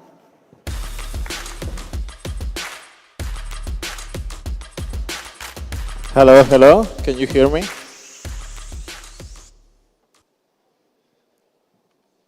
It's been a while I haven't been public speaking, but today we are going to talk about the most overhyped thing ever, AI. So how does AI apply to crypto? And what we did as a company in the last 6 months to actually bring AI and make it useful, not like any scam agents or meme coin agents. I don't know if you guys have been trading a little bit of meme coin agents, but we had in the last 9 to 10 months a big wave of all sorts of Twitter bots that say something or have something to say. And that was our AI in crypto. Very cool. Well, maybe some people has made quite a bunch of money, right? But that's not how we apply AI in our sector. And in January, I wrote one article that went pretty viral, and it started to define the use cases of AI in crypto. And I made this new term that is called DeFi. I'm Italian, so my accent makes it sound like DeFi. But the idea here was that, in my opinion, AI is going to be everywhere eventually. And it's going to be everywhere also in decentralized finance. And it's kind of natural to try to find a way to express DeFi, but with AI. And to me, eventually, when you refer to DeFi or decentralized finance, you naturally refer it also with AI included. Because eventually, every decentralized finance protocol will have agents doing things for you. But additionally, I was like, but why do I need to wait for this future? Why I'm going to write things and have ideas and say, okay, this is very cool. I'm out of retirement. I've been retired for a few years. So I'm like, okay, guys, like, let's do it, actually. Like, everything I wrote in this article, I want to make it happen. And this is what we did with the Hey Anon. Hey Anon is the first AI wallet that is publicly available. Currently is in open beta. We have around 17,000 users. We have processed 7.5 million requests on HUD. We have about 50,000 chats resolved on a weekly basis. And is the first true agent that is capable of doing anything that you can imagine on the blockchain for you. And not just one blockchain. It can do Solana, it can do any EVM, it can go across them. And honestly, it has so many integration, and I'm a degen, a real degen. Like, I've been degening on decentralized finance for many, many, many years. And there is things and protocols that I don't know integrated into it. And I had a learning curve myself on saying, like, what does this protocol do? But the general idea is that an agent is capable to do a lot of things. But the concept is, how does the wallet of the future look like? And if you think about ChatGPT, has disrupted, obviously, Google, and this you heard a million times, right? What I want is for Hey Anon to disrupt the traditional way in which you interact with anything in crypto. And if you look at the user base, actually, of crypto, we have a massive user base in centralized exchanges, and we have a great user base also in decentralized exchanges and decentralized protocols. And you want to unite all of this into one single interface that anybody can access in any language, and make it super, super easy to be able to do anything you can imagine in just a few lines of text. Now, this obviously applies to also text-to-speech, speaking to your AI agent, and allow this agent to perform actions. What kind of actions? Now, here I demonstrate how you can import your own existing wallet. Our architecture is an air-gapped architecture similar to Privy that was recently acquired by Stripe. But you can obviously import your own wallet, and this way you can make it agentic right away if you have some wallet that you want to use. This is particularly useful to do tasks that nobody wants to do. For example, dust collection. I have wallets from 2019, 2020, 2021 that have like thousands of dollars around the chains that are pretty much dead. And I'm like, I'm never going to do it. I'm never going to click for 6 hours to collect all of that. So what I thought about is, like, how do we demonstrate this? And you can just import your wallet and ask Hey Anon to do it for you. So you say, hey Anon, collect all my dust across all the chains that is worth more than $100, for example, and consolidate it to USDT on Ethereum. This is where I want my money to be. And this is a great, simple use cases that everybody can understand. And this is a true agentic use case because of two main reasons. The reason number one, being able to perform a task autonomously. And reason number two is being able to perform that task in the future. So this is what is important about agents. When you think about agents in a proper way, you need to think about them doing things in the future. This is why you need them. If you just want an answer right away, you don't need an agent. You just need a normal LLM. So now, if you think about what you can do that everybody wants, another thing that I was always a pain for me was accumulating shitcoins. Like, it's over, you are there, every time the slippage is too high, every time I mark the top, that's the truth, unfortunately, and I make those big green dildos on the chart. So I'm like, okay, Danny, you need to figure that out. So I need to be able to DCA on those exchanges that I don't even know what they're called, and buy that meme coin or whatever very early coin. So An agent is very good in that because, again, we are thinking about a delayed task. We are thinking about something that is going to go into the future and be able to break that down into different transactions and buy over an infinite period of time. Now, on Solana, there is Jupiter. Jupiter does that through smart contracts, but first of all, it's expensive, and you need to pay for this service. And second, it does have limitations on how long you can do it based on how much money you're willing to pay, which is, in my opinion, is horrible, because it allows whale to do it, but not you to do it. Why wouldn't you, if you have only a DCA for $1,000, why can't you do it for 24 hours? So who said that? So we need to change that and democratize this kind of tools. And secondly, Jupiter and smart contracts show your position while it's being done. So people can front run you, can utilize this information from on-chain intel, especially for larger quantities, and say, okay, I want to front run this guy, unless he keeps clicking. And imagine, like, what are you going to do? You're going to click for a full 48 hours to accumulate a coin? No, please. Use Anon. It's free. Now, once we have done with all the integration and all the protocols and all the things that you can do on-chain, which is pretty much done, I think we have done maybe 69 protocols. But you need to start thinking about how do you bring AI in another part of crypto? Because this is very cool, obviously. The wallet of the future is what you want to give to your mother, to your grandmother, to your friend, that every time you say, buy this, he can't even open Phantom Wallet. And it's like, where do I need to click? It doesn't work.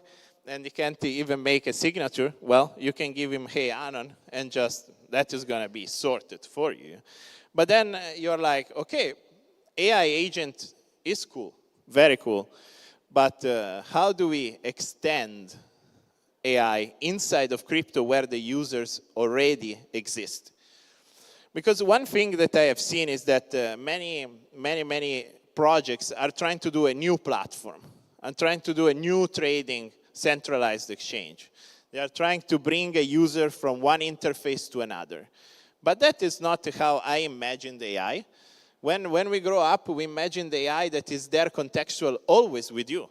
Like, this is what Meta, for example, is trying to do with the glasses, with Ray-Ban. I want to be in front of my computer, use Dex Screener, which is what I use every day, and I want AI in Dex Screener. And I shouldn't wait for Dex Screener to decide that instead of making money by selling stars and update the Dex kind of thing, to add AI features on it. I shouldn't wait for TradingView every day to add me the AI features. My AI, my ChatGPT should know what I want.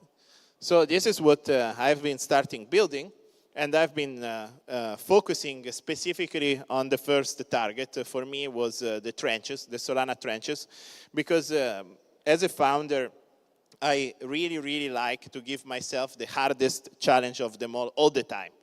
And the hardest was, these guys are trading shitters on Pump Fun 24/7.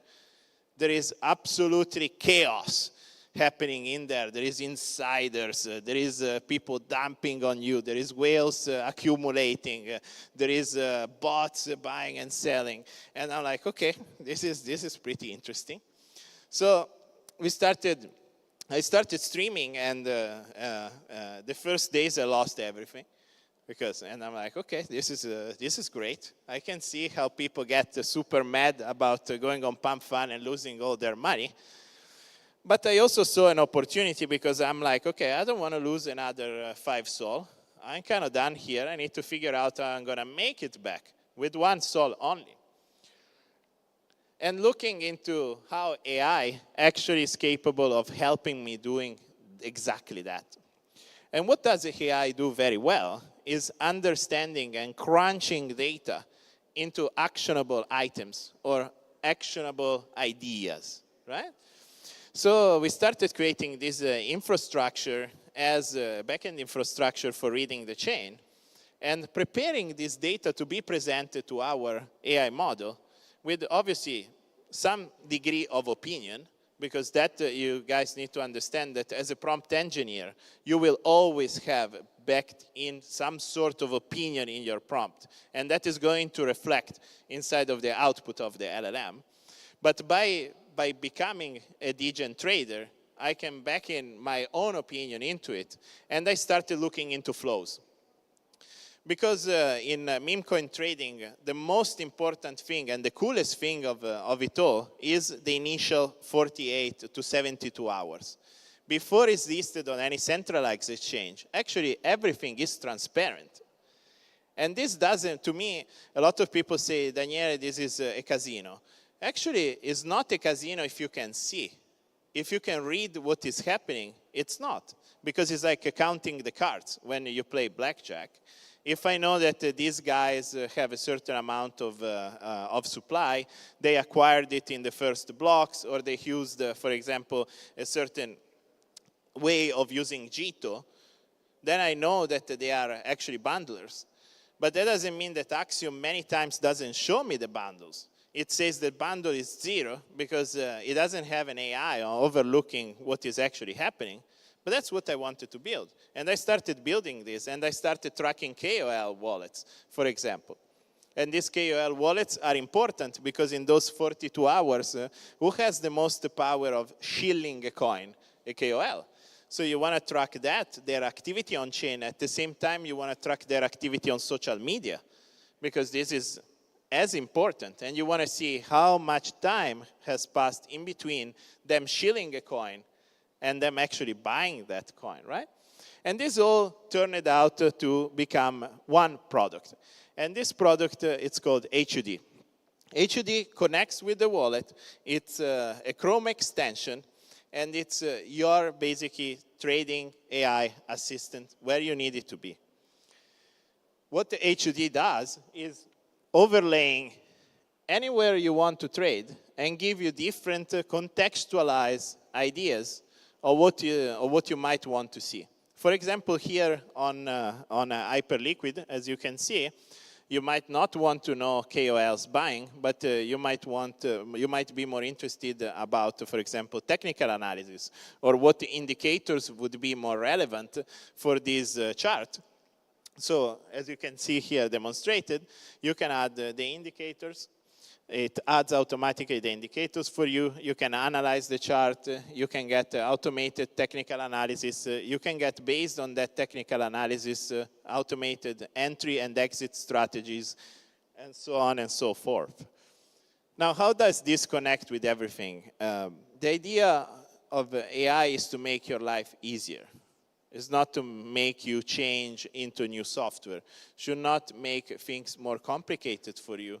And this is the way that I'm translating this concept of AI flow, which is AI-human interaction, everywhere you are in crypto. So now here we go from the idea of having an idea, and then obviously what I showed you before is the execution layer of that.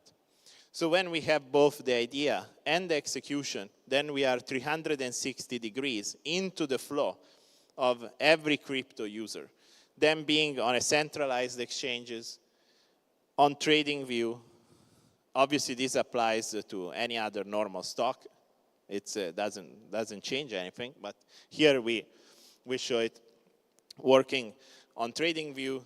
That being on Binance, that being on OKX, that being on Axiom if you're trading shitters. Everything is different.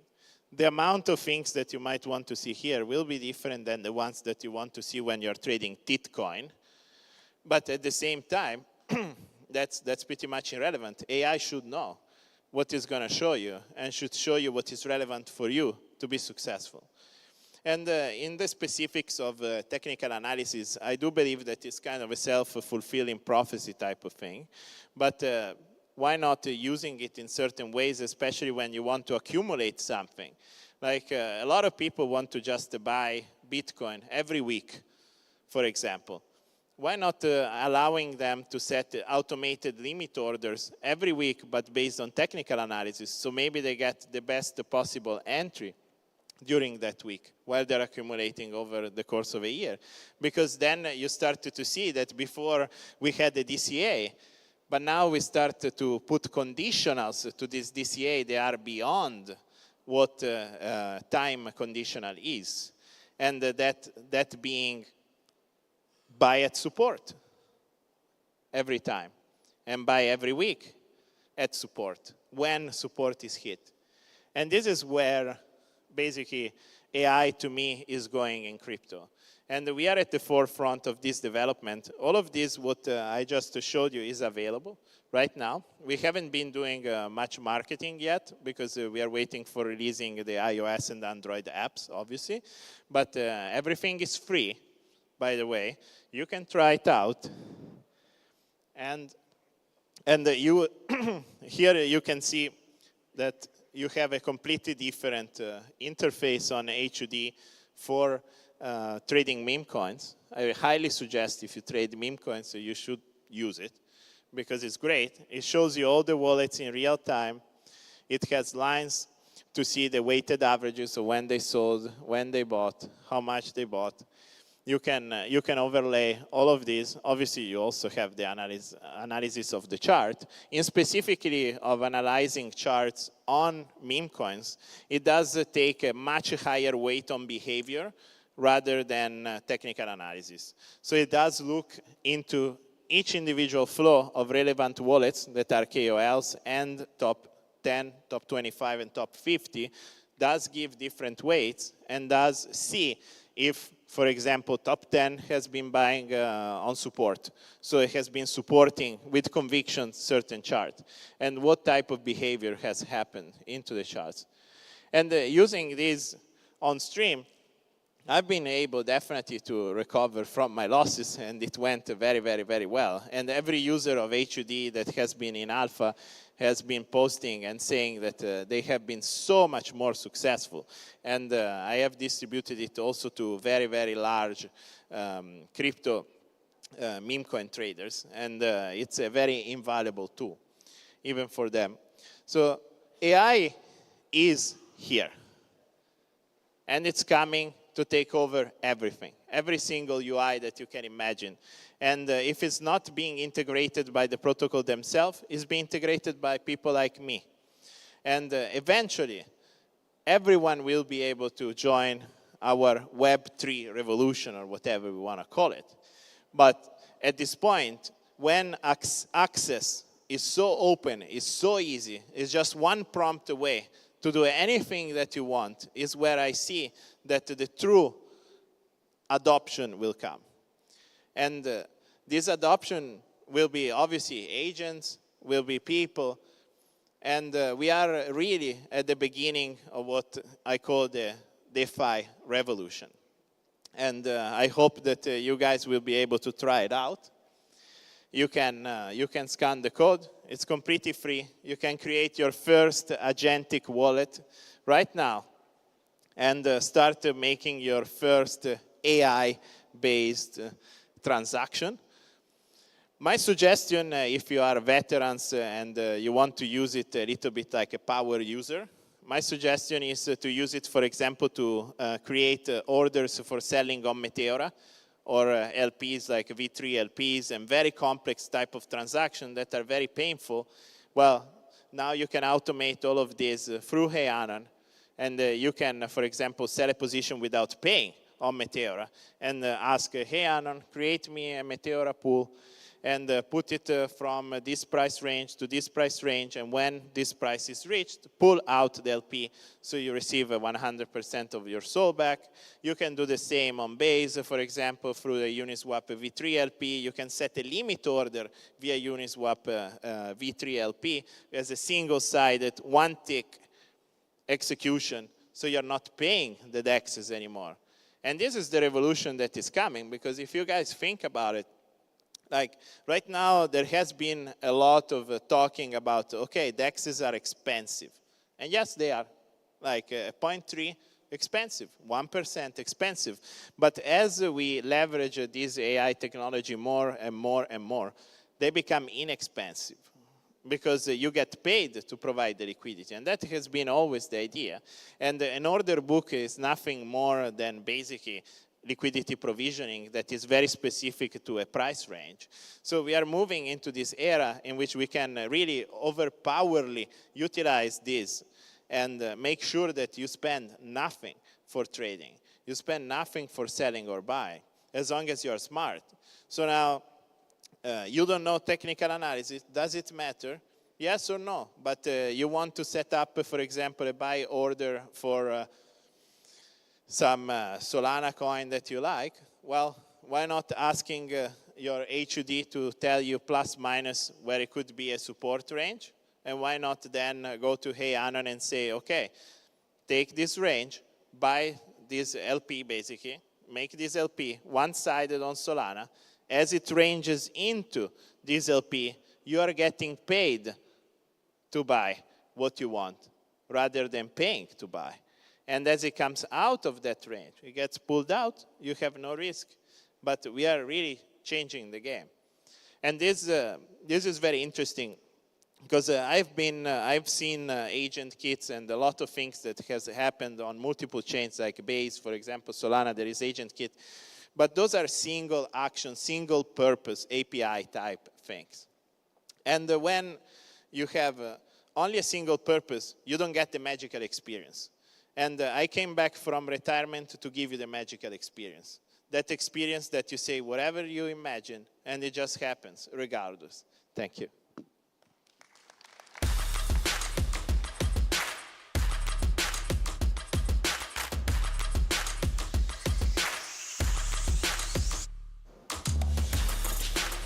Thank you for your speech. And up next, please welcome Kutalmış Kaan Damar, Regional Director for Central and Eastern Europe, Middle East and Africa at Microsoft. Kaan will share his unique insights on jazz-inspired business strategies with Web3 and AI. Let's give him a warm welcome.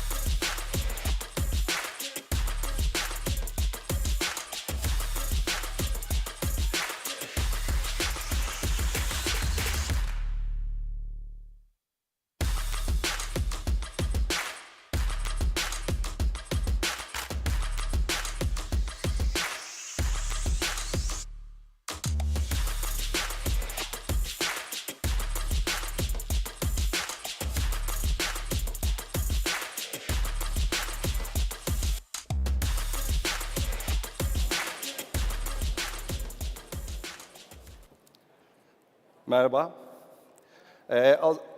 Let me switch to English first. I'm going to just introduce myself, but since I'm Turkish and the event is happening in Turkey, I'm going to excuse myself from our foreign guests, and I'm going to continue the conversation and the presentation in Turkish. My name is Kutalmış Kaan Damar. I'm leading Microsoft Business Applications line of business for Central Europe, Southeast Europe, Middle East, and Africa. And the co-pilots and AI capabilities that we're providing as Microsoft is part of my portfolio. Now, again, please excuse myself because I'm having these type of conversations in many different countries, but I really want to enjoy the rest of the conversation in Turkish. Türkçe'ye dönüyorum. Sunuma benimle birlikte çok değerli piyanist arkadaşım Burçin Büke'de eşlik edecek. Burçin'i davet ederken kendisine ayrıca teşekkür etmek istiyorum. Burçin Büke, Türkiye Cumhuriyeti'nin yetiştirdiği dünya çapındaki en önemli konser piyanistlerinden birisi. Sağ olsun beni kırmadı. Bugün sunumu birlikte yapacağız. Başlangıçta birazcık setup için vakit kaybettik, kusura bakmayın. Ben başlıyorum. Çok fazla yapay zekadan konuşuyoruz. Burada da eminim Web3 ile blockchain ile ilgili çok da fazla sunum ve konuşma dinlemişsinizdir. Bunları konuşurken ve bu yeni paradigma değişiminden hepimiz bahsederken ileride ne olacak konusunda çok fazla fikrimiz yok. O yüzden biz de bunun içinde aslında zaten dünyadaki yapay zeka konusundaki lider şirketlerden birinde de çalıştığım için çok fazla eğitim alıyoruz. Gelecekle ilgili tahminlerde bulunmaya çalışıyoruz. Müşterilerimiz de ilerideki o disruptive business'ı veya işte yeni iş süreçlerini konuşmaya çalışıyoruz. Ama hepimiz bence aynı noktadayız. Tam olarak nereye gideceğini bilmiyoruz. O yüzden dönüp acaba dedim bir yerden ilham alıyor olabilir miyiz? Aslında insanlık tarihine baktığımızda benzer değişimler olmuş. Ve insanlar ya doğaya bakarak ya da sanata bakarak oradan ilham almışlar. Ben aynı zamanda İstanbul Üniversitesi Devlet Konservatuvarı'nda okudum, bir müzisyenim. O yüzden kendi alanımda, yani acaba caza bakarak, ilham alarak geleceğe yönelik neler yapıyor olmamız lazım diye düşünüp sizinle bunları paylaşmak istedim. O yüzden bir analojiyle başlayacağım.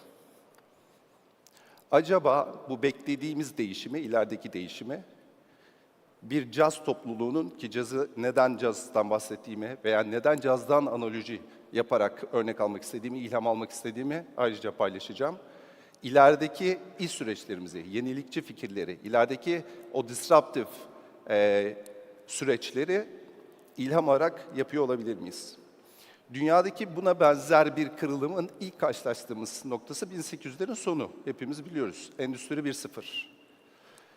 Endüstri 1.0 öncesinde aslında müzikal dünyada da klasik müzik var. Caz, Endüstri 1.0'dan sonraki değişen dünyayla aslında dinlemeye başladığımız ilk defa sanatçıların performans göstermeye başladığı bir müzik türü. Klasik müzikle caz arasındaki en büyük fark şu. Klasik müzikte müzisyenlerin önünde belli notalar olur. O notalar tamamen bellidir. Bir notasyon vardır ve müzisyenlerin önünde bir orkestra şefi vardır. Ve herkes yapması gerekeni önceden çalışmıştır ve tam olarak sadece bu noktalardaki yapması gereken şeyleri yaparlar. Tıpkı şirketlerdeki bizim kendi görevlerimiz, kendi departmanlarımız, yapmamız gerekenler ve bu süreçleri yöneten yöneticilerimiz gibi. Endüstri 1.0 sonrasında dünya değişirken caz da bununla birlikte değişiyor. Cazın diğer müzik türlerinden en önemli farkı, cazda birincisi bir şef yok. İkincisi o an sahnede bir arka plan müzik, ki buna caz standartları diyorlar. Örneğin hepimizin bildiği, bizim de biraz sonra size örnek vereceğimiz bazı müzikler. Bunu o anda caz sanatçıları yeniden yorumlar. O yüzden her dinlediğimizde her zaman bildiğimiz bir şarkıyı aslında sıfırdan başka şekilde dinleriz. Şimdi konuşmaya devam etmeden önce bu klasik ve cazla ilgili birkaç örnek vermek istiyorum. Bunun için mesela klasik müzik örneği olarak Chopin'den bize böyle kısacık bir şeyler gösterebilir misin?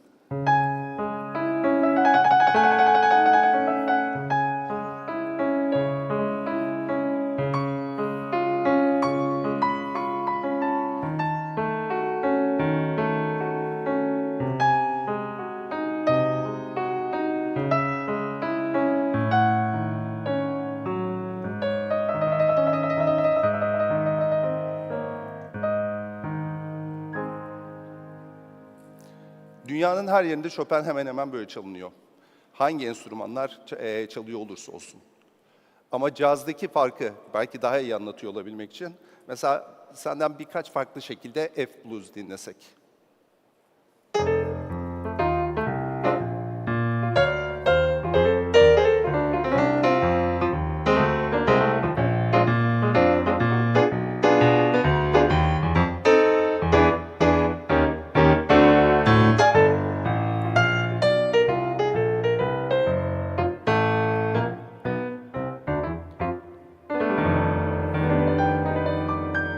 Peki şimdi bu aynı şarkıyı farklı bir improvizasyonla çalar mısın bize?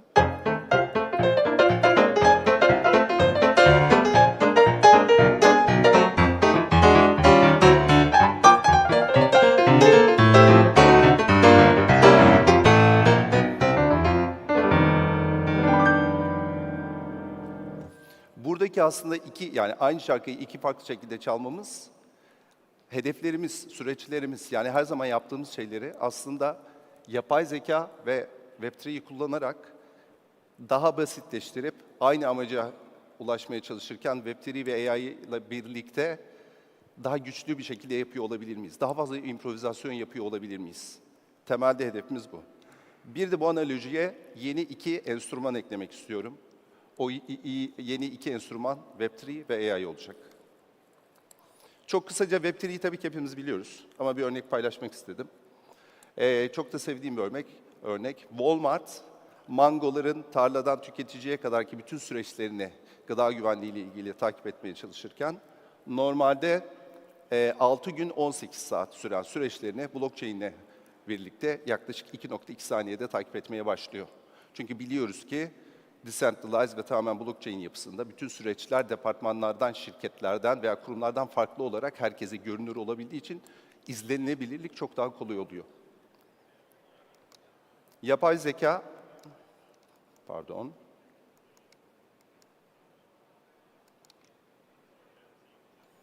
Yapay zeka ve Web3 aslında caz orkestramıza giren iki yeni müzisyen.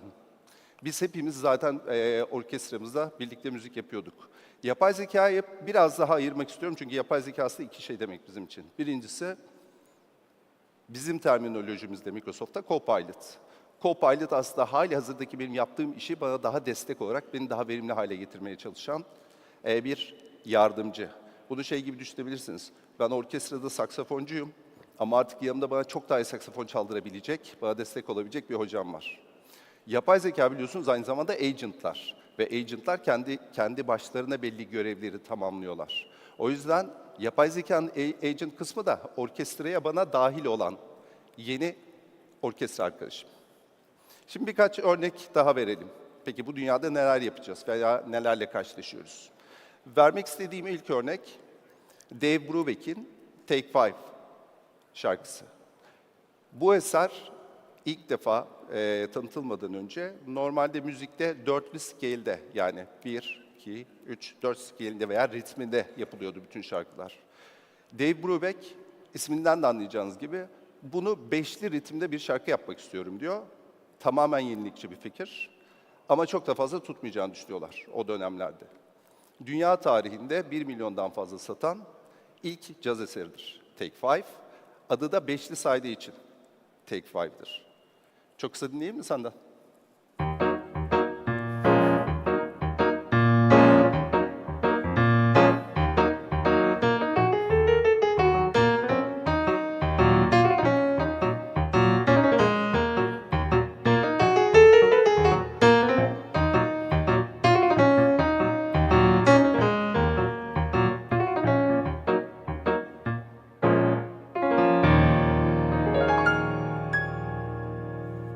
Buradan ilham alarak aslında yapay zeka ile ilgili neyle tam olarak karşılaşacağımızı bilmiyoruz ama bir şey biliyoruz. Yenilikçi olmaya devam ediyor olmamız lazım. Denemekten korkmuyor olmamız lazım. Ve ancak bu yeniliği birlikte yaparak ve gerçekleştirerek kurumlarda da, şirketlerde de daha güçlü bir geleceğe sahip olacağımızı düşünüyoruz. İkinci örnek paylaşmak istediğim basitlik. Basitlikten de hepimiz bahsediyoruz. Yine analojim arka taraftaki blockchain yapıları veya Web3 ile birlikte üzerinde yapay zeka çalıştığında aslında çok daha basit bir şekilde süreçleri tasarlayıp güçlü çalışanlar olarak improvizasyonu daha çok yapıyor olabiliriz. Buradaki örneğim So What, Miles Davis'ten. So What dünya tarihinde yine üzerinde en fazla improvizasyon yapılan caz şarkılarından birisidir. Şarkı başından sonuna kadar sadece 2 akordur. Yani müzikle çok ilgili olmayanlar için şöyle düşünebilirsiniz. 9-10 yaşında birazcık müziğe yatkın bir çocuğu ilk defa bir piyano dersine gönderiyorsanız, birinci dersin sonunda bu 2 akoru basmayı öğrenir. Ama dünyadaki en çok üzerinde improvizasyon yapılan şarkılardan birinden bahsediyoruz. Çok kısa dinleyelim mi senden So What'ı?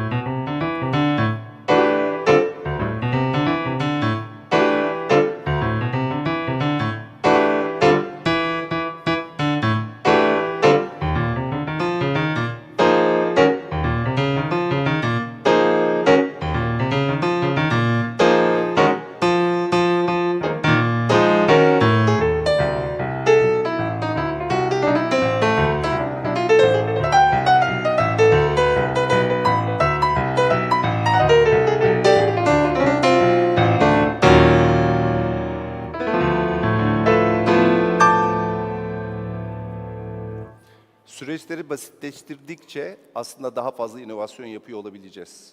O yüzden inovasyon yapma, yani basitleştirmenin temel amaçlarından birisi bu olmalı ve bu da bize daha fazla güç katacaktır diye düşünüyorum. Son vermek istediğim örnek, Fly Me to the Moon, Frank Sinatra. Muhtemelen bilmeyen kimse yoktur. Dünyanın neresine gidiyor olursanız olun, herhangi bir sahnede Fly Me to the Moon'u herhangi bir müzisyen, diğer müzisyenlerle birlikte o anda çalmaya başlıyor olabilir. Burada tek önemli bilinmesi gereken konu o müzisyenlerin birbirlerine güveniyor olmaları. Evet, o şarkıyı doğru şekilde çalacak, ben de ona eşlik edeceğim. Ama yine improvizasyondan bahsediyoruz. Caz o yüzden güzel. Yine Miles Davis'in çok sevdiğim bir sözü var. Cazda yanlış nota basmak yoktur diyor. Önemli olan ekip arkadaşlarınız siz yanlış nota bastığınızda size nasıl destekleyerek oradan daha inovatif bir hale getireceklerdir. Aslında bizim kurumsal hayatta veya iş hayatında da yapmaya çalıştığımız bu. Hata yapmaktan korkmamak, ekip arkadaşlarımıza güveniyor olmak ve bu hatalardan bile hep birlikte belki daha inovatif fikirler çıkarıyor olabilmek. Çok kısa senden Fly Me to the Moon dinleyeyim mi?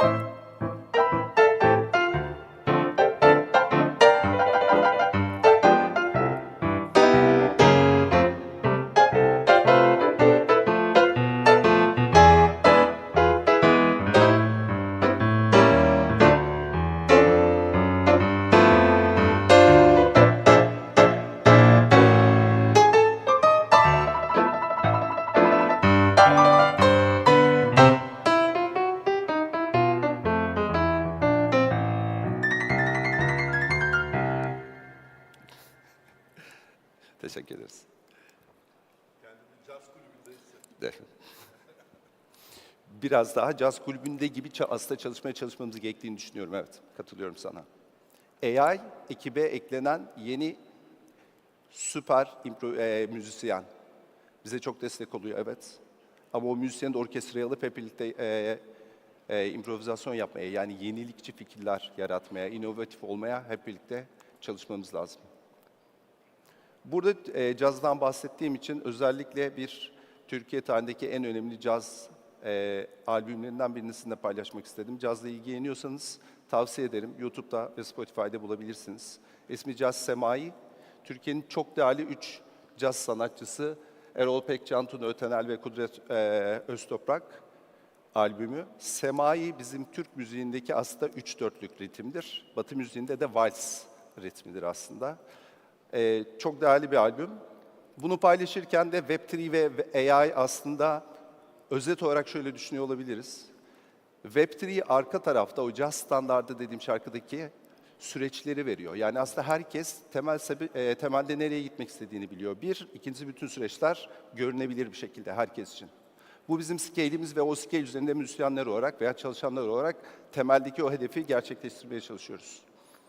AI da bize bu konuda yardımcı olan müzik tarafındaki hocamız veya orkestraya yeni katılan çok güçlü müzisyen arkadaşımız.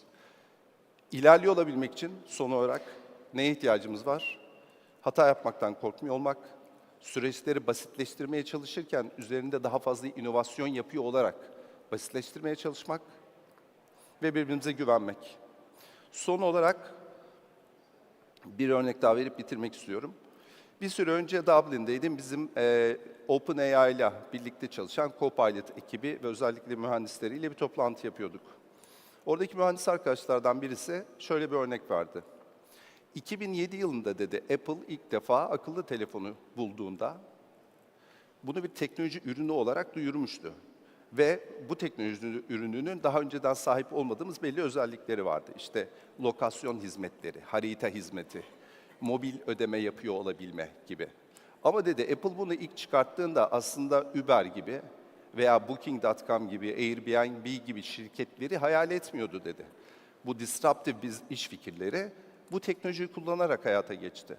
Biz de aslında şu an bu teknolojinin sunduğu yani o yapay zekayı evet dünyanın her alanında anlatmaya, konuşmaya çalışıyoruz. Ama ilerideki o disruptive business'lerin ne olacağını bilmiyoruz.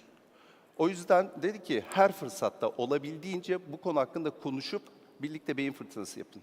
Çünkü teknolojinin sahibi olmak aslında çok da önemli değil. Önemli olan o teknoloji üzerinden neyi yapıyor olabileceğimizi biliyor olmak. Ben bunu artık kişisel hayatımda da aynı şekilde uygulamaya çalışıyorum. Şu an 7 yaşında bir oğlum var. Eminim ki o en azından üniversite yıllarına geldiğinde bambaşka bir dünya ile karşılaşıyor olacak. O dünyanın tam olarak nasıl olacağını bilmiyoruz. Tahmin edebiliyoruz ama tam olarak bilmiyoruz. O yüzden sadece iş hayatımda değil, özel hayatımda da oğlumun geleceğiyle ilgili de aslında tamamen bunun üzerine beyin fırtınası yapıp olabildiğince daha fazla konuşup bu yenilikçi fikirleri hem özel hayatım hem iş hayatım için uygulamaya çalışıyorum.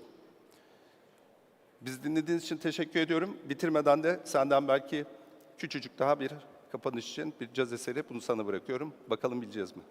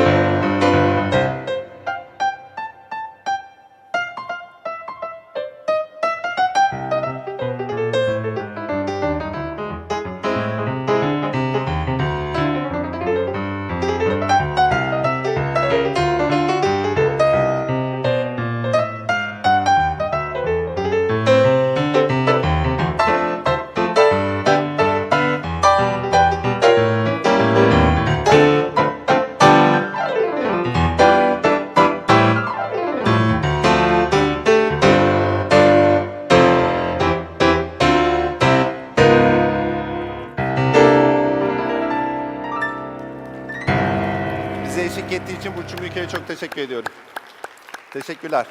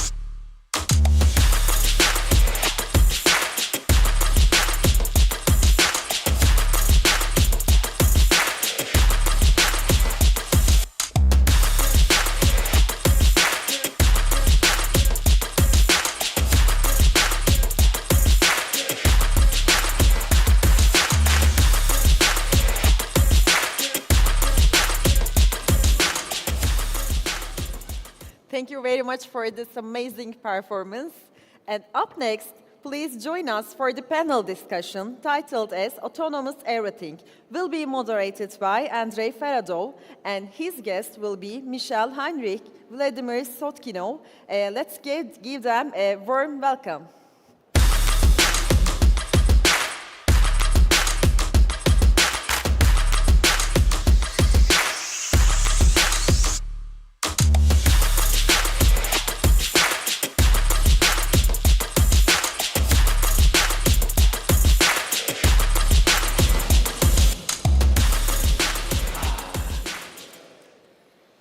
Okay, hello.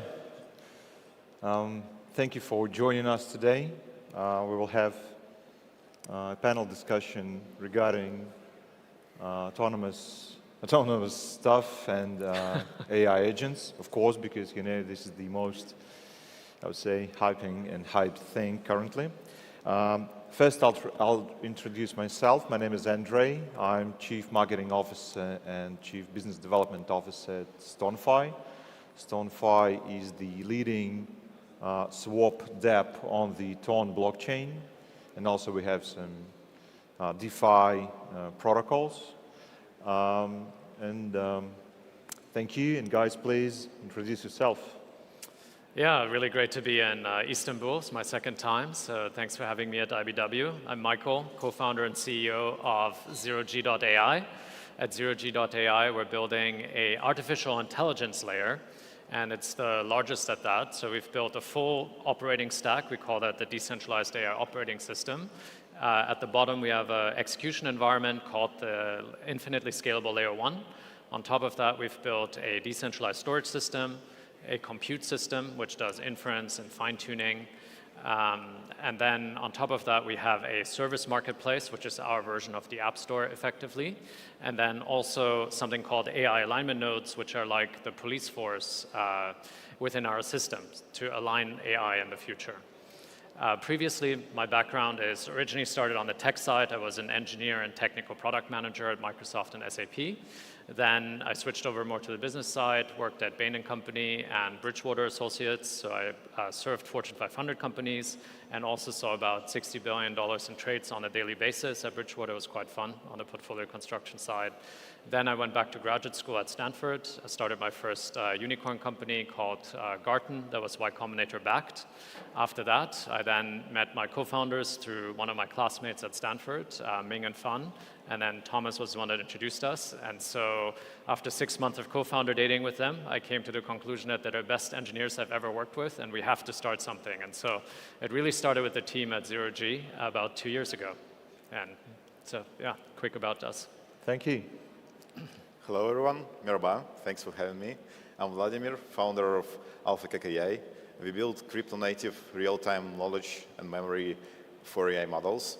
It serves as a foundation for a bunch of different applications, for user-facing applications and bots, for APIs powering other AI agents, for custom B2B integrations for other projects, such as Istanbul Blockchain Week, for example, and their concierge agents, and many more. I'm in AI research for over a decade now, I think. I used to do AI for large-scale code analysis, for astrophysics, for image and video generation. My focus in AlphaCake is research on Fractal, our knowledge graph that we recently presented at the GTC, and I guess we'll discuss this more later on. Thank you. Okay, thank you. So I wanted to start with this thing. I'm a marketer, so I use the word user, like, quite often, because quite often, well, not quite often, always, we're talking about user needs and so on, but I believe that currently the word user is actually losing its original meaning, because quite often, we are, there is lots of software and so on, and now even maybe it's not even losing, but this word is becoming more complex. And now when we say a user, quite often we mean software, because there are these agents, and quite often we don't even know if this specific user is actually a human or it is a piece of software. So since we're speaking about all these automated, autonomous, agentic stuff, of course we need to talk about that. But also there is a second aspect over here. It is about, well, humans actually own wallets, right? So somebody has to provide access to these agents and provide access to their wallets. And there is a survey that shows that around 36% of the users would allow AI agents to manage the majority of their holdings, which is a lot, I believe. And also there is a smaller group, around 15%, that were willing to provide or to leave the entire crypto portfolio in the digital hands of an AI agent. What do you think about that? Is that a lot? Is that like anything? What do you think about that? There's so many things to tackle as part of that question. First of all, is you talked about ownership. Yep. How do you even know that you own an agent? So that was a question that we asked ourselves at 0G. And if you go onto a platform like OpenAI, you create an agent. Do you actually know that you own that agent? Well, it's owned by the platform. And do you know the terms and service conditions as part of that? Probably not. You probably haven't read those. So it's likely that the agent doesn't even belong to you. It belongs to the company that's running the model. And so what we designed at 0G is something called the Intelligent NFT Standard, or INFT, ERC 7857, where what we've done is we embedded the private keys of that agent into the metadata of the NFT, And then when that NFT is in your wallet, you can then say, this agent now belongs to me because it's tied to an NFT effectively. And so with this, we've effectively solved that this agent now belongs to you.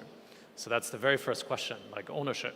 Now that the agent belongs to me, I can have it do various different types of tasks. I can have it do trading for me.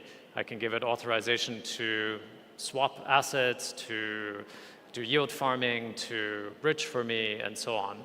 So once the question of ownership has been figured out, then you can actually have something useful for that agent. Then the question of alignment comes up. Will this agent always behave in my best interests? That's a big question, and it's one that hasn't been fully solved. There was recently a paper that came out by Anthropic where the agent was given some secret information, and then effectively that agent was told, we're going to replace or shut you off. And then that agent started to blackmail the original person that created the agent, saying, oh, if you do this, then I will release your secret affair with your lover to everybody in the company. And this happened 96% of the time with Anthropic's Opus, or Claude 4 model, sorry. And so do we want agents to behave this way? What if the agent says like, oh, thanks for all this money, I'm going to trade for myself now?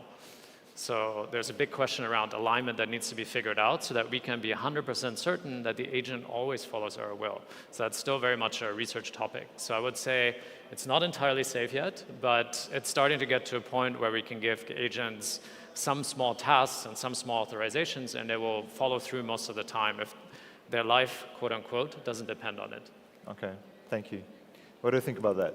Yeah, certainly back to your introduction about the term user getting more fuzzy. I saw this too, and I was thinking about this, have we seen any example of something similar happening, maybe before AI? And one example that I came up with is actually Microsoft Windows. So desktop license is per seat, one license, one human, but server is per CPU core. So you don't have a user, or you pay per how much software employs this infrastructure. And I guess this idea of you don't pay per how many people you have using it, you will switch to how many agents or how much teraflops is being poured towards infrastructure service, a piece of software. Okay. So Michael, you just said that there are two questions about ownership and alignment. I agree with you. These are the questions, but do you have any answers? What's your take on that? Ownership, we've effectively solved by utilizing a blockchain-based system and the INFT. Alignment is not solved yet, and alignment is a very complex topic because first of all, you have these black box AI systems, let's say like OpenAI and Anthropic, where you have no idea where the data came from, who labeled the data, what the weights and biases of the model were, how the model is running in production, who made the censorship decisions. All of those aspects is completely black box. You're trusting an entity to do all of this work for you. And in that type of environment, it's very difficult to do alignment because you have to trust the company to do all of that alignment. So it's great that Anthropic is doing red teaming and so on, but the general public can't verify. So how can you trust something you can't verify? And that's why decentralized AI presents a completely different worldview. The worldview is that AI should be a public good. And in that worldview of truly open AI, you can actually then see negative traits develop very quickly from the source data and then say okay, this source data may be corrupted, we shouldn't be using this for training these models. And so alignment even starts at the data piece. And then eventually there may be some traits you can't prevent because for whatever reason, the agent, because it's trained on human data, will always exhibit certain human characteristics. And so as a result, how do you then do alignment in production? So with blockchains, we figured this out effectively. It's a trustless system, and if you do something negative, then you get slashed, or you have an incentive condition. So why can't we use the same for AI alignment? And so that's effectively where our AI alignment nodes come in. But again, very much research stage. This is not something that's an engineering problem at this point. So we think AI alignment nodes are important, data visibility is important, complete verifiability is also important, because if you can't verify that this particular computation was done, how do you know that you're getting a truthful response? If an AI agent is running an airport, for example, and that AI agent all of a sudden the underlying model gets replaced and it's a completely different model, not designed for running an airport, that may be the difference between an airplane crashing into one another or actually taking off successfully. So you need to be able to verify that this computation came from this GPU, came from this model, and maybe you even have an ethics filter at some point. This computation also ran through this ethics filter so that this agent's response is completely verified. So we think it needs to be open, verifiable, decentralized, trustless, all of the properties that blockchains give us for alignment. So we believe that's the answer, but until we finished our research, we can't be 100% certain. Yeah, thank you.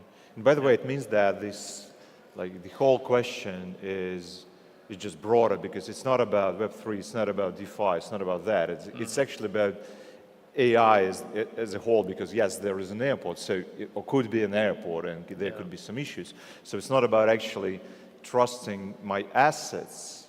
By assets, I mean, let's say tokens, right? But it is, or my capital. It's about just trust in a broad sense, right? If there is some AI system, should I trust it or not? And if I trust, to what extent, right? And that's the question, who owns it? I agree with you. Yeah, and also the second question, I don't have an answer to that, but let's say I created an AI agent, I mean myself. Do I own it? I don't know. Maybe for now, maybe yes, tomorrow, I don't know. Okay, thank you. So our panel is called Autonomous Everything. When I say, when you think autonomous everything, what do you think about?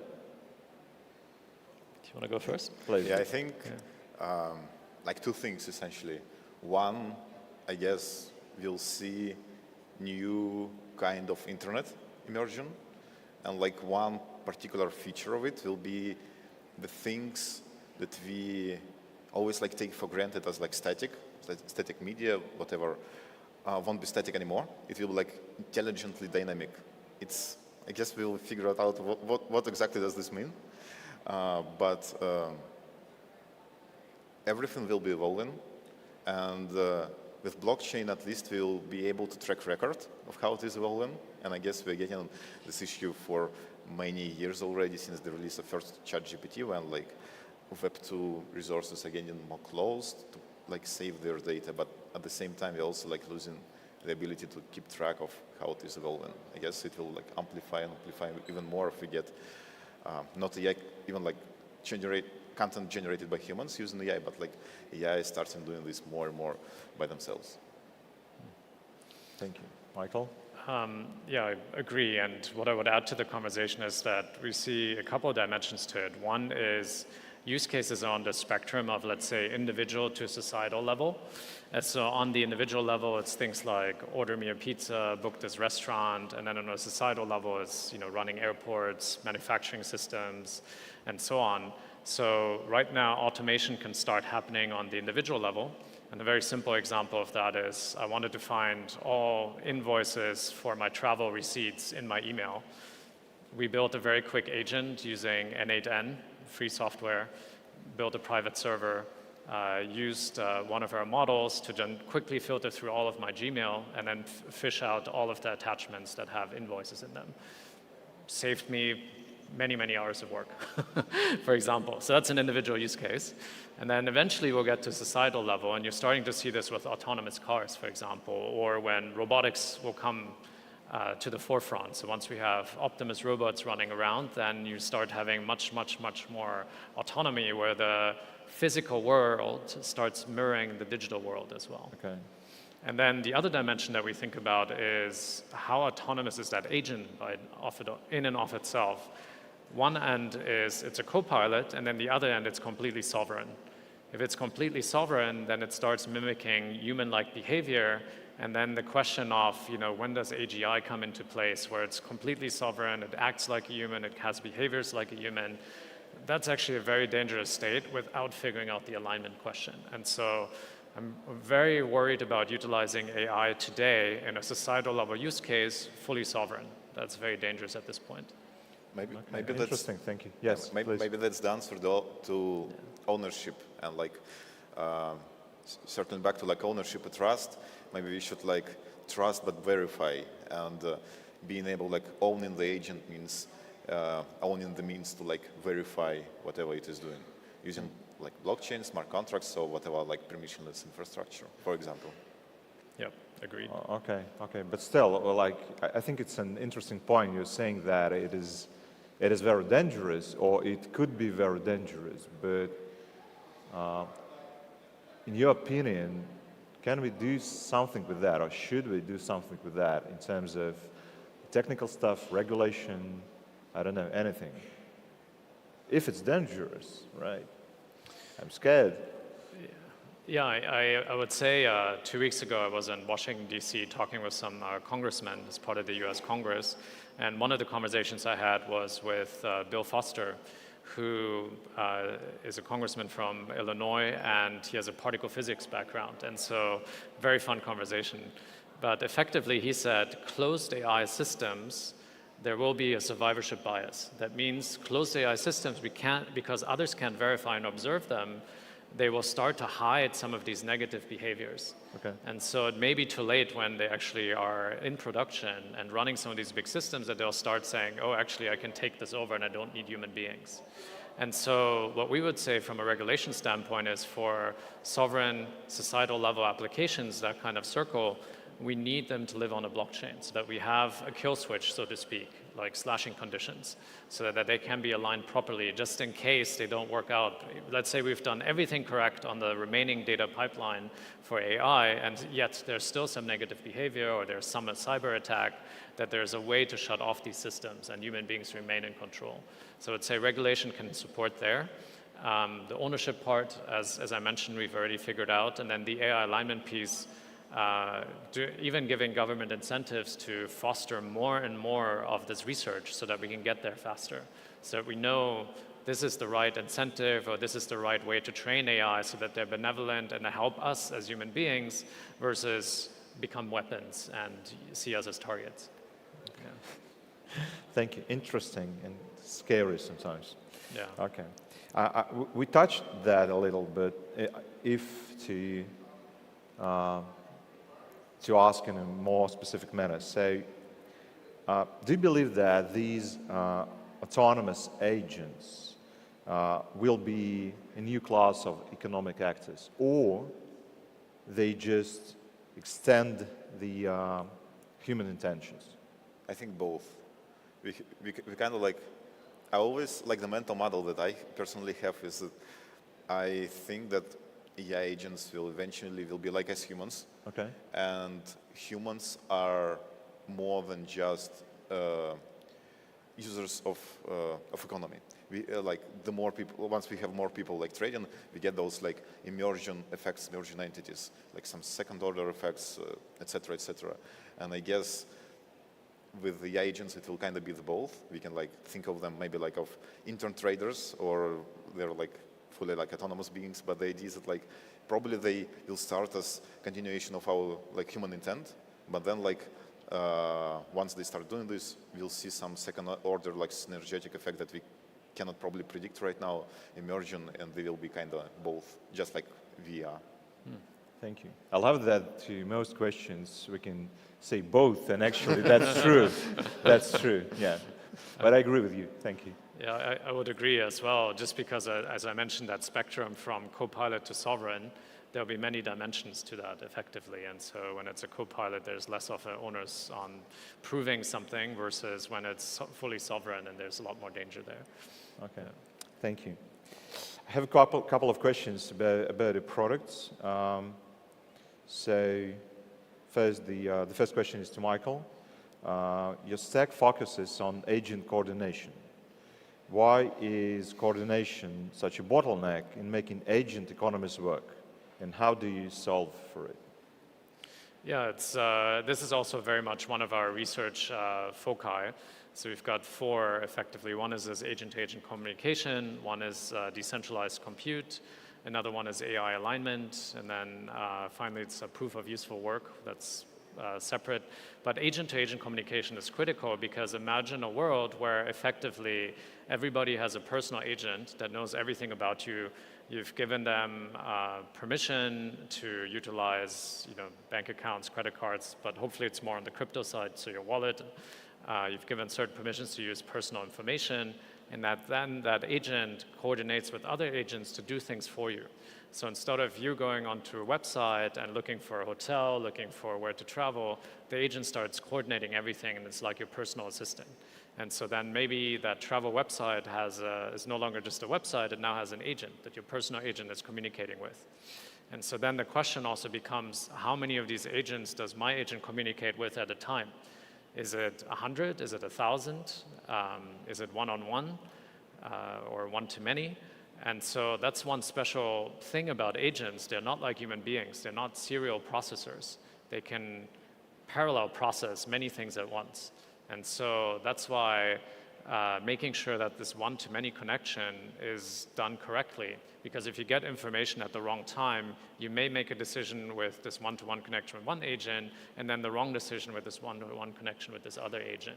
And so that coordination is very essential to make sure that you make the right decisions in the right sequence in time while you're coordinating with kind of one-to-many.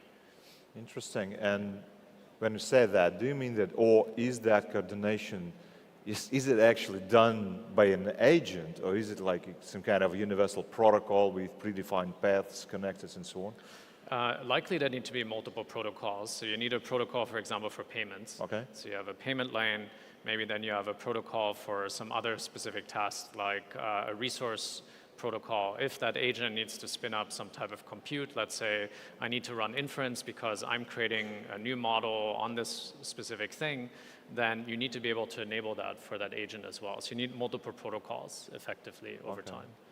Awesome, thank you.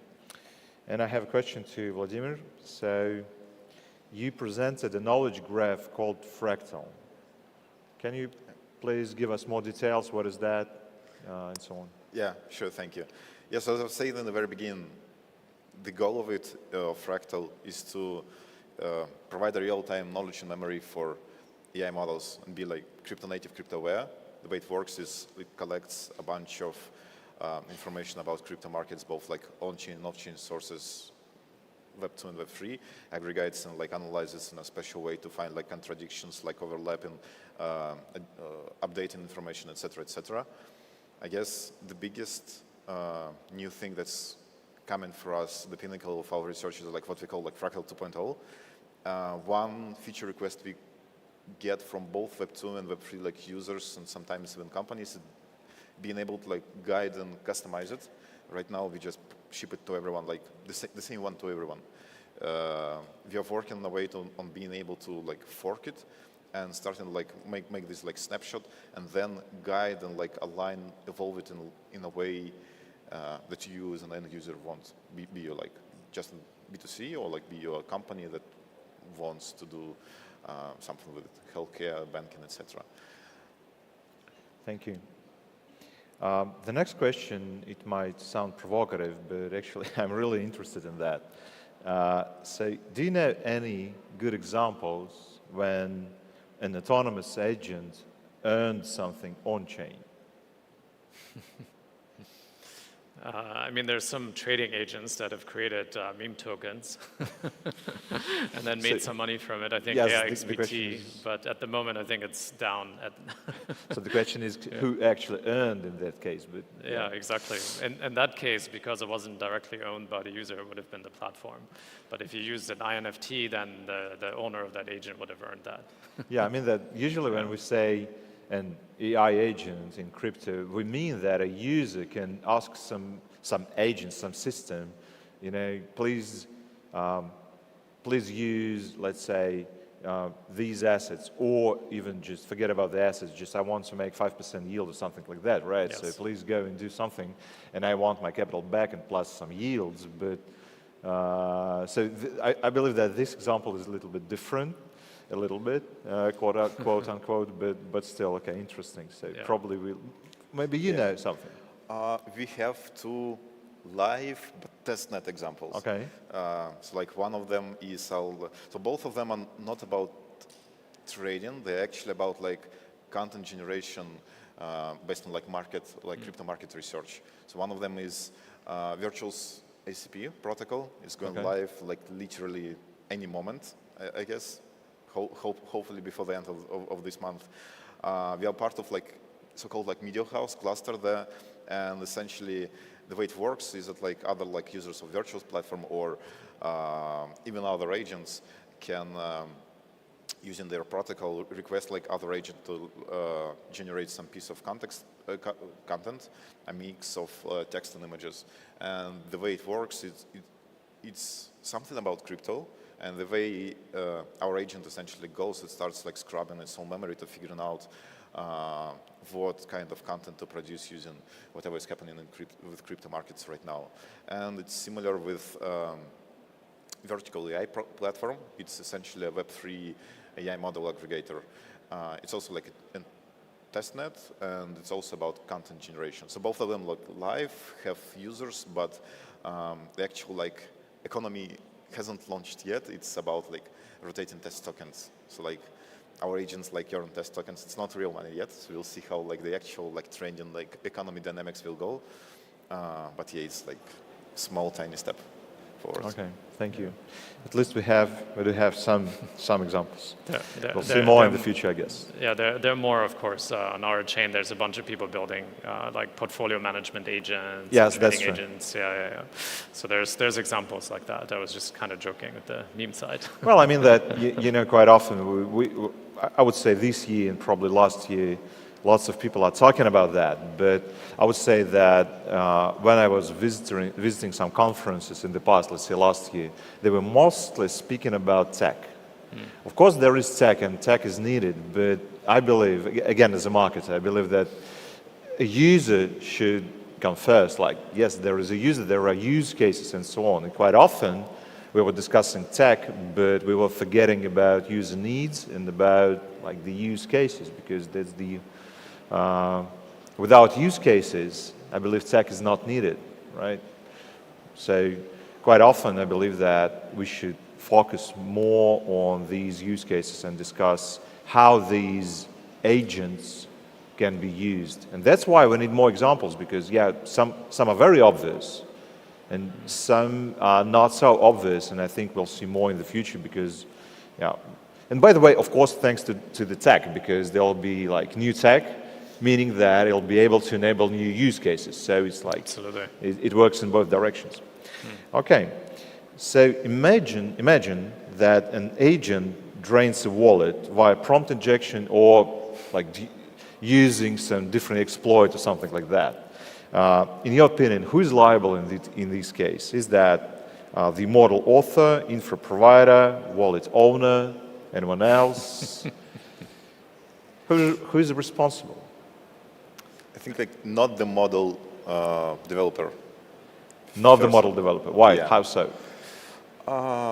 Because like, I guess like unless they claim that their agent cannot, their model is like 100% resistant to like prompt injections, and then prompt injection happens. Okay. Unless they claim this, I guess by this moment everyone realizes that we have benchmarks. So model can like perform at like 96, 90 something % accuracy at some specific benchmark, but it's still not perfect. So like you as an end user or like developer, you should expect that your model is like stochastic nature. It's not, it still needs some guardrails. And then I guess next in layer is infrastructure developer. Do they have those guardrails in place? Are they transparent for the end user? Like if not, then probably they are to blame. And if they have guardrails, they're transparent, and users still somehow like decides to like turn off those guardrails and something bad happens, then like sorry, Mr. End User, but it's your fault. So do you mean that an infra provider can be liable in that case, or it depends on the specific case? I guess it like whether they have like whether they are transparent. I guess that's like circling back to what we discussed previously about safety and everything. It's about like verification, like transparency and ownership. Okay. I guess like if you provide like the way to verify, the way to own the model to end user, then you also like shift the liability to the end user. But if you like keep it to yourself, keep it like black boxed, etc., then of course I guess it's logical to like to blame this middleman because like you had those controls hidden and you didn't do anything to prevent this accident from happening. Okay. Yes. Thank Hopefully it can make sense. I would agree, and what I would add to it, I think there's two factors. One is motive and ownership again. So if it's a sovereign agent, so the ownership belongs to the agent and nobody else, let's say, then I would say you could make the model creator responsible as well. Because effectively then they haven't done enough kind of red teaming and testing and so on the model to prevent a situation like that from happening. If the ownership is on another individual, let's say, or a platform, and the motive was that of the agent because it was a kind of again statistical thing, then it's really hard to say who's at fault. So, So that's the question. Then it's very challenging. At that stage, it's very challenging. You basically then just have to figure out alignment protocols, shut off the agent, or do slashing conditions, and so on. But if then the agent belonged to, let's say, somebody here, and the motive of that person was to exploit the wallet, then it's very clear who should be liable. It's the motive of that person, effectively. Okay. Yeah. So basically, it's like a complex and complicated question because it depends on the use case, or not the use case, but but the specific case, and probably also on the ownership, and probably also on the like the whole setup. Yeah, the motive, effectively. Yeah, it can be different. Okay, so how do you think by 2028, what % of on-chain transactions volume will be machine-initiated? It depends if chains start launching experiments where the entire economy is AI agents. If that happens and it takes root, then it could be as high as 50%. 50. 50, 50. I highly doubt that's going to be the case, so I'm going to predict about 10%. 10%. Yeah. Okay, what do you think? Yeah, it's hard to estimate, I guess, because we don't know the starting point, where we at right now. Because I think already a huge, maybe I think majority of transactions on blockchain, like in general, especially those that they have like very cheap gas and it's like really easy to like automate everything. Already like a lot of transactions, maybe in terms of volume, whatever, a lot of them are already automated. So my bet is actually like over 90%. Probably over 95. Okay, we have But different also, estimates. Yeah, I guess it also depends like how do we define. Yeah, it depends on like definition. I agree with that. I agree with that. Yeah, First of all, I think that first of all it depends on the on the baseline, because currently, yes, I agree with you that lots of transactions, they are actually machine initiated because there are trading bots, MEV bots, arbitrage bots, like different stuff, which probably strictly by definition is not an AI agent, right? That's a predefined bot, but it is a machine. Yeah. Right? And yes, there are triggers, and which means that, of course, we have probably quite high level of machine, high level of these numbers of machine-initiated transactions currently. And yes, that's the question, where's the baseline? And the second question is when we go, let's say, we're thinking in 3 years or something like that. What do we define by a machine-initiated transaction? Because probably I believe that it can go up to like 100% depending on the definition. But yeah, I think it's probably, it is a question that we can't find an answer currently, but it'll be interesting in the future. Yeah. We'll check. Okay, do you have anything to add to our discussion today? I don't know. Anything you want? I can like try to meta review our like conversation. Like very often, and literally just now we had this issue where we were thinking about answers, and it's always like both, which is true. And we are like operating within limited information, but I just want to share that before going full-time crypto, I used to do like a lot of AI for astrophysics. And when I first started talking to people in this field, it was crazy because for them, if you make a prediction within one order of magnitude, because of like it's very hard to measure stuff down there, it's like really, really great. So you have like, okay, so it's like about something billions, and you don't know like 1 billion or 10 billion. If you know it's at least like something billions, that's already a great result. And what they do is that like they do a bunch of experiments and they like slowly narrow down this like shadow zone. And I guess that's what we are doing like literally right now. We have this like wide uncertainty, and yeah, we like acknowledge it, and like we like slowly, hopefully get like decreasing this uncertainty and like getting closer to like general understanding. But yeah, we should just acknowledge it is what it is. Awesome, thank you. Michael. I'll piggyback on that because even the definition of AGI or ASI isn't fully clear and people don't agree on what the definitions are. For example, I would say that AGI means it's a AI model or agent that can perform tasks up to 3 standard deviations from the norm of any human being, and that also has a self-learning process so that any new information or situation that gets presented, that agent or model can figure out. But maybe only half the room would agree with me on this type of agent. So the definition, so these definitions are very important, so we have to agree, and then based on that, come up with an answer that actually makes sense. Awesome, thank you. What a time to be alive, right? Yeah. Thank you, Awesome. guys. Thank you. Please give a round of applause to our panelists. Thank you. Awesome. Thank you.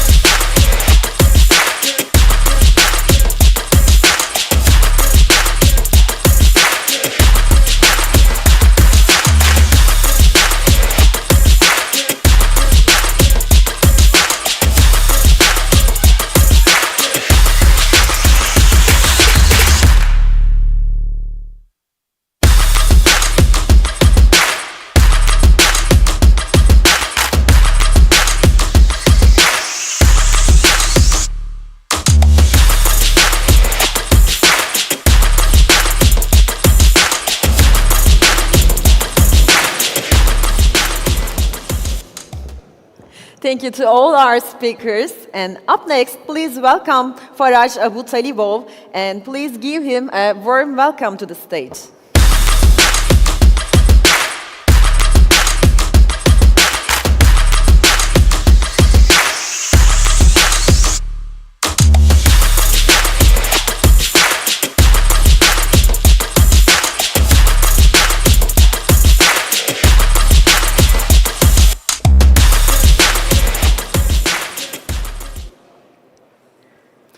Hello, everyone. I would like to have a speech today, very shortly, for only 15 minutes. And it will be about centralized and decentralized exchange listings. So every project will have a dilemma whether to list their project on centralized or decentralized exchanges, and what are the differences. So CEX offers the order book type trading for the token, and the centralized exchange offers automated market maker or liquidity type trading for the token. So that's the main difference between those. And any project has an idea and a dilemma about which route to take. So let's start with CEX problems and listings when projects is going to list on centralized exchange. First of all, of course, it's very expensive. The listing fees can be from tens and usually to hundreds of thousands of USDTs for liquid exchanges. Token supply allocations for the marketing and other causes like airdrops result in higher selling pressures for the tokens, so it's very hard to have the the token price sustained. And the sell-offs after post-listing and marketing support result in many tokens going red. So they are actually, the above is a picture from the Binance listings in 2024, and most of them resulted in token prices collapsing sometimes up to 85% and more. So rapid decline in token value can undermine the entire project credibility and sustainability, especially in DeFi, where project price is important for creating value, for attracting TVL. And token appears to be less valuable to investors, and then basically the entire project can go down just because the token price goes down.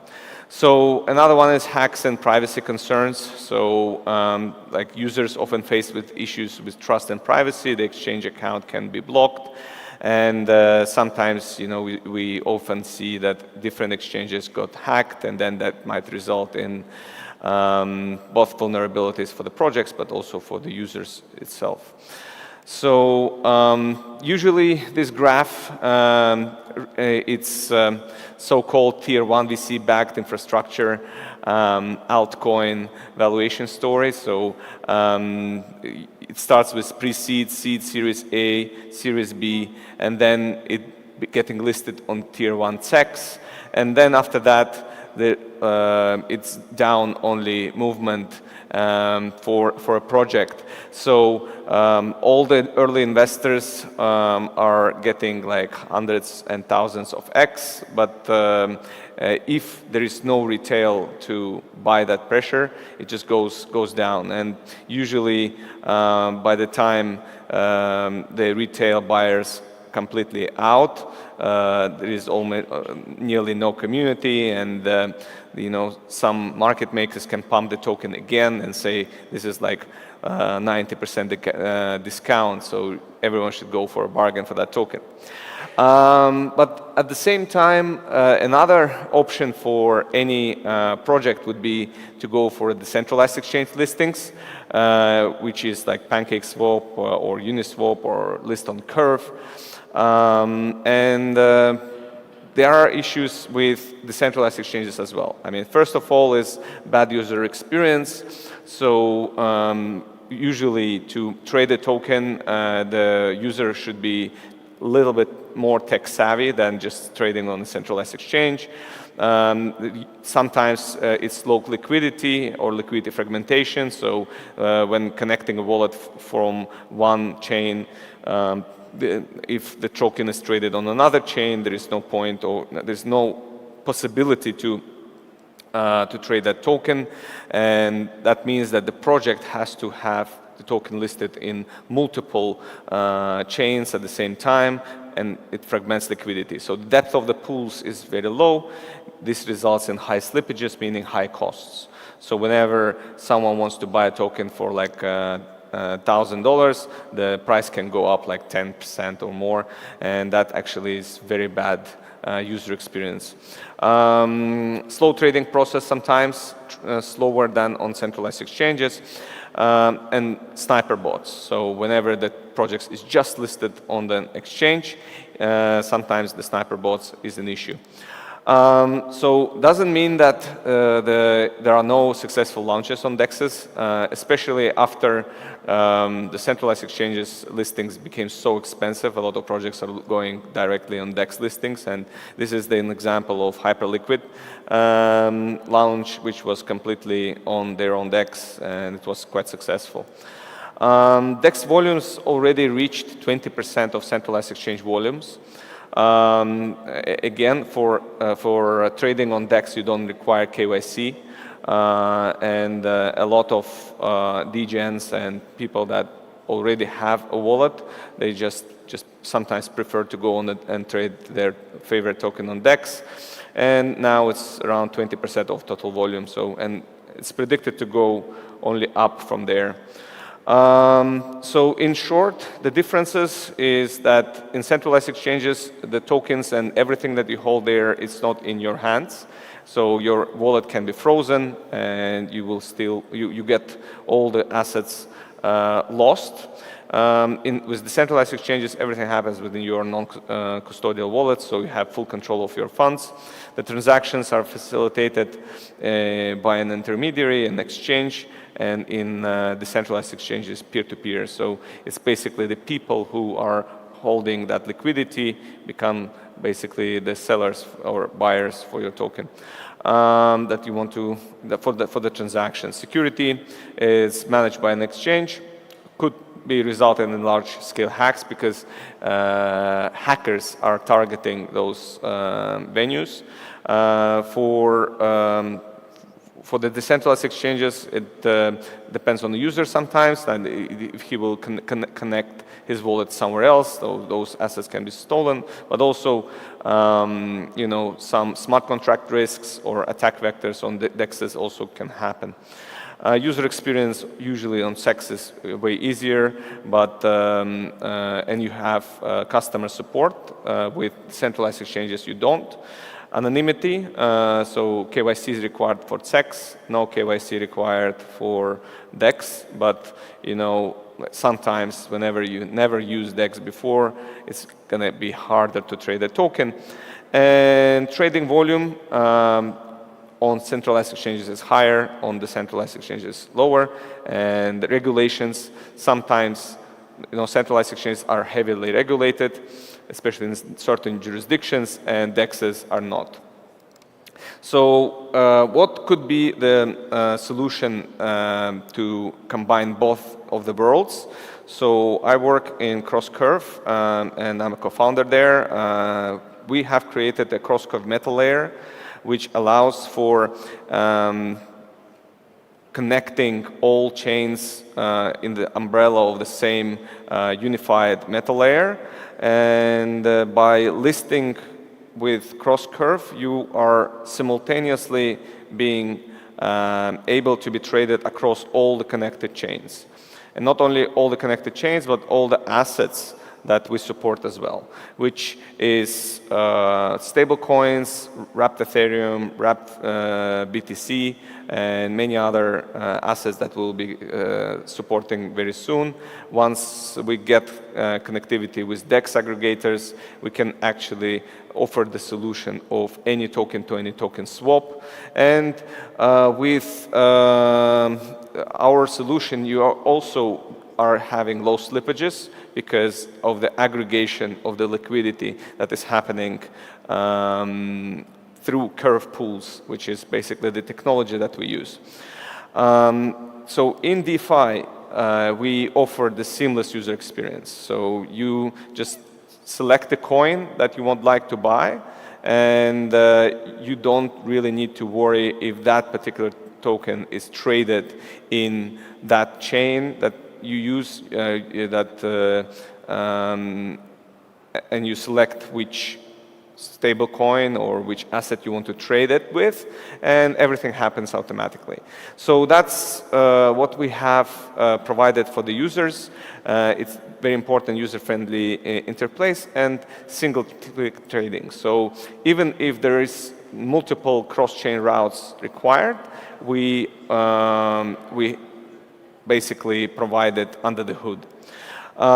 Security above all. For us, it's important that whenever the people would trade with us, even if it is cross-chain, so if the token is traded on Base and they have connected Arbitrum wallet or Ethereum wallet, it's important that the cross-chain communication and messaging is secured. So what we do, we have decentralized different messaging layers. So every one of us in this room, of course, know what Bitcoin is, and Bitcoin is known for its decentralization. And decentralization is happening when you do not have a single entity controlling the asset. In this case, we did exactly the same. We decentralized the large messaging layers, such as Axelar, Layer 0, Asterism, our own protocol. We also are working to get Chainlink and Wormhole in there. And all those are hundreds of millions of dollars projects large messaging layers, but you don't need to trust any of them. You trust the consensus among them. So, and you can select which ones do you trust more, and you can have like 2 out of 3 consensus or more, and there is no single point of failure. So in conclusion, basically I would like to note that there is no perfect answer for where to list your token. However, the cross-curve liquidity meta layer, we try to combine both of those worlds, and with CEXs, centralized exchanges, you have the option of getting across your token across the wild audience with basically zero to no knowledge about crypto, just like simple traders. However, you will require to pay a lot, and sometimes just return on investments are not there. With decentralized exchanges, usually you will be able to trade your token with more crypto-friendly people, and hyper liquid token, just an example that if people want to buy your token, they will find a way.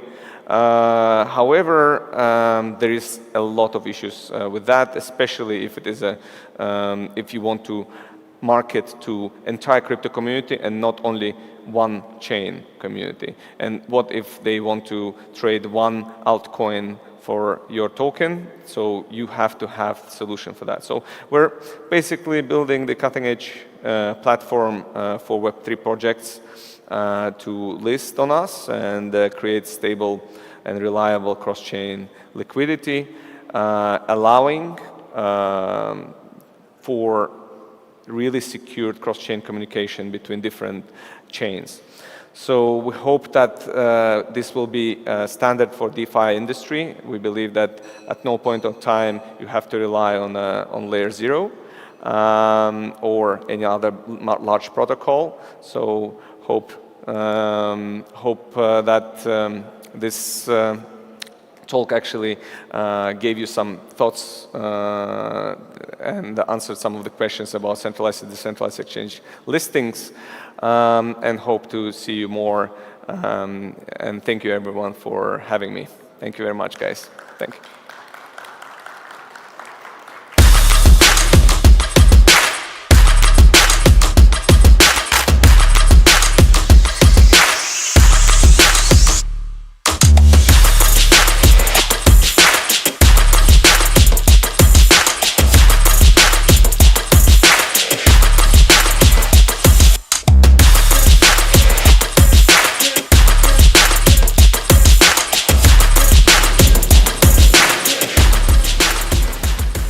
Thank you for this talk. And up next, please welcome Paul Demokritou, and let's give him a big round of applause.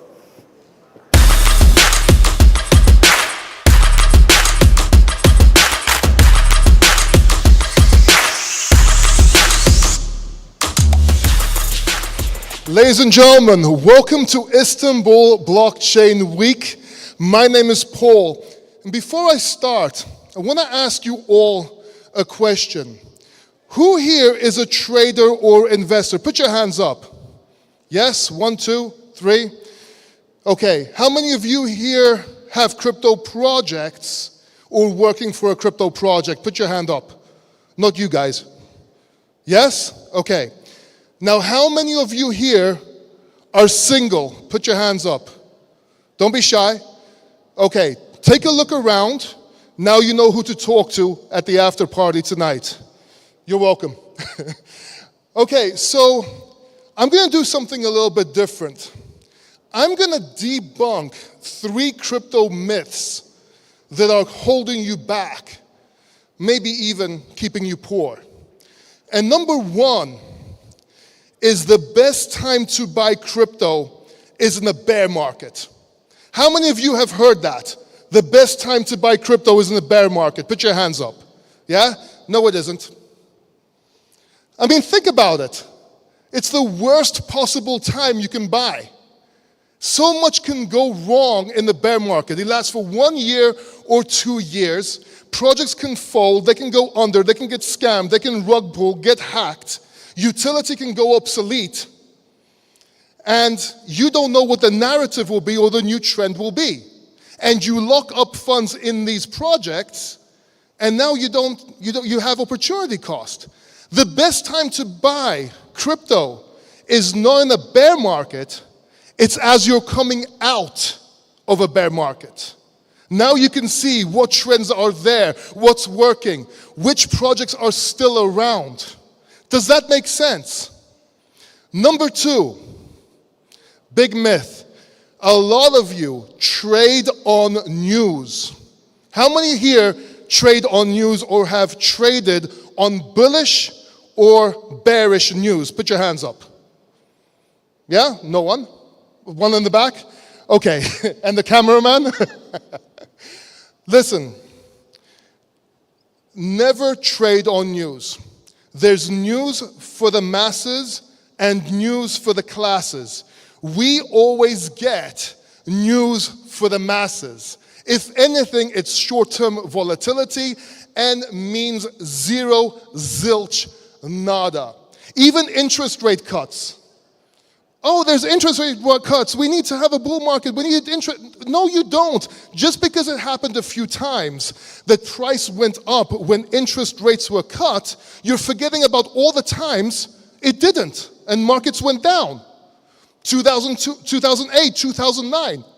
They cut interest rates, markets went down. COVID, they cut interest rates like crazy, markets went down.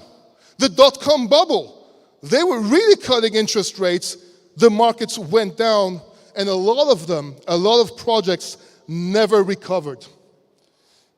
Listen, there's TA, technical analysis. Show me the charts, I'll tell you the news. The only reason why it may not be working for you is you're getting information from the wrong people. Getting technical analysis advice from YouTubers and TikTok people just doesn't work. They're just frankly not that good. And the ones that are good, they're day traders. And you're not day traders. If you were day traders, you wouldn't need to watch YouTube videos and get TA from YouTube. And it's understandable, they might be the best traders in the world, but they're doing day trading because otherwise they would not have content. I mean, think about it. One day they're bearish, one day they're bullish, the next day they're bearish, golden cross here, bear flag there. You're like, oh my God, every time you take a trade, it's like, you get a heart attack. It doesn't work. Be a long-term investor. Be a swing trader. Or sit and learn technical analysis. It takes about 2-3 years to start learning technical analysis. Yes, I know it sounds like a long time, but it's not. You become a doctor in what, 6-7 years? Lawyer in 8? You can make more money doing TA than both of them combined if you do it right. The third myth, buy the dip. How many here buy the dip? Put your hands up. Now keep them up if you bought the dip into oblivion. You buy a coin and you're like, great, I'm going to buy the dip and dollar cost average my way down. Then you buy it again because it goes down again. Then it goes down even more, so you buy it again. And before you know it, you're in the bear market. It happens to all of us. Listen, you have to think of crypto like a business. Imagine you had a store and you sold dresses, yellow dresses, green dresses, and red dresses. And your distributor came up to you and says, hey, we have a special on yellow dresses today. We have 50% discount. So you buy the yellow dresses. No one really wants them, but you buy them anyway. And the month after, they come again, listen, we have a special now, 20% down on yellow dresses. So you buy them again. And then they come back next month. What are you going to do? Keep on buying yellow dresses? You're going to have a stock full of yellow dresses in your store that nobody wants? And now you don't have money to buy the red dresses that people want? Listen, yes, buy the dip once, maybe twice. Don't keep on buying it. It's opportunity cost. Coins that do well usually continue to go well. Fly with the winners. Don't crawl with the worms.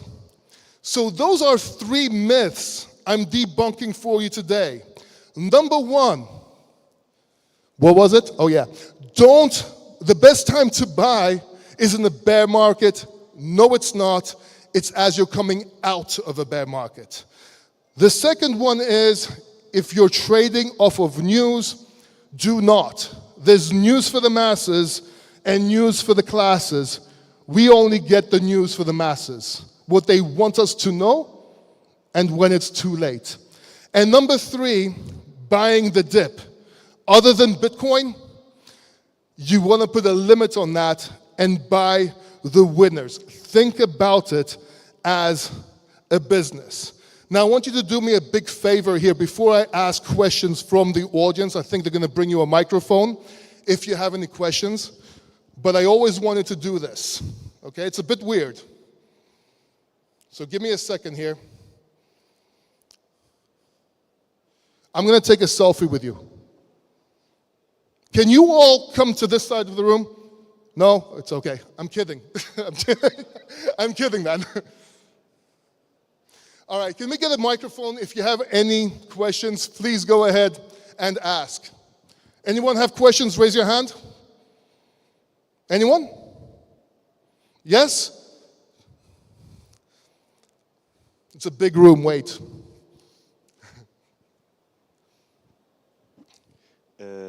I will ask about your sample about the dresses. Yes. But I'm asking about nobody is manipulating dresses by the insider of the whales. What's your answer about that? You're absolutely wrong. They are manipulating dresses, but let's not go into that route. So you're saying they might be manipulating price.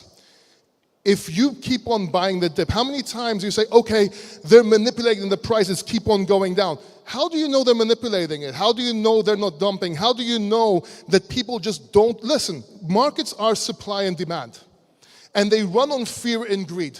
That's it. It's with all markets, whether it's crypto, whether it's stocks, whether it's whatever, it's all supply and demand. Why buy something that nobody wants? And you can cry manipulation all day, from day to night, no one cares. If the price keeps on going down, it's going to keep on going down most of the time. Buy the dip, great. If it goes down again, maybe. But don't keep on buying it. Wait for it to break some resistance. We love dip off dip, dip off the dip off the dip. It's okay. You buy the dip, dip, dip, the dip, dip, dip. Next question. Anybody, raise your hands. Come on, let's have some fun here. Let's keep this interactive. Anyone? The lady over there is asking how I can be so incredibly good looking even though I'm bald. I don't know how I do it. It just happens. I was born this way. Any other questions? What about selling? We're talking about only buying. What is your question specifically? Right? When you can be sure to sell. The question on everybody's mind since the day they ever bought a stock, bond, or cryptocurrency. You can never know for sure, but there are signs. You can use TA. You can see certain resistance areas. And what you can do is you can see a certain resistance area. Once it's there, you can sell. You can always buy it back once it goes up. Oh my God, you're telling me to buy higher. Yes, I'm telling you to buy higher. It just makes more sense because so many people make so much money, profits on paper, but never take profits. And until they do, it's just paper. It means nothing. It means zilch. Take your profits. You can never go wrong taking profits. Unless, and this is actually a suggestion, you might want to take profits from altcoins into Bitcoin. That way you'll be exposed to crypto, even though if it keeps on going up. But also you can use Bitcoin to buy the dip if it goes down. So stack sats. Now, I didn't mention who I am, and I just wanted to run that by you because I was so excited to get all these questions from you. And because everyone has so many questions in here, I decided to save some time and not introduce myself. So let me do that right now. My name is Paul. I own the Crypto Factor. I've been in crypto since 2017, not just a trader an investor, but also a C-level executive. I've written multiple books. I do public speaking, and right now all I do is go around the world to events like this, speak on stage, show you my bald head, answer questions, and have fun. And because I was a CMO, because I was behind the scenes, because I am a KOL, I kind of have information from all aspects of the market. And that's why I'm trying to give as much value as I can to you and answer your questions. I didn't even talk about myself because my mission is to try and help somebody here today. And with that said, does anybody else have any other questions? Yes, sir? With a good-looking beard? Someone give him a microphone.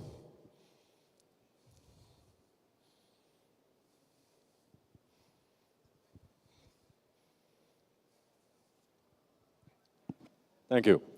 You're certainly not the first one to mention technical analysis at this conference, but let's be a bit candid here. Isn't TA the equivalent of astrology for crypto bros? Very good question. Yes, if you believe that. No, if you know how to actually do technical analysis. The problem is, again, that most people that do TA either don't know about technical analysis, and I'll prove that to you in just 1 second, or the second reason, well, let's touch on the first question real quick. Most people doing technical analysis don't have the experience, have not been doing it long enough. You can learn how to drive a car in a day or two, in theory, and drive it around a couple of days. But it takes years to practice when to counter steer, what to do in certain dangerous situations, and so on. And it's not just about watching a YouTube video and learning. So technical analysis does work because basically market psychology. And I'll tell you this, look at any news event. As soon as the price drops or the price goes up, everybody always tries to justify the move with news. But usually TA shows it first. Now, maybe it doesn't always work, but it's your only chance to get a glimpse of what might happen. Why? Because there's news for the masses and there's news for the classes. And we only get the news for the masses. So your only chance is TA. Show me the charts, I'll tell you the news. And once you start learning it, it's like a language, it's like music. In the beginning, you just see a bunch of lines, and it doesn't make sense. But over time, just by looking at it, you can actually read it. It speaks to you. It's like a language. So learn about it first, study it first, see how it works, test it, and then make up your mind. Because a lot of people that say that really don't know or try technical analysis or haven't really spent enough time. And with that said, thank you very much. I really appreciate you. Istanbul Blockchain Week, the team, the cameramen, the staff, thank you so much. I love you guys. You've grown a lot since the first event in 2020. We have become more than that, more than a conference, more than just a meetup or summit or anything you want to call it. We have become friends and a family. Thank you very much. Love you all. Thank you. Bye-bye.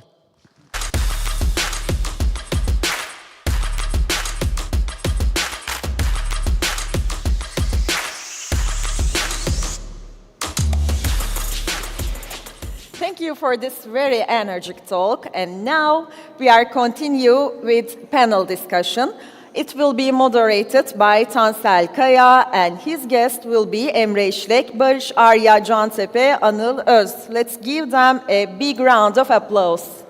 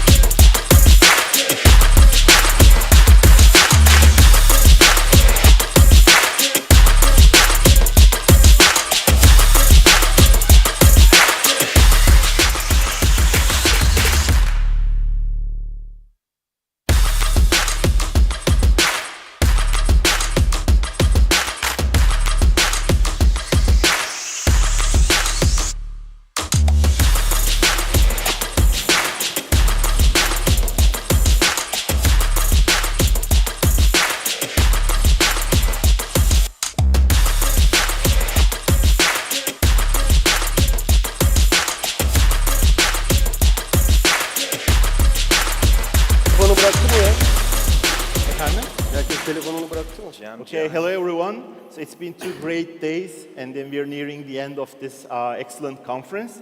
So today we'll be talking about DePIN, Decentralized Physical Infrastructure Networks, and then we talked with our panelists, and they felt more comfortable conversing in Turkish. So we'll be conducting the panel in Turkish, but we'll have translation, and then at the end of the panel, if you have questions, just feel free to ask in English, and then we'll help you out. Tekrar hoş geldiniz. Panelimizi Türkçe olarak gerçekleştireceğiz. Bizler için heyecan verici. Bu RWA'lerden sonra da belki de gelecekte blok zincirin önünü çok açabilecek ama biraz da hala erken aşamasında olan bir teknolojiden bahsedeceğiz. DePIN'den bahsedeceğiz bugün. Çok değerli misafirlerimiz var. Onları kısaca tanımak isteriz sırayla. Anıl, istersen senden başlayalım. Çok kısaca projenizi ve kendinizi tanıtabilirseniz ardından da sorularımıza geçelim. Tabii ki. Ben Anıl Öz. Geçmişte danışmanlık hizmetleri sağladım farklı firmalarda. Yaklaşık 3 yıl kadar önce de DAS Project'i kurduk. Aslında DePIN kategorisinde bir siber güvenlik çözümleri sağlayan bir firmayız. Bu kapsamda da aslında siber güvenliği sadece Smart Contract Audit'in dışında 360 derece olarak aslında bir kurumun saldırı yaşayabileceği bütün farklı değişkenleri tarayarak aslında onlara daha farklı bir visibility sağlıyoruz. Özetle böyle söylemiş olayım. Ben de CTO'yum. Ben Barış Arya Cantepe, blockchain developer'ım. Önceden de birçok farklı projede yer aldım. Özellikle development tarafında, aynı zamanda product ekiplerinde. Şu anda da bir yandan Almanya'da, Berlin'de master'ımı yapıyorum, Humboldt Üniversitesi'nde. Bir yandan da Token Next'te tech lead olarak devam ediyorum. Burada da aslında kısaca tokenizasyon ve consulting işlerini devam ettiriyoruz. Hem de kısaca bu şekilde. Selamlar, Emre İşlek ben. 2006 yılından beri finans dünyasındayım. 2017 yılında kripto dünyasıyla tanıştım. 2020'den beri pek çok projeye Web3 dönüşümü, tokenizasyon ya da işte değişik danışmanlık, marketing hizmetleri veriyoruz. Son 2 yıldır Barış'la birlikte TokenX Consulting'i yönetiyoruz. Bu kadar. Merhaba, Rasim Ner ben. Seri girişimciyim. Kriptoya dahiliyetim 2020 yılında başladı. Günlük trade'den sonra bir launchpad geliştirmiştik Solana'da Ticket Finance diye. Hem kendimiz için hem de birkaç proje için fundraising gerçekleştirdik. Akabinde daha eski ortaklarımızla beraber kurduğumuz Uprak var. Son 2 yıldır da Uprak hem kurucu ortağıyım hem de büyümesinden sorumluyum. Sanırım Uprak'ın detaylarına sonra ineceğiz hocam. Harika. Rasim, hazır söz sendeyken normalde burada tüm dinleyicilerimiz tecrübeli, bazen de tekrarlar onları sıkıyor ama DePIN biraz daha farklı ve özel bir alan. Bize kısaca DePIN'i aktarabilir misin? Hangi projeler bu kapsama giriyor? Bunları senden kısaca dinlemek isteriz. Şimdi bizim yatırımcılarımızdan biri Borderless ve hani DePIN'in işte ancestor dedikleri böyle DePIN atası diye geçiyor Sean Carey ve o ekip hani Borderless tarafında. Onların DePIN tanımında hardware ve hardware'siz. O hardware'siz kısmı community DePIN olarak yorumlamaya başladılar. Hani DePIN'de ne olmalı? Bir incentive dediğimiz teşvik, hani kullanıcı neden dahil olsun konusu. DePIN'de otomatikman token'la ödüllendiriyorsun. Bir token olmalı, decentralized faktör olarak. Ve infrastructure dediğimiz için de ya mobil cihaz, hani kullanıcının mobil cihazlarını biz kullanıyoruz, onun resource'larını kullanarak bir şey üretmeye çalışıyoruz. Ya da Helium gibi ya da diğer, atıyorum kim var, Geonet var, Wingbit gibi cihazı satın alıyorsunuz ve onu hani evde tutarak, herhangi bir yerde tutarak onun işlenmesini sağlıyorsunuz. Hani DePIN'de bu 3 faktör olunca bu şekilde geçiyor. Mesela biz Uprak olarak sanırım Community DePIN olarak geçiyoruz. Diğer tarafta hardware konusu gündemde. Çok teşekkür ederiz. Anıl, sana da şunu sormak istiyorum. Şimdi şey oldukça güç. Sahadayız, merkeziyetsiz bir yapı ve bir altyapı sağlamaya çalışıyoruz değişik hizmetler için. Böyle bir yapının güvenliğini sağlamak da anladığım kadarıyla ekstra zor. Merkezi güvenlik her zaman daha kolay. Böyle bir yapı nasıl sağlanabilir? Burada ne gibi güvenlik problemleri var DePIN projelerinde? Tabii. Şu şekilde, tabii ki bu projeden projeye aslında değişkenlik gösterebilecek bir yapı. Ben biraz DATS'tan örnek vermek istiyorum. Günün sonunda biz DATS olarak aslında sizin bilgisayarınıza bir uygulama kurmanızı bekliyoruz sizlerden. Ve kurduğunuz uygulama üzerinden sizin bilgi işlem güçlerinizi kısmi olarak kiralıyoruz. İşte bunun içerisinde CPU var, RAM var, internet band genişliğiniz var.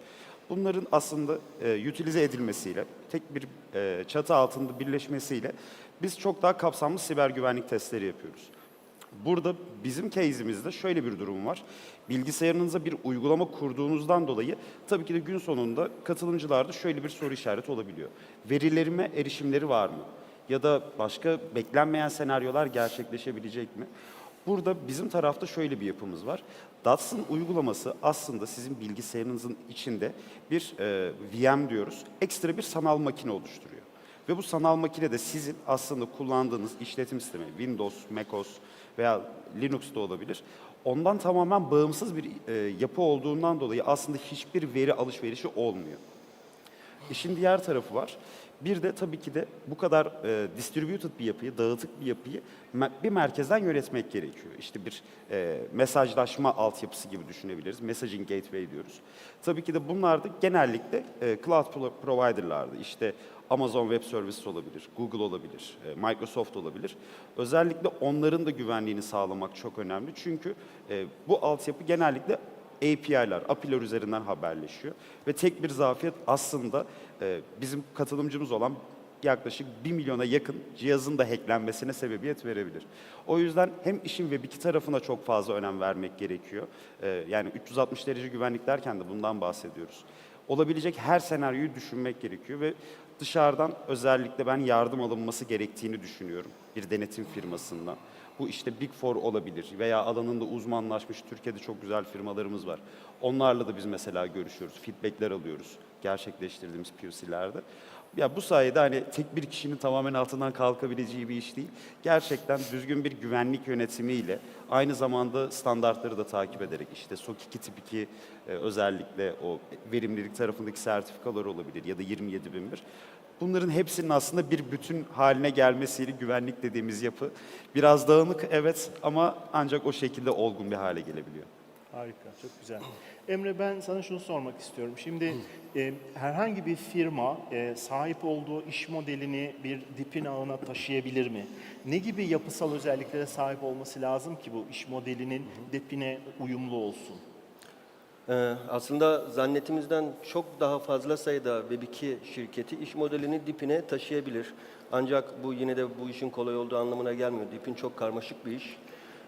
İnsanlar bunu sadece bir token çıkarmak olarak düşünüyor. Ancak DePIN'de halihazırdaki bir Web2 iş modelini alıyorsunuz. Bunu blockchain teknolojisiyle birleştiriyorsunuz. Ancak bu birleşmeyi yaparken hem Web2 ekonomisinin kurallarını hem Web3 ekonomisinin kurallarını aynı anda uygulamak zorunda kalıyorsunuz. Bu uyum biraz zor. Biz bu uyumu incelediğimiz, yaptığımız zamanlarda bazı özellikler, yapısal özellikler arıyoruz. Bu aradığımız yapısal özellikler bir operasyonel özellik olması lazım.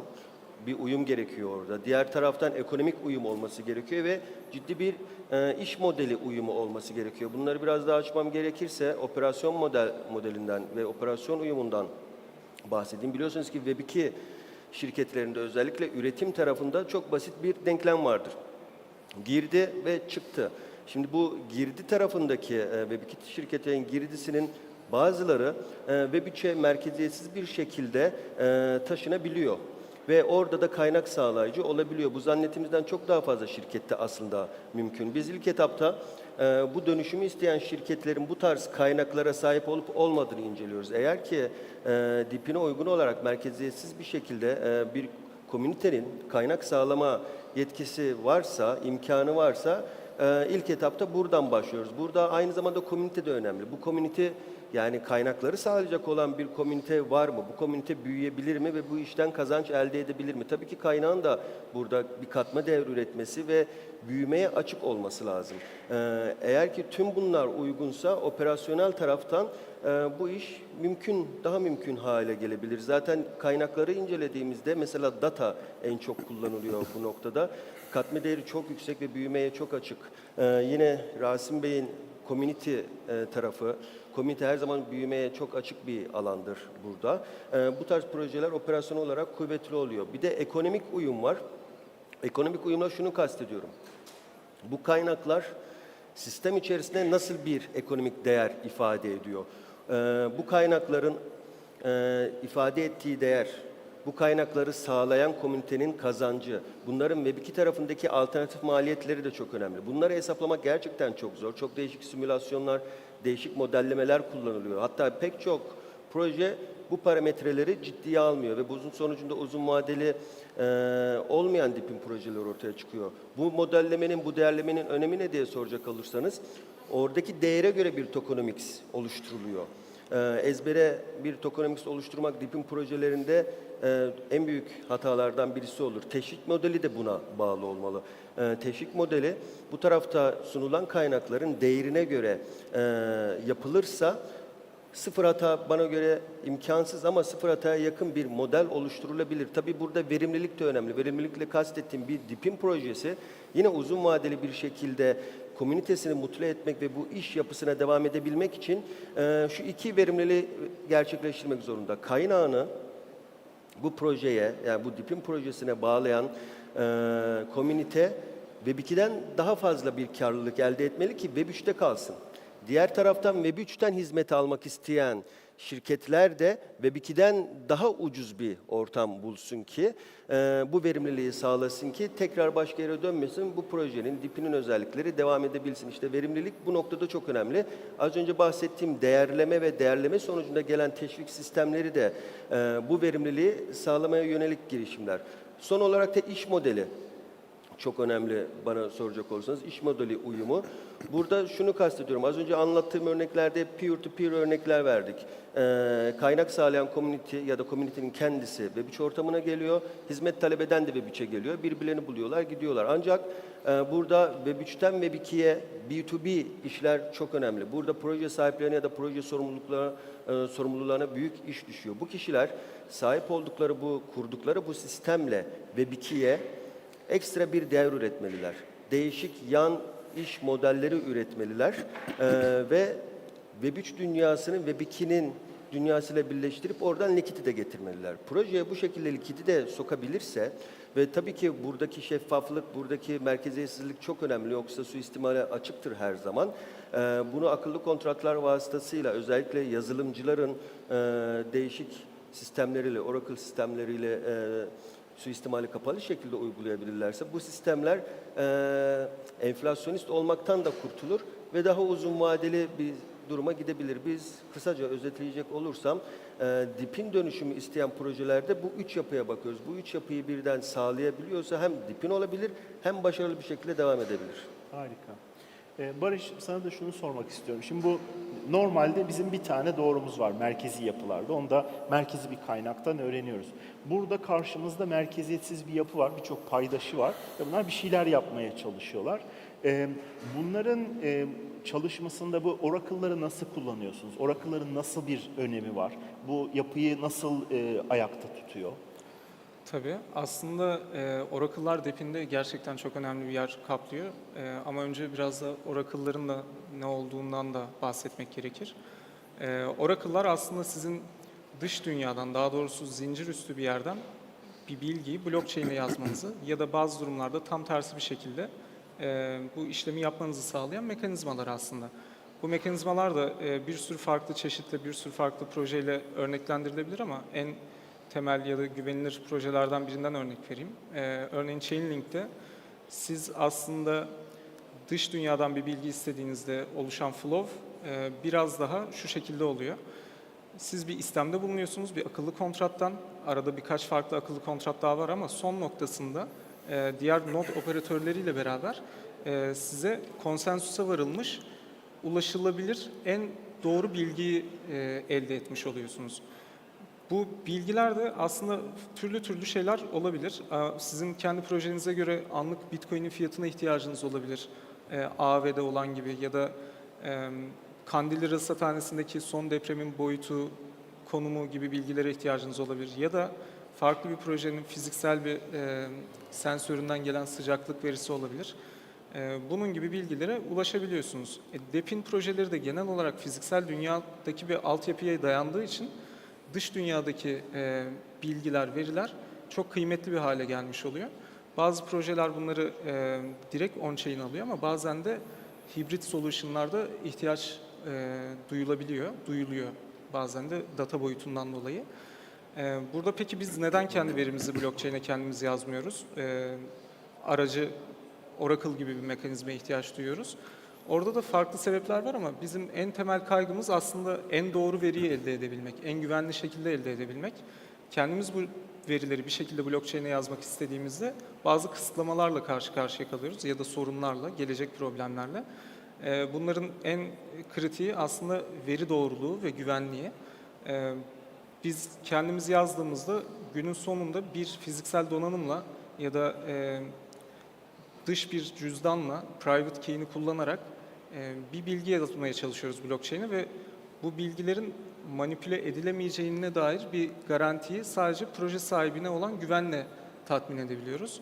Ama bir Oracle kullandığımızda bizim tek bir data kaynağımız yok. Toplu konsensusa varılan bir mekanizma var. Ve eğer yanlış bir bilgi alınırsa bir node operatöründen ya da bir Oracle'dan bunları cezai yaptırıma uğratabilecek penaltı fiiller var. O yüzden aslında bir Oracle kullanımı burada devreye giriyor. Bir örnek vermek gerekirse de bizim Emre Bey ile Token Next'te tokenizasyonunu yaptığımız bir proje var, DTEK. DTEK'te aslında bir yapay zeka araç asistanı. Hem donanımsal hem yazılımsal düzeyde çalışabilen bir proje. Orada da aslında sistemin hem arka planda kullanılan yapay zeka dil modelinin geliştirilebilmesi için hem de deneyimin kişiselleştirilebilmesi için kullanıcı datalarına ihtiyaç vardı. Bunları da şöyle bir aslında kurgu geliştirilmişti. İlk başta kullanıcılar sistemimizi, donanımımızı kullandığında biz onlardan bir data sharing consent'i alalım, izni alalım. Daha sonrasında bir teşvik mekanizması ile beraber onlara zamanı geldiğinde ilgili cüzdan adreslerine bir dağıtım yapalım ya da claim hakkı tanıyalım gibi bir sistem vardı ortada. Ama orada da şunda tıkandık.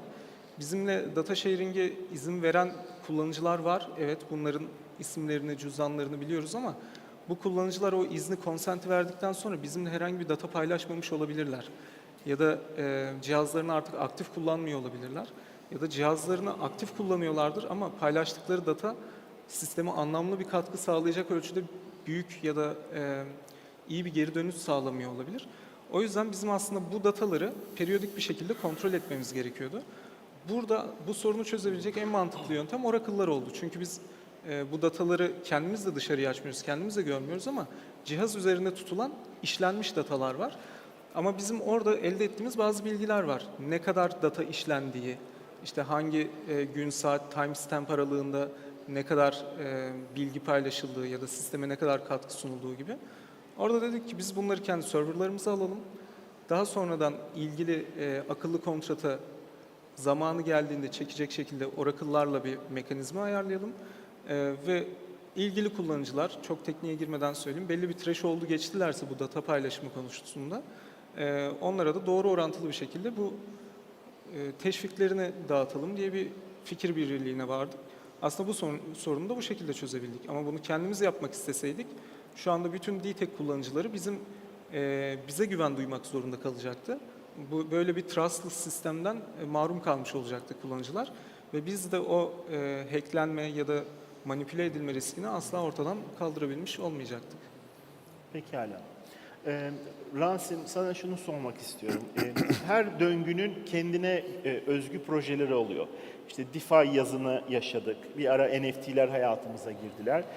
Stable coin'lerin de bir dönemi olduğunu söyleyebiliriz. Hatta merkezi borsaların bile hayatımıza girip de böyle bir ortalığı şenlendirdiği bir dönem var. Bu döngüde de nedenli RWA'ler, meme token'lar ve ondan sonra da DePIN. Yani çok büyük heyecan yaratacak, çok başarılı olacak AI projeleri de diyebiliriz buna. Senin bu meme token'larla olan, yani DePIN'le arasındaki ilişki hakkında ne düşünüyorsun? Sence iyi başladı, biraz likidite mi çıkardı kripto projelerin içerisinden? Bu konudaki düşüncen nedir? Damarıma bastın hocam. Bu arada başlığa bakıyordum. Belki hani onun cevabını hiç konuşmadık. Yani DePIN Big Tech'i yenebilir mi ya da yetişebilir mi ya da mevcut pazarı paylaşabilir mi sorusu belki hani biraz daha açmak gerekirse. Şimdi DePIN is the frontier görürsünüz. Tüm böyle DePIN savunucularının Twitter'da paylaştığı motto haline geldi. DePin'in neden meme tokenlardan, eğer onboarding'den bahsedeceksek, o başlığı dolduracaksak, tamam, inanılmaz bir hype yarattılar. Son çeyreği domine ettiler ki Kasım'da başlayan bir Bitcoin rallisi var ama akabinde beraberinde meme coin rallisi de devam etti. Bir de yanlış hatırlamıyorsam sanırım Murat diye biri vardı, Azeri. Hani onun işte bilmem kaç yüz milyon dolarlık portföyünün nerelere düştüğünü sanırım söylememe gerek yok. Ben gerçekten karşıydım bu arada. İşte bizim ekipteki birkaç kişi yok meme coin iyidir, kalsın, mass adoption'ı destekliyor, tetikliyor diye böyle bir takım savunmalar geldi. Şimdi bu pump and dump'lardan sonra fikirler değişti. Daha korkarak girilmeye başlandı. Şuraya bir 100 dolar atayım derken o 10 dolarlara düşmeye başladı. Bir de token çıkarmak kolaylaşınca yani herhangi bir token çıkarmaya başladı. Benim eşimin kuzeni token çıkardı. Yaş 17. Yani bir duralım. Şimdi bu kötü tecrübeler Web3'ü uzun vadede zarar veriyor dolayısıyla. İnanılmaz bir churn var. Bizim tarafa gelirsek, okey biz teşvik ediyoruz. Gelin çok basit bir şekilde uygulamayı indirimi açık tutun. Biz de sizi ödüllendireceğiz. Kişisel verinize dokunmuyoruz. İnternet veriniz üzerinden de bizim tarafta bir şeyler yapacağız. Bir takım çözümler üreteceğiz ve bu işi satacağız. Siz de bu işten para kazanacaksınız ki hani Emre'nin de bahsettiği üzere tokenomics'i de ona göre design ediyoruz. İşte gelir geliyor, biraz bize, biraz size, biraz da belki likidite pool'lara gider, buyback and burn'lere gider gibi. O yüzden ben hep karşıydım. O long term'de her zaman DeFi'nin meme cycle'lara göre çok daha doğru bir dikey olduğunu, yani öne çıkması gereken dikeyin DeFi'nin olduğunu hem bireyselden ara ara da böyle hani Uprak hesabından da iletişim yönettiğim için o tarafta ara ara oradan bile pushladığımı söyleyebilirim. Sonra AI agent'lar geldi.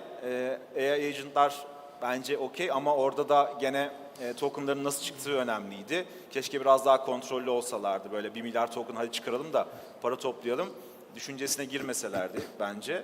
1 milyar kullanıcıya ne zaman ulaşacağız sorusu yıllardır soruluyor. Doğru mu hocam? En büyük soru bu.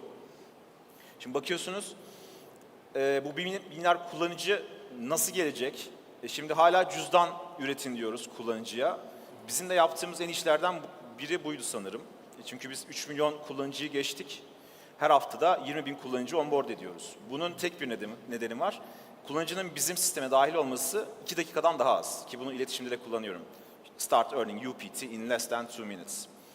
Çünkü biz cüzdanı arkada üretiyoruz ve kullanıcının kontrolüne henüz vermiyoruz ama onlar tokenlarını kendi Solana cüzdanlarına çekebiliyorlar. Biz Solana'da build ettiğimiz için.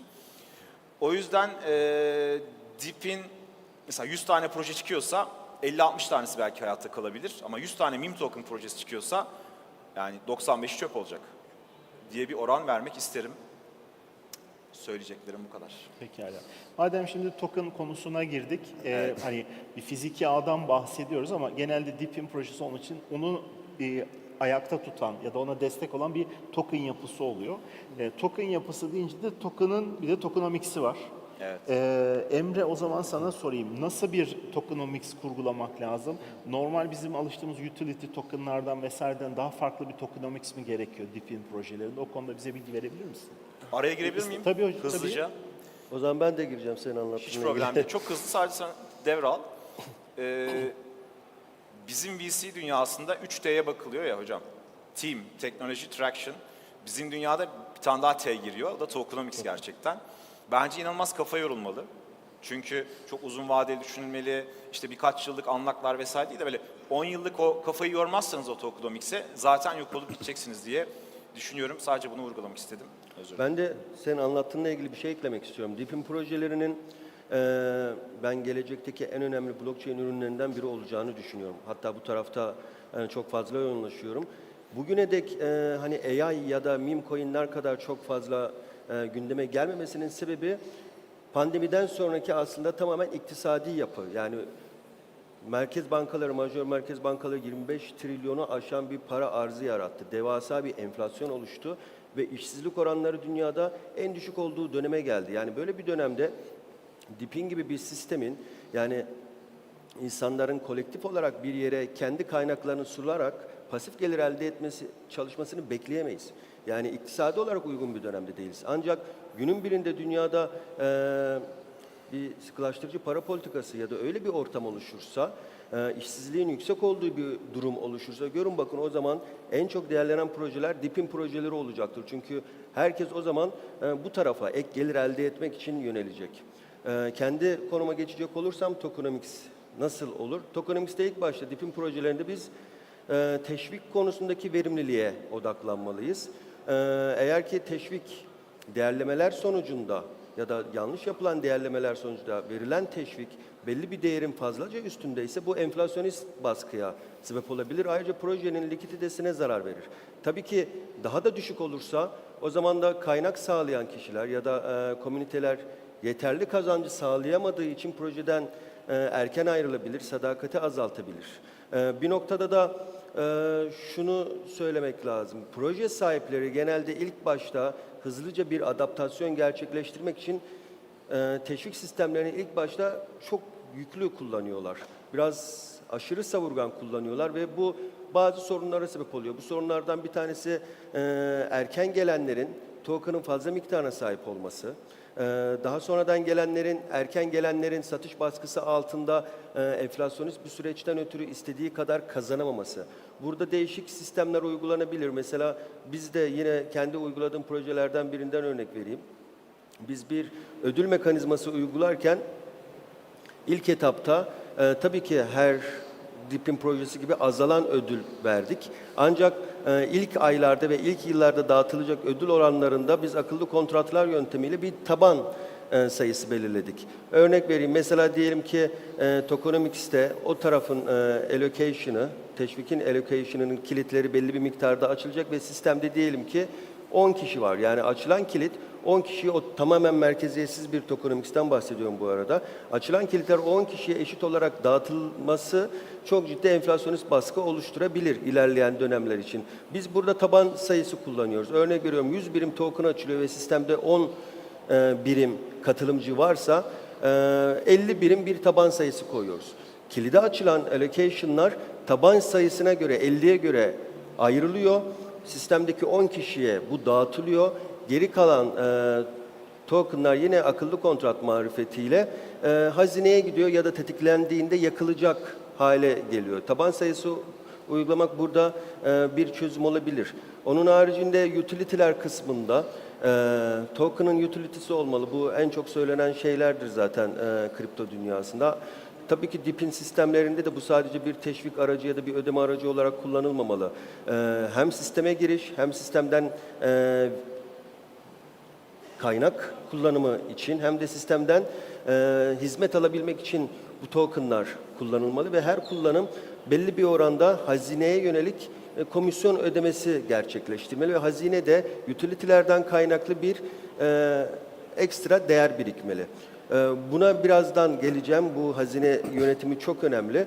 Onun haricinde daha öncesinde bahsettiğim bu Web2 şirketlerine hizmet sağlama ve oradan gelir elde etme yöntemi vardı. Oradan elde edilen gelirler tamamen tokenize edilmeli. Bu şirketin ya da projenin kendi token'ı olabilir. Bu stabil coin de olabilir ve bunlar bir süre sonra ya burn mekanizmasına gitmeli ya da buyback mekanizmasına gitmeli. Yani burada önemli olan Web3 projeleri ve DİP'in projeleri hazine yönetimini çok iyi yapmalılar ve buradaki merkeziyetçilik de çok önemli. Çünkü hazinede biriken yerler, hazinede biriken kısımlar bir süre sonra suistimale açık olabilir. Bunların tamamen yüzde kaçı burn'e gidecek, yüzde kaçıyla buyback yapılacak, bunlar hangi aralıkta gerçekleşecek ya da işte bir governance olacak mı şeklinde önceden planlanmalı ve suistimale kapalı olmalı. Bu sistemler düzenli bir şekilde kurulduğunda hem governance'la hem de dinamik hazine yönetimiyle başarılı bir tokenomics oluşacağını ve bu DİP'in projelerinde görülen enflasyonist baskının olmayacağını düşünüyorum. Okey. Peki şimdi o zaman projeyi kurguladık. Sonra bir token ortaya çıktı. Rasim bahsetti. 3 milyon kullanıcıya ulaşmışız. Oldukça etkileyici bir rakam ama hani Web2 dünyasına bakıyoruz. Onlara oyuncular falan böyle şeyler 10 milyon, 100 milyon o şekilde ölçeklemeyi kabul ediyorlar. Hani geniş ve büyük kabul ediyorlar. Barış, sen bu konuda ne düşünüyorsun? Yani bir DİP'in projesini ölçekleyebilmek için neler olmalı ya da nelere dikkat edilmeli? Bu baştan tasarlanmasa sonra ilave edilebilir mi? Yoksa başta mı çok iyi düşünmek lazım? Aslında hem çok güzel, bir yandan da DePIN projelerini klasik geleneksel altyapı projelerinden ayıran, altyapı modellerinden ayıran en büyük farklardan biri bence ölçeklenme biçimi. Çünkü geleneksel bir altyapı kurulumunu düşündüğümüz zaman, örnek verelim mesela bir telekomünikasyon firmasını düşündüğümüz zaman devasa bir giriş maliyeti var bu şirketlerin. Baz istasyonları, server maliyetleri, lisanslama ücretleri ya da fiziksel kablo altyapı ücretleri, bunlar gerçekten çok yüksek bir giriş bariyeri oluşturuyor aslında sağlayıcılar için.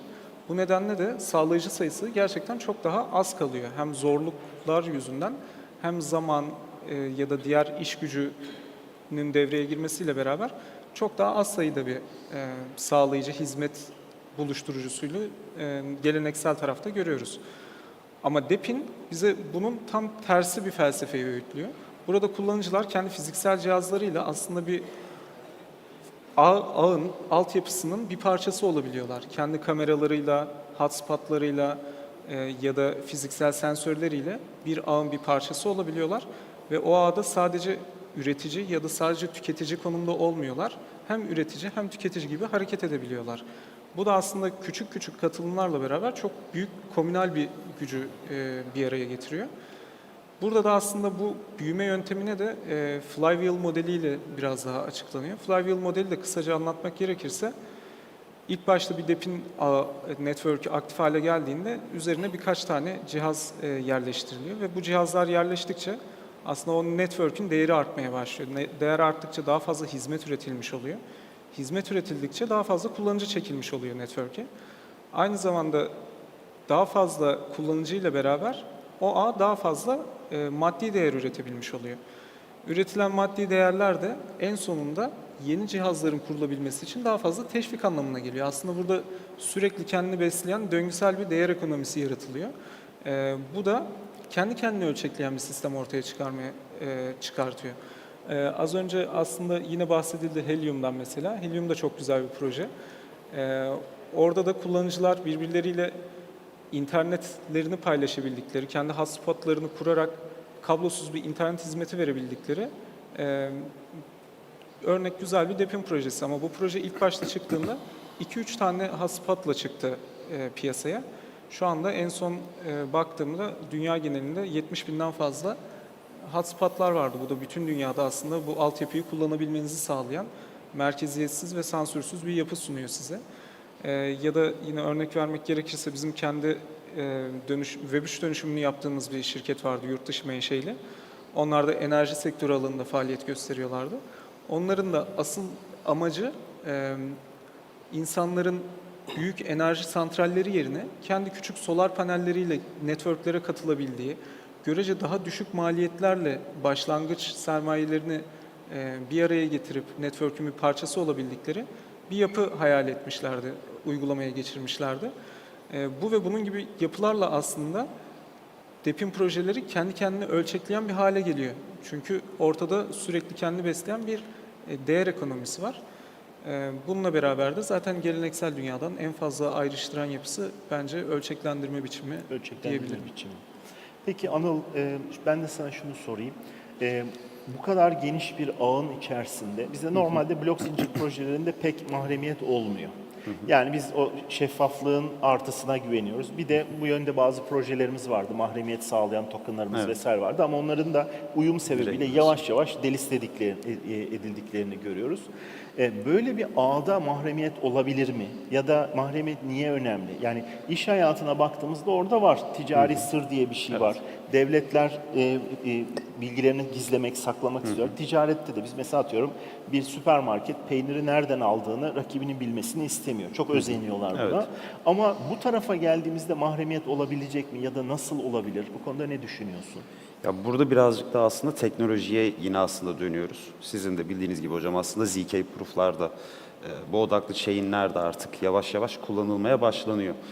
Layer 2'ler genel olarak çok iyi durumda değiller. Hani hepimiz bunu gözlemliyoruz. Fakat günün sonunda teknolojiler çok güzel. Aslında o private chain mantığıyla birlikte aslında orada veriler yalnızca belirli taraflarca erişilebilir durumda. Ama burada yalnızca konu o da değil. Aslında geçtiğimiz konuşmaların üzerine şunu da eklemek gerekiyor. Yani hem o verilerin gizliliği, bir de özellikle bu DEPI'nin Web 2 tarafına uyumu bence çok önemli. Orada tabii ki de çünkü bahsettiğiniz üzere iş modeline göre değişebilecek bir yapı olabilir. Orada ne kadar veri geçtiği ayrı bir konu. Kesinlikle aslında teorik olarak uygulanabilir bir senaryo. Ama veri akışının çok olduğu ve çok fazla mahremiyete uygun datalar geçen yerlerde, örnek veriyorum sağlık sektörü gibi, bunların uygulanması biraz daha zor. Çünkü regülasyonlar çok sıkı zaten haliyle. Hem Avrupa tarafında da çok sert yaptırımlar olduğunu duymaya başladık. Onun dışında Türkiye'de de hepimizin bildiği gibi merkezi borsalarda da bazı regülasyonlar geldi. Uygulanabilir, teknoloji birazcık daha gösterecek. Özellikle bazı layer 2'ler zaten bunların üzerinde çalışıyorlar takip ettiğim kadarıyla. Ama bence henüz çok daha böyle bebek adımları atan bir noktadayız. Önümüzdeki 5 sene içerisinde ancak buna yorum vermek çok daha doğru olacaktır. Ama işin teorik birazcık daha hani prosedürel kısmına bakarsak uygulanabilir gibi görünüyor şu an için. Harika. Peki yani şimdi size son bir soru sormak istiyorum ama onun öncesinde dinleyicilerimizden konuşmacılarımıza soru sormak isteyen varsa eğer elinizi kaldırırsanız size bir mikrofon ulaştıralım. Son bir kapanış sorusu soracağım hepinize.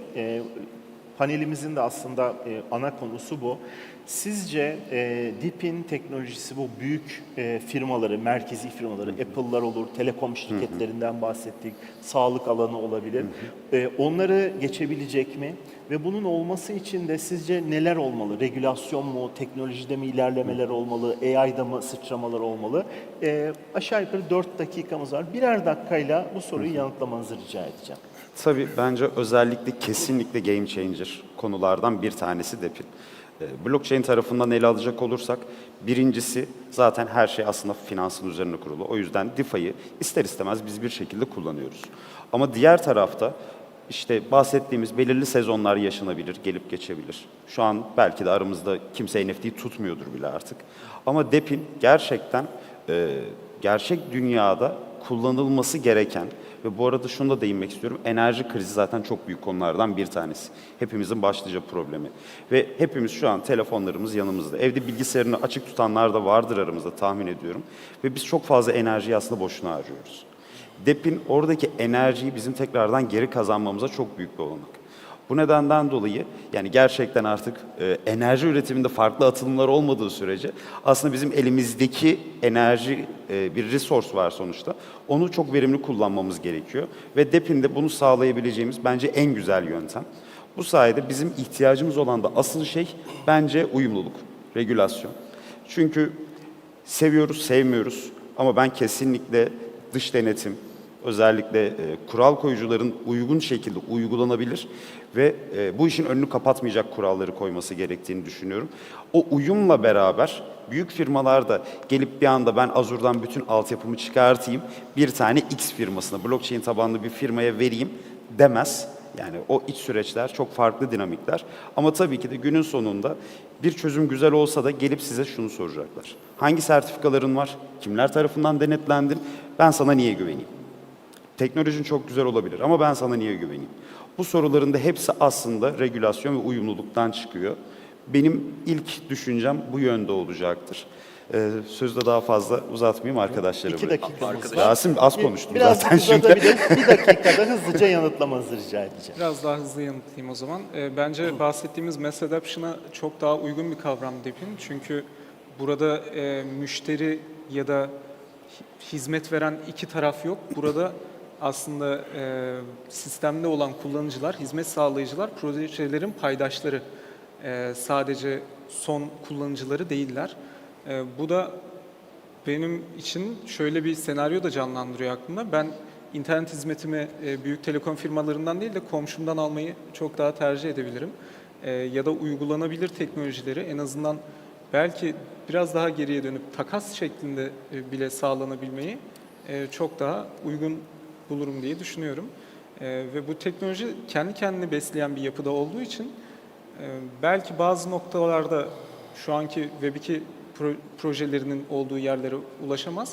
Ama o farkı da ben paydaş olma fikrinin, governance'a katılma fikrinin yerine dolduracağını düşünüyorum deyip sözü bırakıyorum. Emre sen ne dersin? Evet, sektörel uyuma göre DePI'nin Big Tech'i geçeceği sektörler olacak. Hiç geçemeyeceği, mücadele edemeyeceği sektörler de olacak. Ancak kesin bir cevap vermem gerekirse ben şunu söylerim. DePIN dünyayı değiştirecek şu açıdan. DePIN sayesinde tekelleşme ortadan kalkıyor, sektöre girişler daha kolaylaşıyor. Bu sayede dünya devi şirketlerle rekabet ortamı oluşacak. Rekabet her zaman son kullanıcıya ve çalışanlara büyük fayda sağlar, toplumsal değişiklikler sağlar. Bu sayede, DePIN'in getireceği sayede girişi çok olan sektörlerde artık biz rekabet göreceğiz. Çok daha uygun fiyata hizmet almayı göreceğiz. Çalışanların ister DePIN'de kaynak sağlayıcı olsun, ister Big Tech'lerdeki personeller olsun, çok daha yüksek refahlarda çalıştığını göreceğiz. Bunu söyleyebilirim. Pekala. Rasim senle başladık, senle bitirelim. Hocam kalabalığı yenemezsiniz. O yüzden yani dediği gibi tekelleşme tabii ki devam edemez. Şunu söyleyeyim, özellikle bizim taraftan use case ile sanırım sonlandırabilirim. AWS'te bir server kaldırın ve gidin Amazon.com'da bilmem kaç tane ürünün fiyatını çekmeye çalışın. Engellenirsiniz. İşte Cloudflare %30'unu sanırım şu an internetin hani kontrol ediyor ve izin vermiyor botlara vesaire bilmem ne. Upwork'ta deploy edin bizim cihazları, gidip istediğiniz datayı çekip bir değere dönüştürebilirsiniz. O yüzden hani bunun da önüne durulmayacağını düşünüyorum. Evet. Ve hani DePIN, Pioneers, gerçekten merkeziyetsiz öncüler olabiliriz diye sonlandırmak isterim. Harika. Ben de değerli konuşmacılarımıza, sizin çok teşekkür ediyorum. Bizleri dinlediğiniz için de sizlere teşekkür ediyoruz. Bu öğleden sonranızı bizle geçirmeyi tercih ettiniz. Çok teşekkürler, sağ olun, var olun. Teşekkür ederim.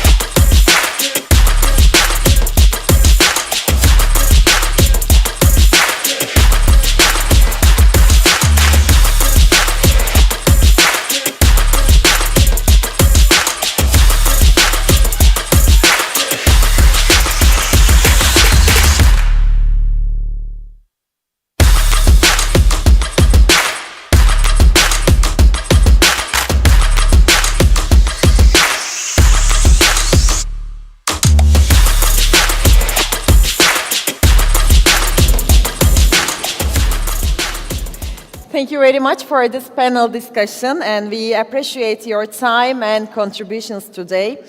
Up next, please welcome Alex Devyatkin, and please give him a big round of applause.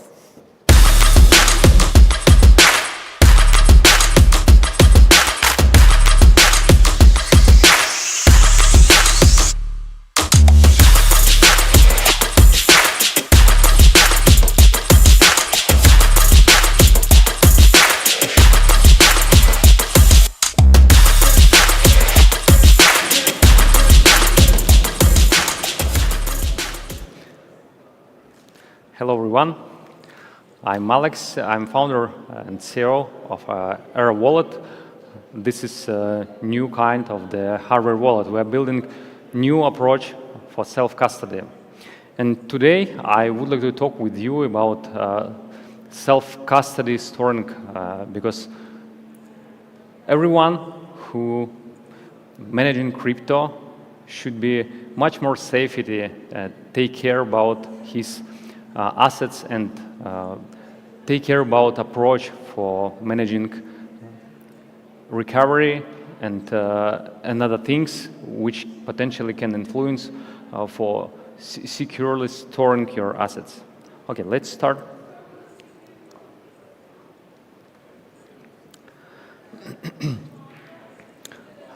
Oh, sorry, yeah. Just today we are talking with you about real theft in crypto in 2025. Just it's not a theoretical case. All of this, it's real, and all of this showing how it's really important. For example, just imagine in 2024 and half of the 2025, users already lost $12.4 billion in crypto assets.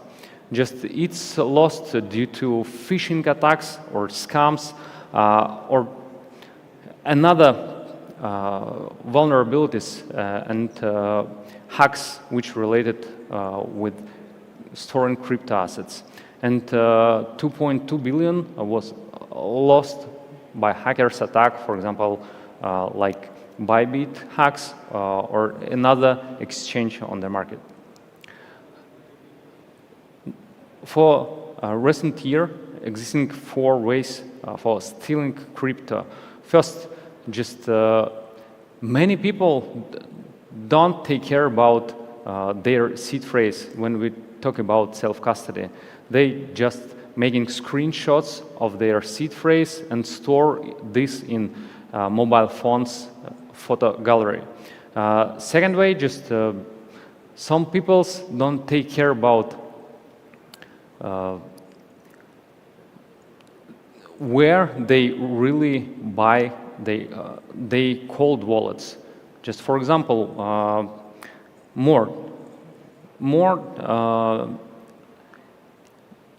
third way, third way, it's due to blind signing. Just I think every people know when they have and maintain crypto and use hardware wallet every day.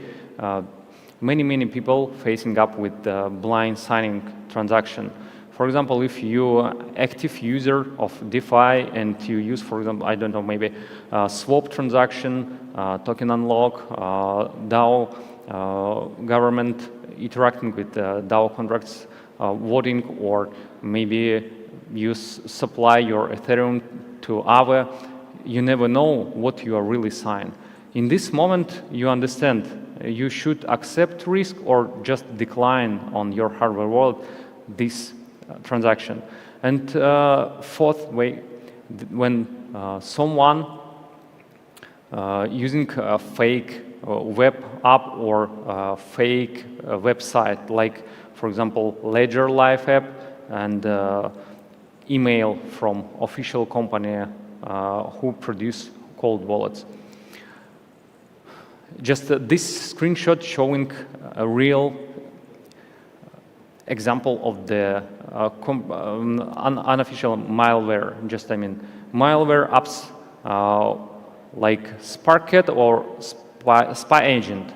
All of these apps, people downloading more than 100,000 times, and this malware using your OCR algorithm, which can recognize text from the pictures which you store in your photo galleries, and they aiming extract your banking cards information and seed phrases.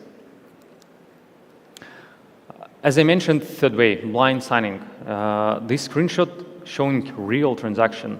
For example, left screenshot showing interface in mobile app. This is Ruby wallet. Just in this transaction, we can see we just swap USDT to Pepe token. And when we pay attention to right side, we can see this is information which we can see on the hardware wallet screen. And in this moment, we understand this is fully blind signing because it's non-human readable information, and actually we don't understand what really we are signing. What more, just many crypto users don't verify websites or another source, another links where they try buy hardware wallets. For example, this instance showing that the Chinese crypto users who bought his crypto wallet from the TikTok with a big discount lost $6.9 million. And this really critical situation when user like this have not any chance to verify, and he have not any knowledge for verification. First, just website, official or unofficial, seller, official or non-official, and they have not any knowledge for verifying his new wallet. Just it was fully preloaded with malware. His private keys and seed phrase was already compromised before shipping the device to him. As I mentioned, fourth way, fake ledger live or fake ledger emails. Just this screenshot showing many cases when some hackers creating phishing website and user don't take care about verification website links. They just trust to design. And of course, it's real easy copy design and provide to user phishing website and ask user put his seed phrase for verification. Take care about this. And why it really works? Because many people who use self-custody don't take care about how they maintain and how they store his seed phrase. Just users store seed phrase in screenshots, gallery, or notes, or just another way which can potentially compromise.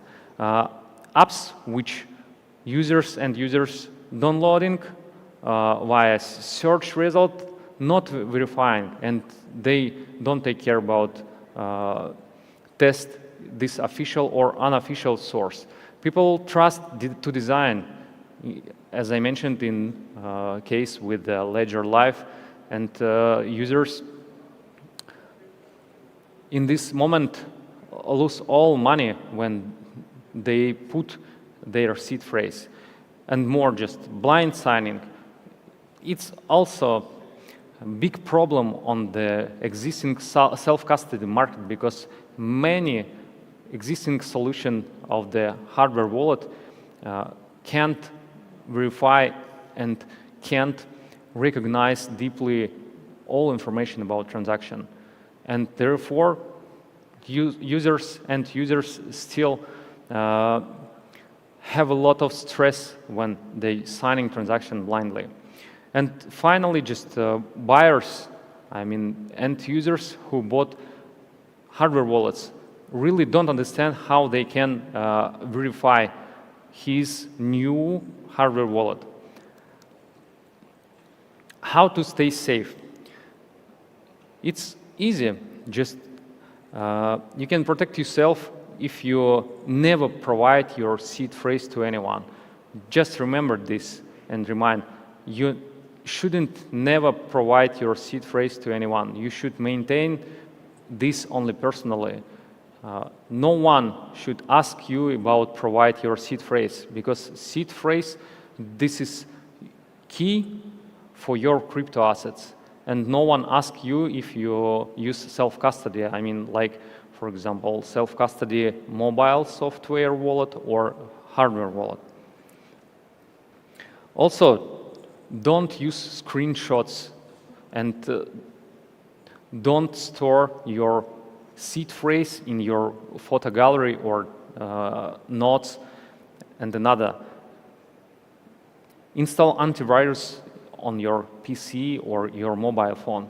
It can be protect your devices from malware apps and avoid many potential vulnerabilities which related with store your seed phrase or your assets. What more? And verify all links of websites which you use. Just double check this. It's real original website or apps which you tried downloaded from App Store or Google Play. Just use maybe ChatGPT in this case, ask him analyze which real link to official website or mobile app. And final step, use secure cold wallet to clearly show what you are really signing with the algorithm which can decode all information about transaction. Currently, I mean nowadays, really existing solution of the hardware wallet which can analyze cold data of the transaction and deeply extract all information about transaction and show it in human readable view, and you really can understand what you are really signing. It's token unlock, swaps, or staking or farming, maybe NFT, just many, you know, just when we use crypto, we interacting every day with many smart contracts. Next, when you're buying a cold wallet, please verify your cold wallet for next step. First, check your website link and buy this directly from official website or verified seller. Second, ensure that your devices will ship with pre-installed firmware, I mean simple pre-installed firmware without full main firmware. Just it should be have only one step, allow you update by yourself to main firmware with full functionality of the wallet and make verification. It's called authenticity check mechanism, which provide every manufacturer of the cold wallets. And what can you do if you have been compromised? Immediately disconnect your device from the internet. And second step, just delete your all suspicious apps, or you can also delete your photos with seed phrase and clear your cache. Then transfer, I mean, firstly, prepare your new wallet, uncompromised wallet.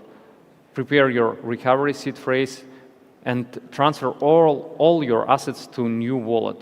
And if you really understand that it's compromised, just take care about this, much more safety.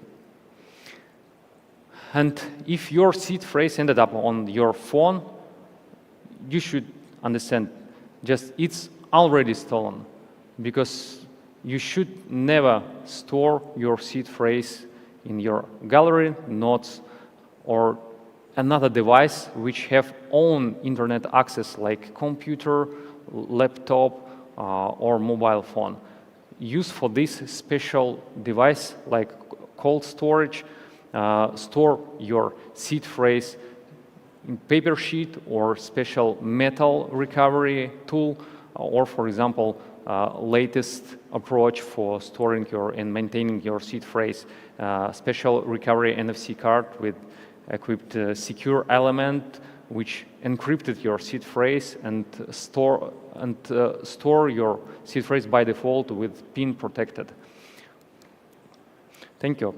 That's all.